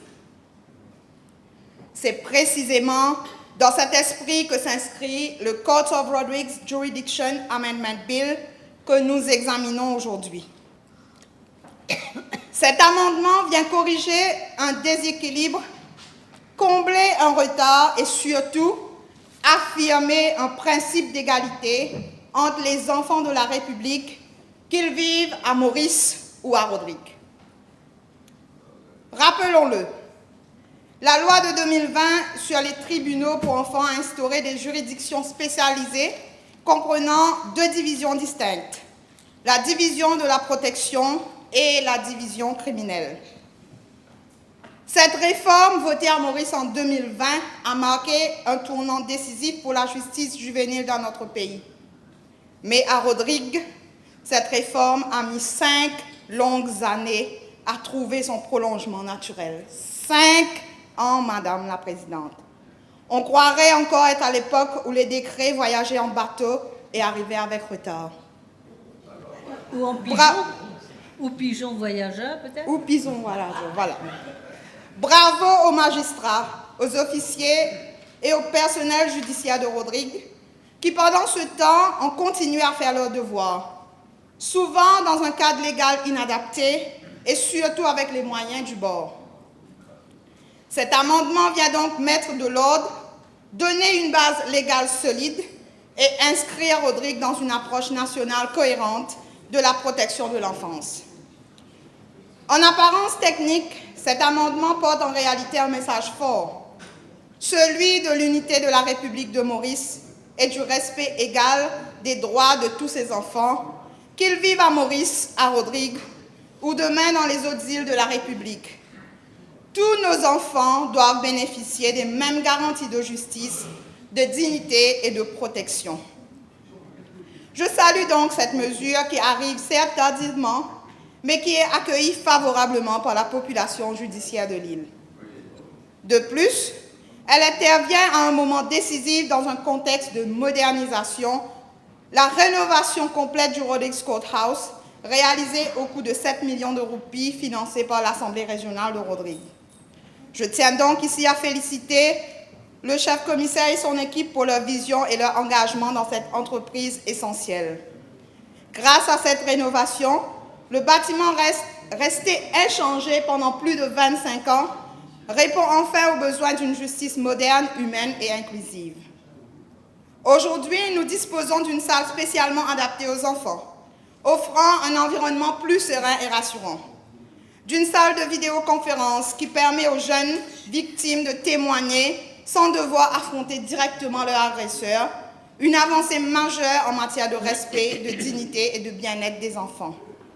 C'est là une étape importante dans la construction d'une justice qui met l'humain au centre, qui comprend les fragilités et les besoins les plus vulnérables. Mais Madame la Présidente, nous ne devons pas nous arrêter en si bon chemin. Le progrès appelle la continuité. Il nous manque encore certaines infrastructures essentielles, à commencer par un Children's Play Area, un espace d'accueil et de réconfort pour les enfants avant ou après leur comparution. L'espace existe déjà. Il ne manque que la volonté budgétaire pour le concrétiser. Nous devons aussi veiller à doter la Cour de psychologues qualifiés, capables d'accompagner les enfants tout au long du processus judiciaire, et d'un probation officer chargé du suivi des rapports sociaux et des recommandations dans l'intérêt supérieur de l'enfant. Ce sont là des éléments essentiels pour rendre notre justice vraiment adaptée à la réalité des enfants. Cet amendement vient combler des lacunes, oui, mais il doit aussi ouvrir la voie à une réflexion plus globale sur la justice juvénile à Rodrigues. Trop souvent encore, des familles rodriguaises vivent des drames judiciaires silencieux, comme l'a mentionné l'Attorney-General. Celui de voir leur enfant transféré à Maurice, loin de leurs proches, simplement parce que Rodrigues ne dispose pas des infrastructures nécessaires. Ces enfants, déjà fragilisés, se retrouvent isolés, coupés de leurs repères affectifs et culturels. Et il faut le dire sans détour, certains reviennent brisés, perdus, parfois transformés en délinquants aguerris. La République ne devrait pas accepter cela. Car un enfant, qu'il soit né à Port-Maturin ou à Port-Louis, reste un enfant de la République et mérite la même attention, la même protection et la même dignité.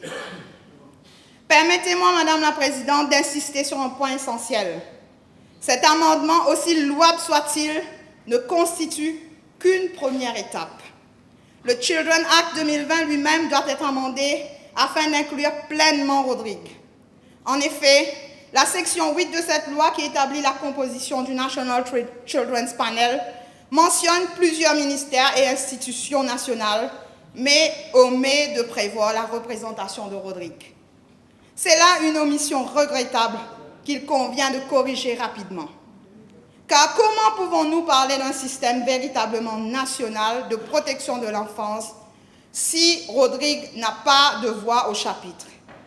Une République unie ne peut tolérer de zones d'ombre dans la représentation de ce territoire. Je tiens aussi à saluer le travail remarquable de la commissaire de la famille à Rodrigues, qui œuvre pour régulariser le Child Mentoring Committee sur l'île en conformité avec la section 44 du Children's Act 2020. Cette initiative témoigne d'une volonté claire de régulariser et d'implanter localement les structures prévues par la loi. Je l'encourage vivement à poursuivre dans cette voie, car c'est à travers ce genre d'actions concrètes que les textes prennent vie, que les promesses deviennent réalité. Madame la Présidente, les lois à elles seules ne changent pas le destin des enfants. Elles doivent s'accompagner de structures solides, de professionnels formés et d'un engagement collectif. La justice ne doit pas seulement être rendue, elle doit aussi être comprise, vécue et ressentie par ceux qu'elle protège. Madame la Présidente, le regard que nous portons sur nos enfants est le reflet du pays que nous voulons demain. En protégeant nos enfants, en leur garantissant un traitement juste, digne et équitable, nous consolidons les fondations même de notre République. Cet amendement n'est donc pas un simple texte administratif. C'est un engagement moral et républicain envers Rodrigues, envers la justice et surtout envers nos enfants, ces citoyens de demain. Je veux croire que ce texte marquera un tournant, qu'il ouvrira la voie à un ère où la justice à Rodrigues ne sera plus perçue comme une copie tardive de celle de Maurice, mais comme une institution forte, respectée et pleinement intégrée à la République. Je veux croire que chaque enfant rodriguais, quel que soit son parcours, pourra trouver auprès de la justice une main tendue, un regard bienveillant et une chance de se reconstruire. Et pour marquer la Journée internationale de la langue et culture créole, permettez-moi, Madame la Présidente, de citer ce proverbe africain en créole. Chaque effort qui nous fait pour protéger et respecter droits enfants, c'est un pas qui nous fait pour un le monde plus joli. Par ces mots, Madame la Présidente, je soutiens pleinement le Court of Rodrigues Jurisdiction Amendment Bill. Je l'ai fait au nom de la justice, de l'égalité et de la dignité de tous nos enfants de la République. Je vous remercie. Thank you.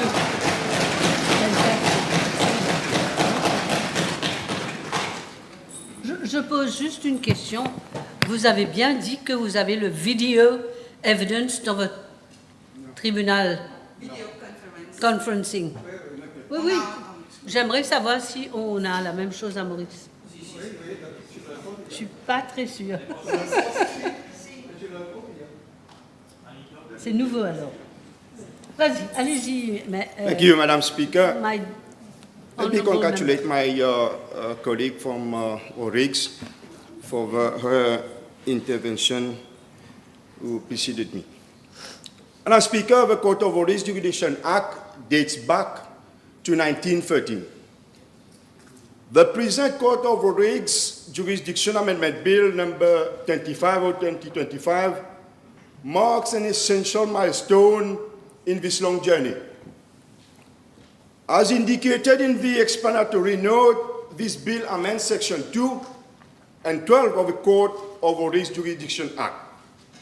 The object of the bill is to extend the application of Children's Court Act 2020 to Rodrigues. Consequently, the magistrate of Rodrigues will now have jurisdiction to hear and determine cases which in Mauritius fall within the purview of the Protection Division and the Criminal Division of the Children's Court. Madam Speaker, on the 6th of May this year, I addressed question B 423 to the Honourable Attorney-General, asking whether, in relation to the Children's Court, he could obtain from the Master and Registrar the number of sessions held in Rodrigues, the number of cases heard, and whether consideration will be given to establishing such a court in Rodrigues. In the absence of the Honourable Attorney-General, Honourable Glover, the acting Honourable Attorney-General, Honourable Shakil Mohammed, replied, and I quote, "In regard to the specialized nature and jurisdiction of the Children's Court, considerations may be given for its establishment in Rodrigues. Accordingly, government will act in consultation with the Honourable Chief Justice for any decision to be taken thereof, end of quote. Madam Speaker, I commend the tangible outcome and timely efforts of the Attorney-General and his dedicated officers for their rapidity of action.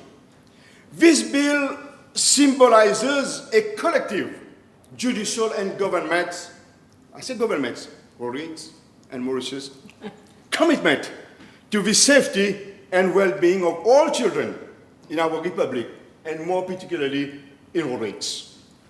The Specialized Children's Court will surely recognize the physical, emotional, developmental needs of children and ensures that the judicial process itself does not further traumatize them. Until now, the Court of Rodrigues, an adult-oriented court, includes a child-friendly model. I said includes a child-friendly model family juvenile unit, which serves as a mini children's court in principle, inaugurated in 2016 under the initiative of the former magistrate Parimala Devi Mori. Yes. Madam Speaker, I wish to sincerely commend Her Honour Magistrate Mori for her visionary leadership and pioneering work in establishing this unique model in collaboration with the Probation Office of the Regional Assembly. The creation of a unit was a response to the Human Rights Commission's 2015 remarks, highlighting the absence of reformatory institutions, probation homes, and detention centers for minors, as well as the rise in sexual offenses involving minors and delays in bringing juvenile cases to justice. I note that the Chief Justice inaugurated the now called New Children's Court Unit during his last visit in Rodrigues in August this year. Madam Speaker, from societal values perspectives, it is worth noting that our children in Rodrigues generally do not display high levels of criminal behavior. This is important for the judiciary to safeguard them from the lifelong stigma associated with a criminal record. Now, Speaker, statistics from Rodrigues reveals that there are around 52 cases for the last 3 years for emergency protection order for child with severe behavioral concerns and placement on long-term order. Criminal cases for child victims of sexual abuse, 20 cases, and juvenile offenders, around 12 cases. Now, Speaker, for children's court to function effectively, it must be equipped with the right tools, particularly access to therapeutic and support services from families and children there.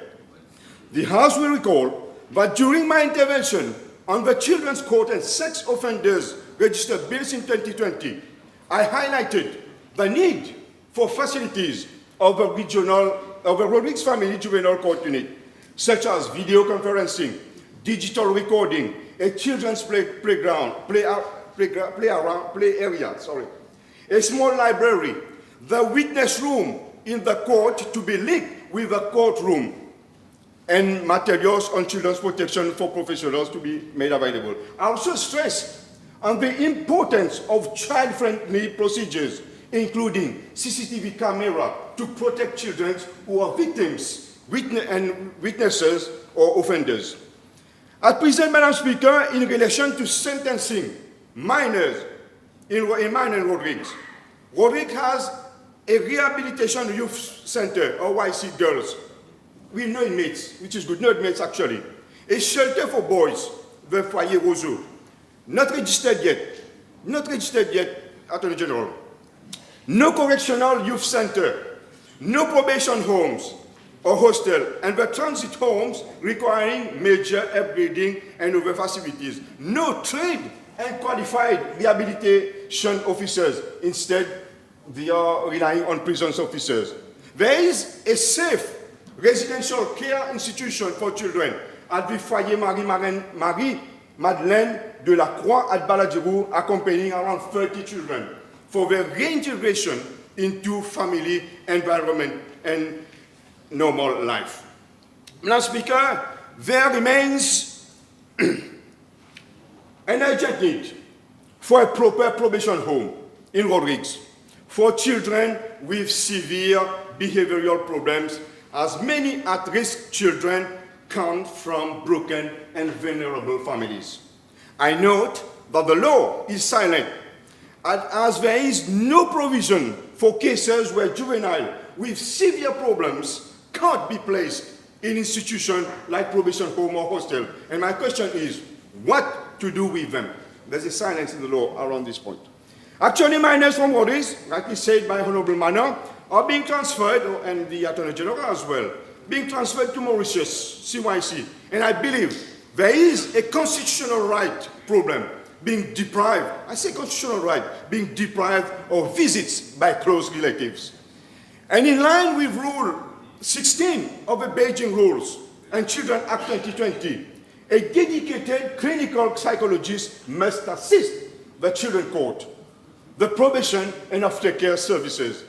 At present, Rodrigues has only one clinical psychologist despite increasing demand of service. And Speaker, the Ombudsperson for Children, Mrs. Anita Guria, has highlighted a few major challenges for Rodrigues in relation to children, requiring our urgent attention in her annual report 2024-2025. And I note with concern for childcare and maternal parenting in Rodrigues of a non-renewal since 2022 of 20 gardery licenses. There is only one registered gardery, and you can imagine the bearing with regards to parental children care and maternal parenting. I therefore urge local authority, with due respect to our autonomy, in particular the Commission for Child Development, to play an active rehabilitative role for child victims of sexual offences, domestic violence, and offenders alike. Now, Speaker, on a word of caution, the establishment of this children unit or children's court in Rodrigues must not be seen as an échappatoire or weakening parental authority thereat. It must instead promote a shared responsibility among families, the community, and the state at large. Many cases involving children in Rodrigues arise directly from poverty, the lack of food, shelter, proper housing, and a safe family environment, as we say. And famille, nos bons enfants, besoin d'un bon lacage, besoin d'un bon environnement pour eux grandir. And this is precisely where, Madam Speaker, given that in Rodrigues since 2022, not a single concrete social housing has been constructed, I will continue to press on Rodrigues Regional Authority to urgently implement a long overdue housing scheme project for the benefit of vulnerable families and our children. Now, Speaker, before concluding, allow me to make some proposals in relation to this bill for the benefit of all children in our Republic. During some research into children's court in other jurisdictions, I observed that despite the constitutional rights provided to individuals under Article 3 of our Constitution and the progressive provisions of the Children Act 2020, the Children Court Act 2020, there remains a need to include specific constitutional clauses that clearly define and elaborate the rights of every child in our Republic. I firmly believe that such inclusion would ensure greater clarity and the application of rights and fundamental freedoms for our children. This would align our Constitution more closely to the core principle of the Convention of the Rights of Children. For instance, the only explicit constitutional reference to our children currently appears only under Article 14, Protection of Freedom of Establishment Schools, subclause 3, which merely provides that no person shall be prevented from sending the child to any school of a child. That's the only one, Article 14. And despite the existing legislative provision, I believe that constitutional guarantees for our child should be consolidated under one specific article, our Constitution. For instance, let me just cite to my proposal. Every child should have a right, in addition to free compulsory education, basic nutrition and shelter, and health care, to be protected from abuse, neglect, violence, exploitation, inhuman treatment, punishment, parental care and protection, not to be detained except as a measure of last resort, and when detained to be held for the shortest appropriate, amongst others. I am therefore convinced that it is necessary to amend and entrench specific additional constitutional protections for children, as is the case in several African, European countries such as Ghana, Kenya, Sweden, South Africa, Canada, India, Germany, and Italy. Madam Speaker, the judiciary, while establishing this more child-friendly code, also shall ensure sensitive training for magistrate and court staff in Rodrigues. I trust that the Honourable Chief Justice, in future judicial assignments, will take consideration a magistrate's experience and understanding of Rodrigues' social realities, child welfare, and family needs. And furthermore, in collaboration with Rodrigues Regional Assembly, collaboration must continue to recruit additional probation officers, psychologists, as I mentioned, as the existing probation unit remains understaffed, to recruit associated human resources and provide necessary training to implement, for example, Madam Speaker, the diversion program under Section 15 of Children Act. It's not being implemented. We don't have the necessary staff. Let me also propose, Madam Speaker, that either the ombudsperson for children or any relevant institution to undertake shortly a study in Rodrigues to examine how children express their voices and wishes during court proceedings with a view to improve the system. And on a final note, Madam Speaker, on today's order paper at the Regional Assembly sitting, there was mentioned a motion standing in the name of the Commissioner for Child Development proposing the Rodrigues Regional Assembly Child Mentoring Regulations 2025, thus repealing the 2014 regulations, which finally has been removed. I believe it's a good move by the Honourable Commissioner to have removed that motion. And indeed, it's a welcome initiative and pending the enactment of this bill. Madam Speaker, on these words, I support the Court of Rodrigues Jurisdiction Amendment Bill 25 of 2025, and I thank you for your kind attention as always. Are you surprised that I'm interested in these matters? I know why. I will refer you to Section 11 of the Constitution about one of the rights where children or minors are mentioned. Not many minors mentioned in the Constitution. But that was a very tall order. Maybe the Attorney-General and the Minister will be able to reply. Very interesting. Now, I think I have Honourable Narsingyan. I think you are going to say a few words. Maybe you can help us. So yes, there's few words, Madam Speaker. I can understand legal words as well. I can fully understand the zeal of my two friends from Rodrigues. But also I cannot understand, again, at the cost of maybe saying the same thing, how our two friends from the opposition are not present. So this amendment may seem to be, for them at least, may seem not to be important, but I consider it to be very, very important. You know, when you come to the Constitution, Madam Speaker, you've got multiple approaches. I've been explaining these approaches to my students, but my approach has always been to take the generous approach in the interpretation of the Constitution.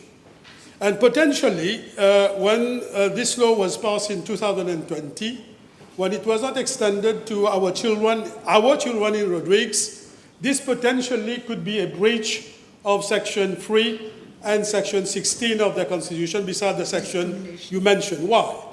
Because when you analyze closely, you scrutinize Section 3 and Section 16 of the Constitution, you will find out that one of the grounds for discrimination is also place of origin. Of course. So according to me, potentially this was a clear, stark breach of the Constitution. That's point number one.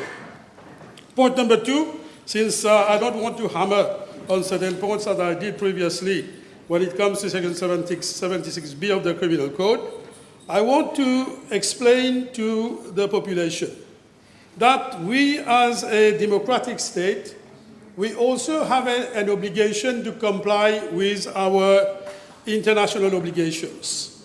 And you will understand that in a way, we are implementing the UN Convention on the Rights of the Child. Not only the UN Convention, ladies and gentlemen, but we also implementing the African Charter. At times, very often in human rights, we tend to forget the existence of the African Charter. So the African Charter on the rights and welfare of child is very important. And one of the core principles, one of the cardinal principles entrenched in the African Charter on the rights and welfare of the child is the principle of the best interest of the child principle. And this principle has been onboarded by the legislation that we have in Mauritius. Now let me briefly refer to section 12 of the legislation, that is the Children's Courts Act. And you will see a number of adaptations have been made in that section 12. I just mentioned two for the sake of time. For example, the court shall ensure that appropriate arrangements are made to the courtroom to hear the child's evidence. Here we are referring to the child evidence. For the child to be accompanied by his parent unless the court designates another person to accompany the child. And also you will see there have been special adaptations made, for example, to the use of video links, etc. So these special adaptations, Madam Speaker, have been made in the law, and children in Mauritius, right from Suyac to Cap Malheureux, have been benefiting from that piece of legislation. Unfortunately, children in Rodrigues have not been able to benefit from such adaptation. So I think we have to commend the Attorney-General and his team to come, at least after 5 years, I think, to come up with this piece of legislation to redress the situation. So they have to be commended for that. And you will see, Madam the Speaker, in very practical terms, what does it implicate for the parents, especially in Rodrigues? It would mean it implicates that there will be less traveling. It would implicate that this will cost less for the families, and also social workers, because when there is a case involving children, you will see we don't need only magistrates, we need also social workers, we need psychologists, and people who know the realities of Rodrigues. So when the case is being heard in Rodrigues itself, and whereby we have extended the jurisdiction of the Court of Rodrigues, I think this is a significant progress that we have made. And also, there are very important principle, what I would call a sort of supra-constitutional principle, the principle of access to justice. We cannot give justice to parents in Mauritius, to the children in Mauritius, and not to the children in Rodrigues. So I think we have made a sort of what would I qualify as a sort of quantum leap in terms of democratizing the system, in terms of giving justice to the people of Rodrigues. So I would strongly commend the bill. Thank you for your attention, Madam Speaker. Thank you.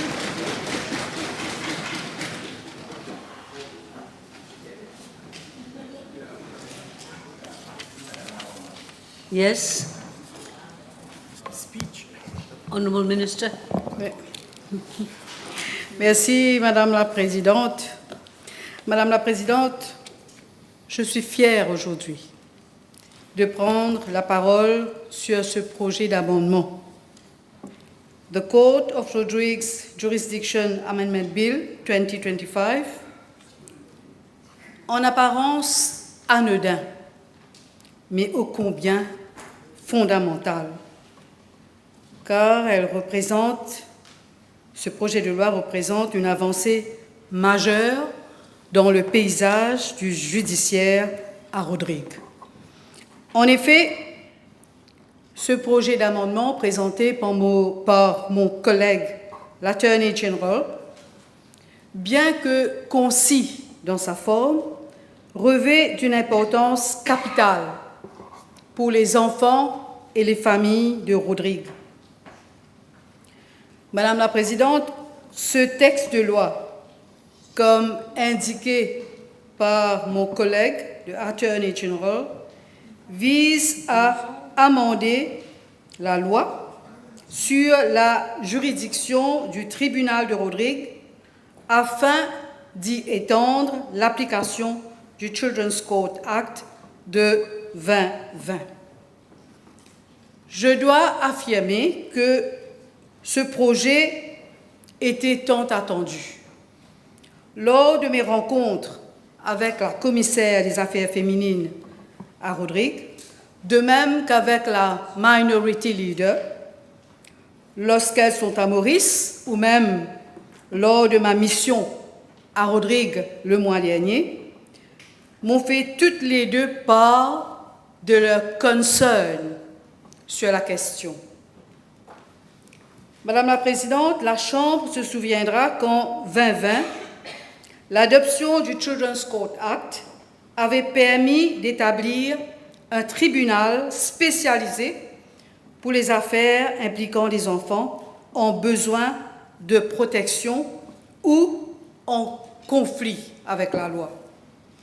Le Children's Court Act avait dans son sillage institué 2 divisions essentielles dans son application, notamment la Protection Division, qui traite des questions de bien-être, de garde et de protection des enfants sous le Children's Act de 2020, et la Criminal Division qui traite des infractions, notamment d'abus sexuels commis sur des enfants ou des délits dans lesquels les mineurs sont impliqués. Cependant, Madame la Présidente, jusqu'à présent, la juridiction du tribunal pour enfants ne s'applique qu'à Maurice. En novembre 2020, lors de mon intervention sur le projet de loi de Children's Court Bill, je disais que les objectifs étaient un bon départ. Oui, c'était un bon départ, mais il était non seulement nécessaire d'aller plus loin, il était, vous savez, hormis le Children's Court, qui fait partie du Children's Act de 2020, il est important de revoir toute la législation concernant les enfants, car elle comporte des lacunes. Je peux assurer la Chambre que mon ministère est actuellement en consultation avec le State Law Office pour revoir tout le Children's Act pour une meilleure protection de tous les enfants de la République. Et bien sûr, tout sera fait en consultation avec nos sœurs et frères de Rodrigues. Madame la Présidente, je dois dire que 5 ans après, c'est ce gouvernement qui prend les mesures pour avancer.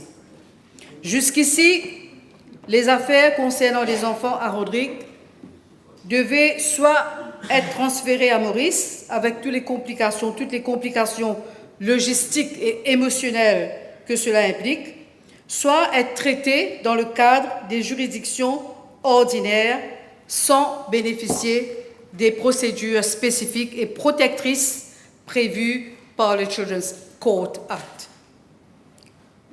Durant ma récente visite à Rodrigues, j'ai posé la question sur le fonctionnement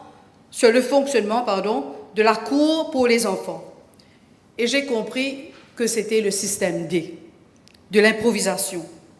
Ce présent amendement garantit désormais que les enfants de Rodrigues auront le même accès à une justice spécialisée et bienveillante que les enfants vivant à Maurice, et vient ainsi corriger une inégalité.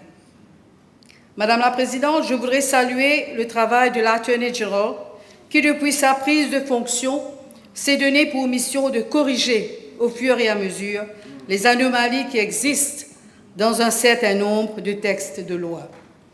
Les amendements apportés à ce présent texte de loi vont dans ce sens. En effet, ce texte comporte deux dispositions majeures. Dans la première disposition, la clause 3 modifie l'article 2 de la loi principale afin d'y insérer une référence au Children's Court Act de 2020. Cet amendement permet d'intégrer officiellement le cadre juridique du tribunal pour enfants dans le système judiciaire de Rodrigues. Dans la seconde disposition, la clause 4 remplace le paragraphe 1 de l'article 12, toujours de la loi principale, pour donner au magistrat de Rodrigues, pour que le magistrat à Rodrigues puisse juger des affaires qui, à Maurice, relèveraient de la Protection Division ou de la Criminal Division du tribunal pour enfants. En d'autres termes, Madame la Présidente, le magistrat de Rodrigues exercera désormais les mêmes pouvoirs et compétences qu'un magistrat du tribunal pour enfants à Maurice. En étendant la juridiction du tribunal pour enfants à Rodrigues, nous faisons un pas décisif vers une justice équitable et accessible pour tous les enfants de la République.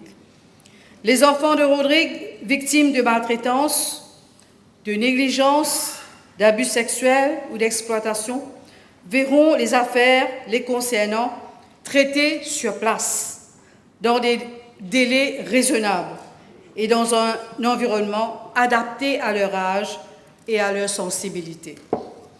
De la même manière, les jeunes en conflit avec la loi bénéficieront d'un accompagnement éducatif et de réhabilitation plutôt que d'un traitement strictement punitif. C'est là toute la philosophie de ces amendements, c'est-à-dire apporter une justice qui protège, qui éduque et qui répare au lieu de punir. Dans le même temps, il faut savoir que ce texte de loi s'accompagne d'un renforcement du dispositif local à Rodrigues. Il donnera aux magistrats, aux travailleurs sociaux et aux services de la protection des enfants à Rodrigues les moyens juridiques nécessaires pour intervenir efficacement dans les affaires concernant les enfants. Madame la Présidente, ces amendements s'inscrivent aussi dans la continuité des engagements pris par la République de Maurice en vertu de la Convention des Nations Unies relative aux droits des enfants.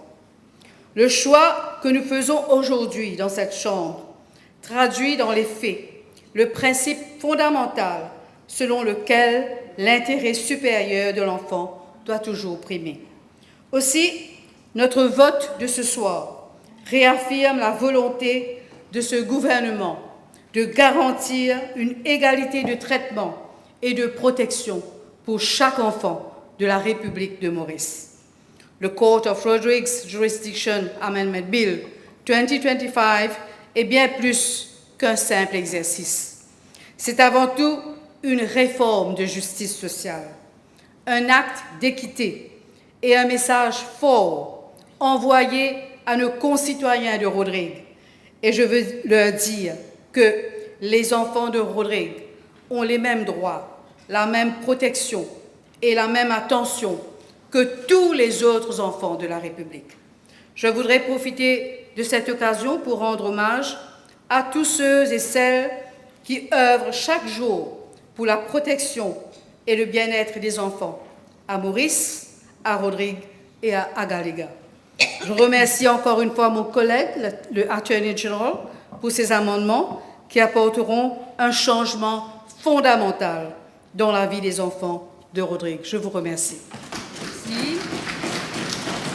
Honourable Deputy Prime Minister. Oui, Madame le Speaker, merci. Comme tous les orateurs et oratrices, comme tous les membres de l'Assemblée ont dit avant moi, c'est un texte de loi très important qui est devant la Chambre.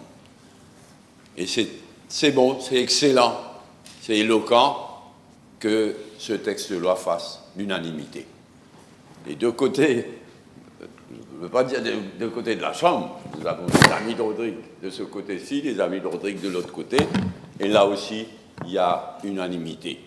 C'est donc un moment important Et nous sommes obligés de noter qu'encore une fois, à un moment important, ce qu'il reste de l'opposition est inexistante, est absente. C'est un moment bien important.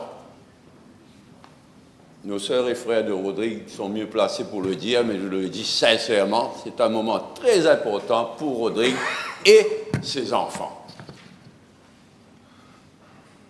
Je tiens à le répéter, moi-même, comme le Premier ministre, nous ne raterons jamais une occasion de faire des choses en faveur de Rodrigues.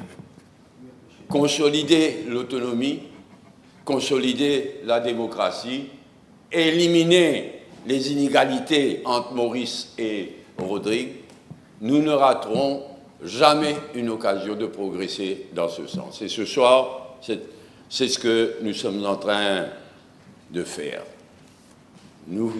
Ce soir, nous faisons en sorte que la loi pour les enfants à Maurice s'applique à Rodrigues.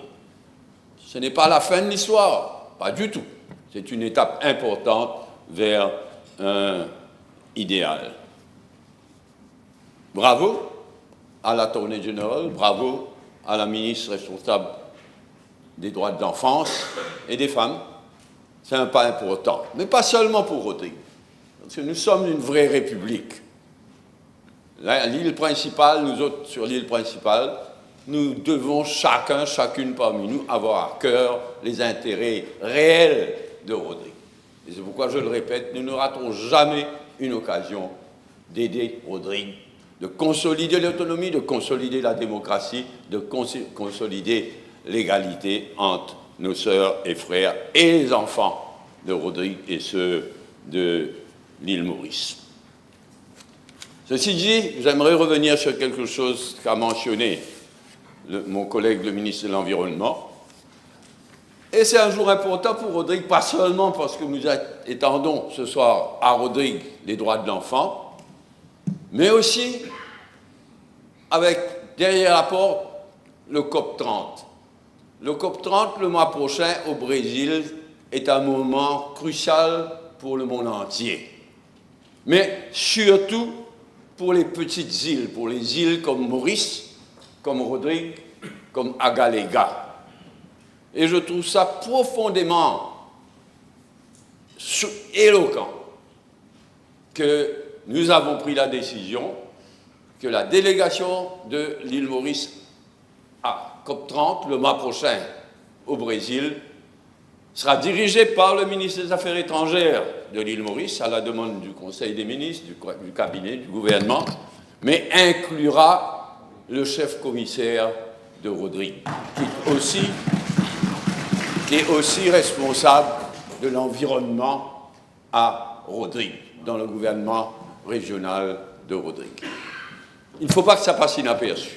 C'est un geste, c'est un acknowledgement, c'est quelque chose de profond et qui ne va pas en rester là. Partout, je le répète, où nous pourrons permettre à nos sœurs et frères Rodrigues de jouer pleinement leur rôle, pas seulement dans l'intérêt de Rodrigues, mais là, nous allons jouer ensemble notre rôle au Brésil à un moment où les choses se présentent mal, il faut le dire.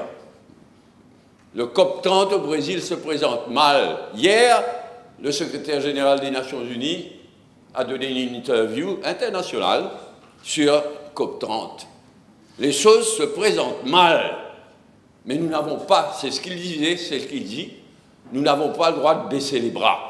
Même si les choses ne se passent pas bien au Brésil à COP30, il ne faut pas baisser les bras. Il faudra ensuite reprendre les efforts de façon à ce que dans les années à venir, nous obtenions que cette barre des 1,5% ne soit pas franchie. Cette limite de 1,5% d'augmentation de la température est en train d'être malheureusement dépassée. Mais nous avons les moyens de rattraper cela et de revenir dans les années à venir. Nous comptons sur le chef commissaire de Rodrigues pour nous aider avec notre ministre des Affaires étrangères pour obtenir cela. Donc, ça m'émotionne un peu que le jour, au moment où on est en train de faire progresser les droits de l'enfant et donc de la famille à Rodrigues, avec un amendement important, et je salue moi aussi le travail fait une fois de plus par l'Attorney-General, ben c'est formidable que nous soyons en train de faire cela à un moment où, symboliquement, mais dans la pratique aussi, nos sœurs et frères de Rodrigues, à travers leur chef commissaire, seront au Brésil le mois prochain pour ensemble, Rodrigues, l'île principale, et demain à Galéga. Je n'ai pas mentionné Saint-Brandon parce qu'il n'y a pas d'enfants à Saint-Brandon. Il n'y a que des pêcheurs, des travailleurs, le management, mais il n'y a pas d'enfants, ou du moins jusqu'à présent, il n'y a pas d'enfants que je sache à Saint-Brandon. Donc bravo à l'unanimité qui s'est faite dans la Chambre ce soir, bravo à nos amis de Rodrigues, bravo à l'Attorney-General, et vive la République de Maurice, vive Rodrigues. Merci, madame.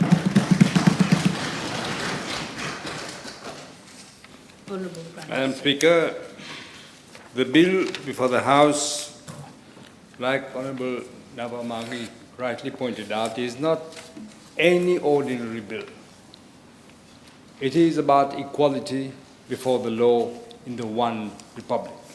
And it also shows our determination to make sure that everyone in the republic is treated on an equal footing. It is one of the most sensitive, this bill concerns one of the most sensitive responsibilities of the state, the protection and welfare of children. It seeks to ensure that when a child in Rodrigues requires the urgent protection of our courts for his or her safety and well-being, that intervention can take place directly on the island itself, without the need to travel to Mauritius. At present, cases involving vulnerable children, including matters of abuse, of neglect, exploitation, or abandonment, we need to refer the case to the Children's Court here in Mauritius. While our justice system is supposed to apply equally across the Republic, the physical distance, the need for air travel, the scheduling constraints associated with these court proceedings inevitably increase and create real practical barriers. These can delay decisions, increase the distress for families. Imagine a child who is being abused has to wait, and ultimately risk compromising the purpose of the law, which is, first of all, to protect. Madam Speaker, this bill enables, therefore, the magistrate in Rodrigues to exercise on the island the full range of protective powers provided under the Children's Court Act of 2020. These include emergency protection orders, supervision, placement measures, monitoring arrangements, and decisions connected to criminal proceedings, which involve children. In short, it ensures that cases which demand urgency and humanity can be handled and without delay. Madam Speaker, the intention is simple: to ensure that every child in Rodrigues has access to the same level of protection, delivered with the same readiness and authority as any child in Mauritius. The rights we legislate for must be meaningful wherever a Mauritian child lives. In that sense, this is not a political reform, nor is it a statement about autonomy. It is a practical improvement that reflects good administration and equal treatment. Rodrigues continues to enjoy its recognized autonomy through the Rodrigues Assembly in areas of local governance, and government will continue to support that framework, but core judicial matters must remain firmly part of the national system, and that everyone can be protected in the same way. Madam Speaker, as part of its priorities, government has committed to making justice more accessible and more efficient across the country. The bill forms part of that effort. Government will continue to do all it can to ease the burden of the Rodrigues population, including problems involving flight tickets, their availability, prices and conditions. It is a reminder, Madam Speaker, it is a reminder that we are all part of the Republic of Mauritius. We are one nation. This approach is consistent with the broader direction of government regarding Rodrigues. Targeted, realistic improvements that address the island's everyday needs. As the Honourable Deputy Prime Minister said, this is one step towards that.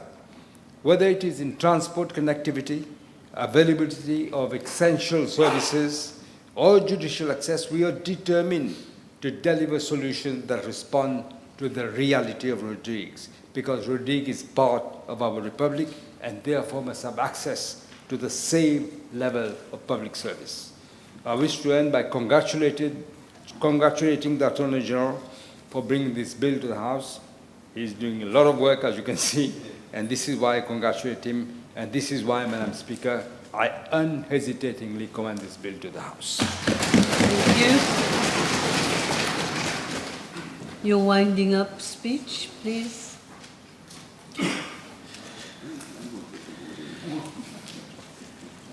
Madam Speaker, there can be no doubt that we have in the amendment proposed this evening a straightforward, practical amendment which increases access to justice. However, Madam Speaker, I do not wish to take all the plaudits for this amendment. It must be underscored that this amendment is the fruit of consultations with the judiciary, following an express request of the Chief Justice, showing, if there was any need, that collaboration between the judiciary, the legislature, and the executive is the best guarantor of what I have termed the juxtaposition of powers which cements our democracy and the rule of law. Let me reassure the people of Rodrigues, we are fully conscious of the shortcomings which pervade the Children's Act. And believe it or not, we are, as we speak, looking into the several amendments that are necessary, and we will listen and interact with the representatives of Rodrigues in the House before coming up with any future amendments which concerns Rodrigues. I have also taken good note of the remarks of Honourable Francois regarding the inadequacies of the system, and we shall address them as we cannot fail the children of the Republic. Let me say this to conclude, Madam Speaker. I am in full agreement that we cannot and we must do everything that we can for all the children of the Republic, so that they have the same opportunities and have the same access to justice. Thank you. Thank you. You once again commend the bill. Attorney-General. I commend the bill to the House, once Madam more, Speaker. and it is seconded by the Deputy Prime Minister. The question is that the Court of Rodrigues Jurisdiction Amendment Bill number 25 of 2025 be read a second time. Those in favour say aye. Aye. Those against say no. The ayes have it. Committee stage.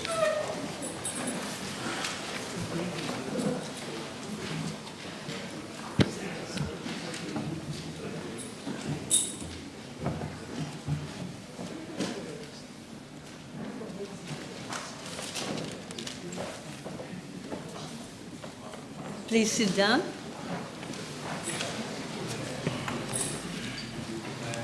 Clause 1, short title. Clause 2, interpretation. Clause 3, Section 2 of Principal Act amended. Clause 4, Section 12 of Principal Act amended. The question is that clauses 1 to 4 stand part of the bill. Those in favour say aye. Aye. Those against say no. The ayes have it. Title and enacting clause. Question is that the title and enacting clause stand part of the bill. Those in favour say aye. Those against say no. The ayes have it. The question is that I do report to the House that the Court of Rodrigues Jurisdiction Amendment Bill number 25 of 2025 has passed the committee stage without amendment. Those in favour say aye. Aye. Those against say no. The ayes have it.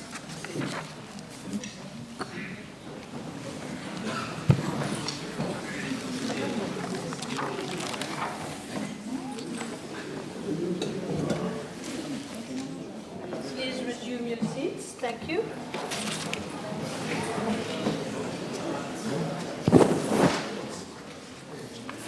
Honourable members, I have to report to the House that the Court of Rodrigues Jurisdiction Amendment Bill number 25 of 2025 has passed the committee stage without amendment.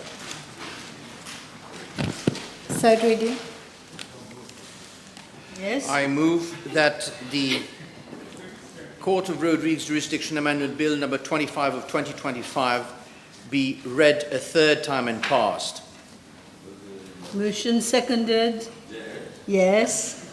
Question is that the Court of Rodrigues Jurisdiction Amendment Bill number 25 of 2025 be read a third time and passed. Those in favour say aye. Those against say no. Okay. The ayes have it. Honourable Prime Minister. Yes, Madam Speaker, I beg to move for the adjournment of the House to Tuesday, the 11th of November, 2025 at 11:30 a.m. Yes. The question is that the House be adjourned to Tuesday, 11th November 2025 at 11:30 a.m. November, of course, 2020. Tuesday, 11th November. Okay? Those in favour say aye, those against say no. The ayes have it. The House stands adjourned.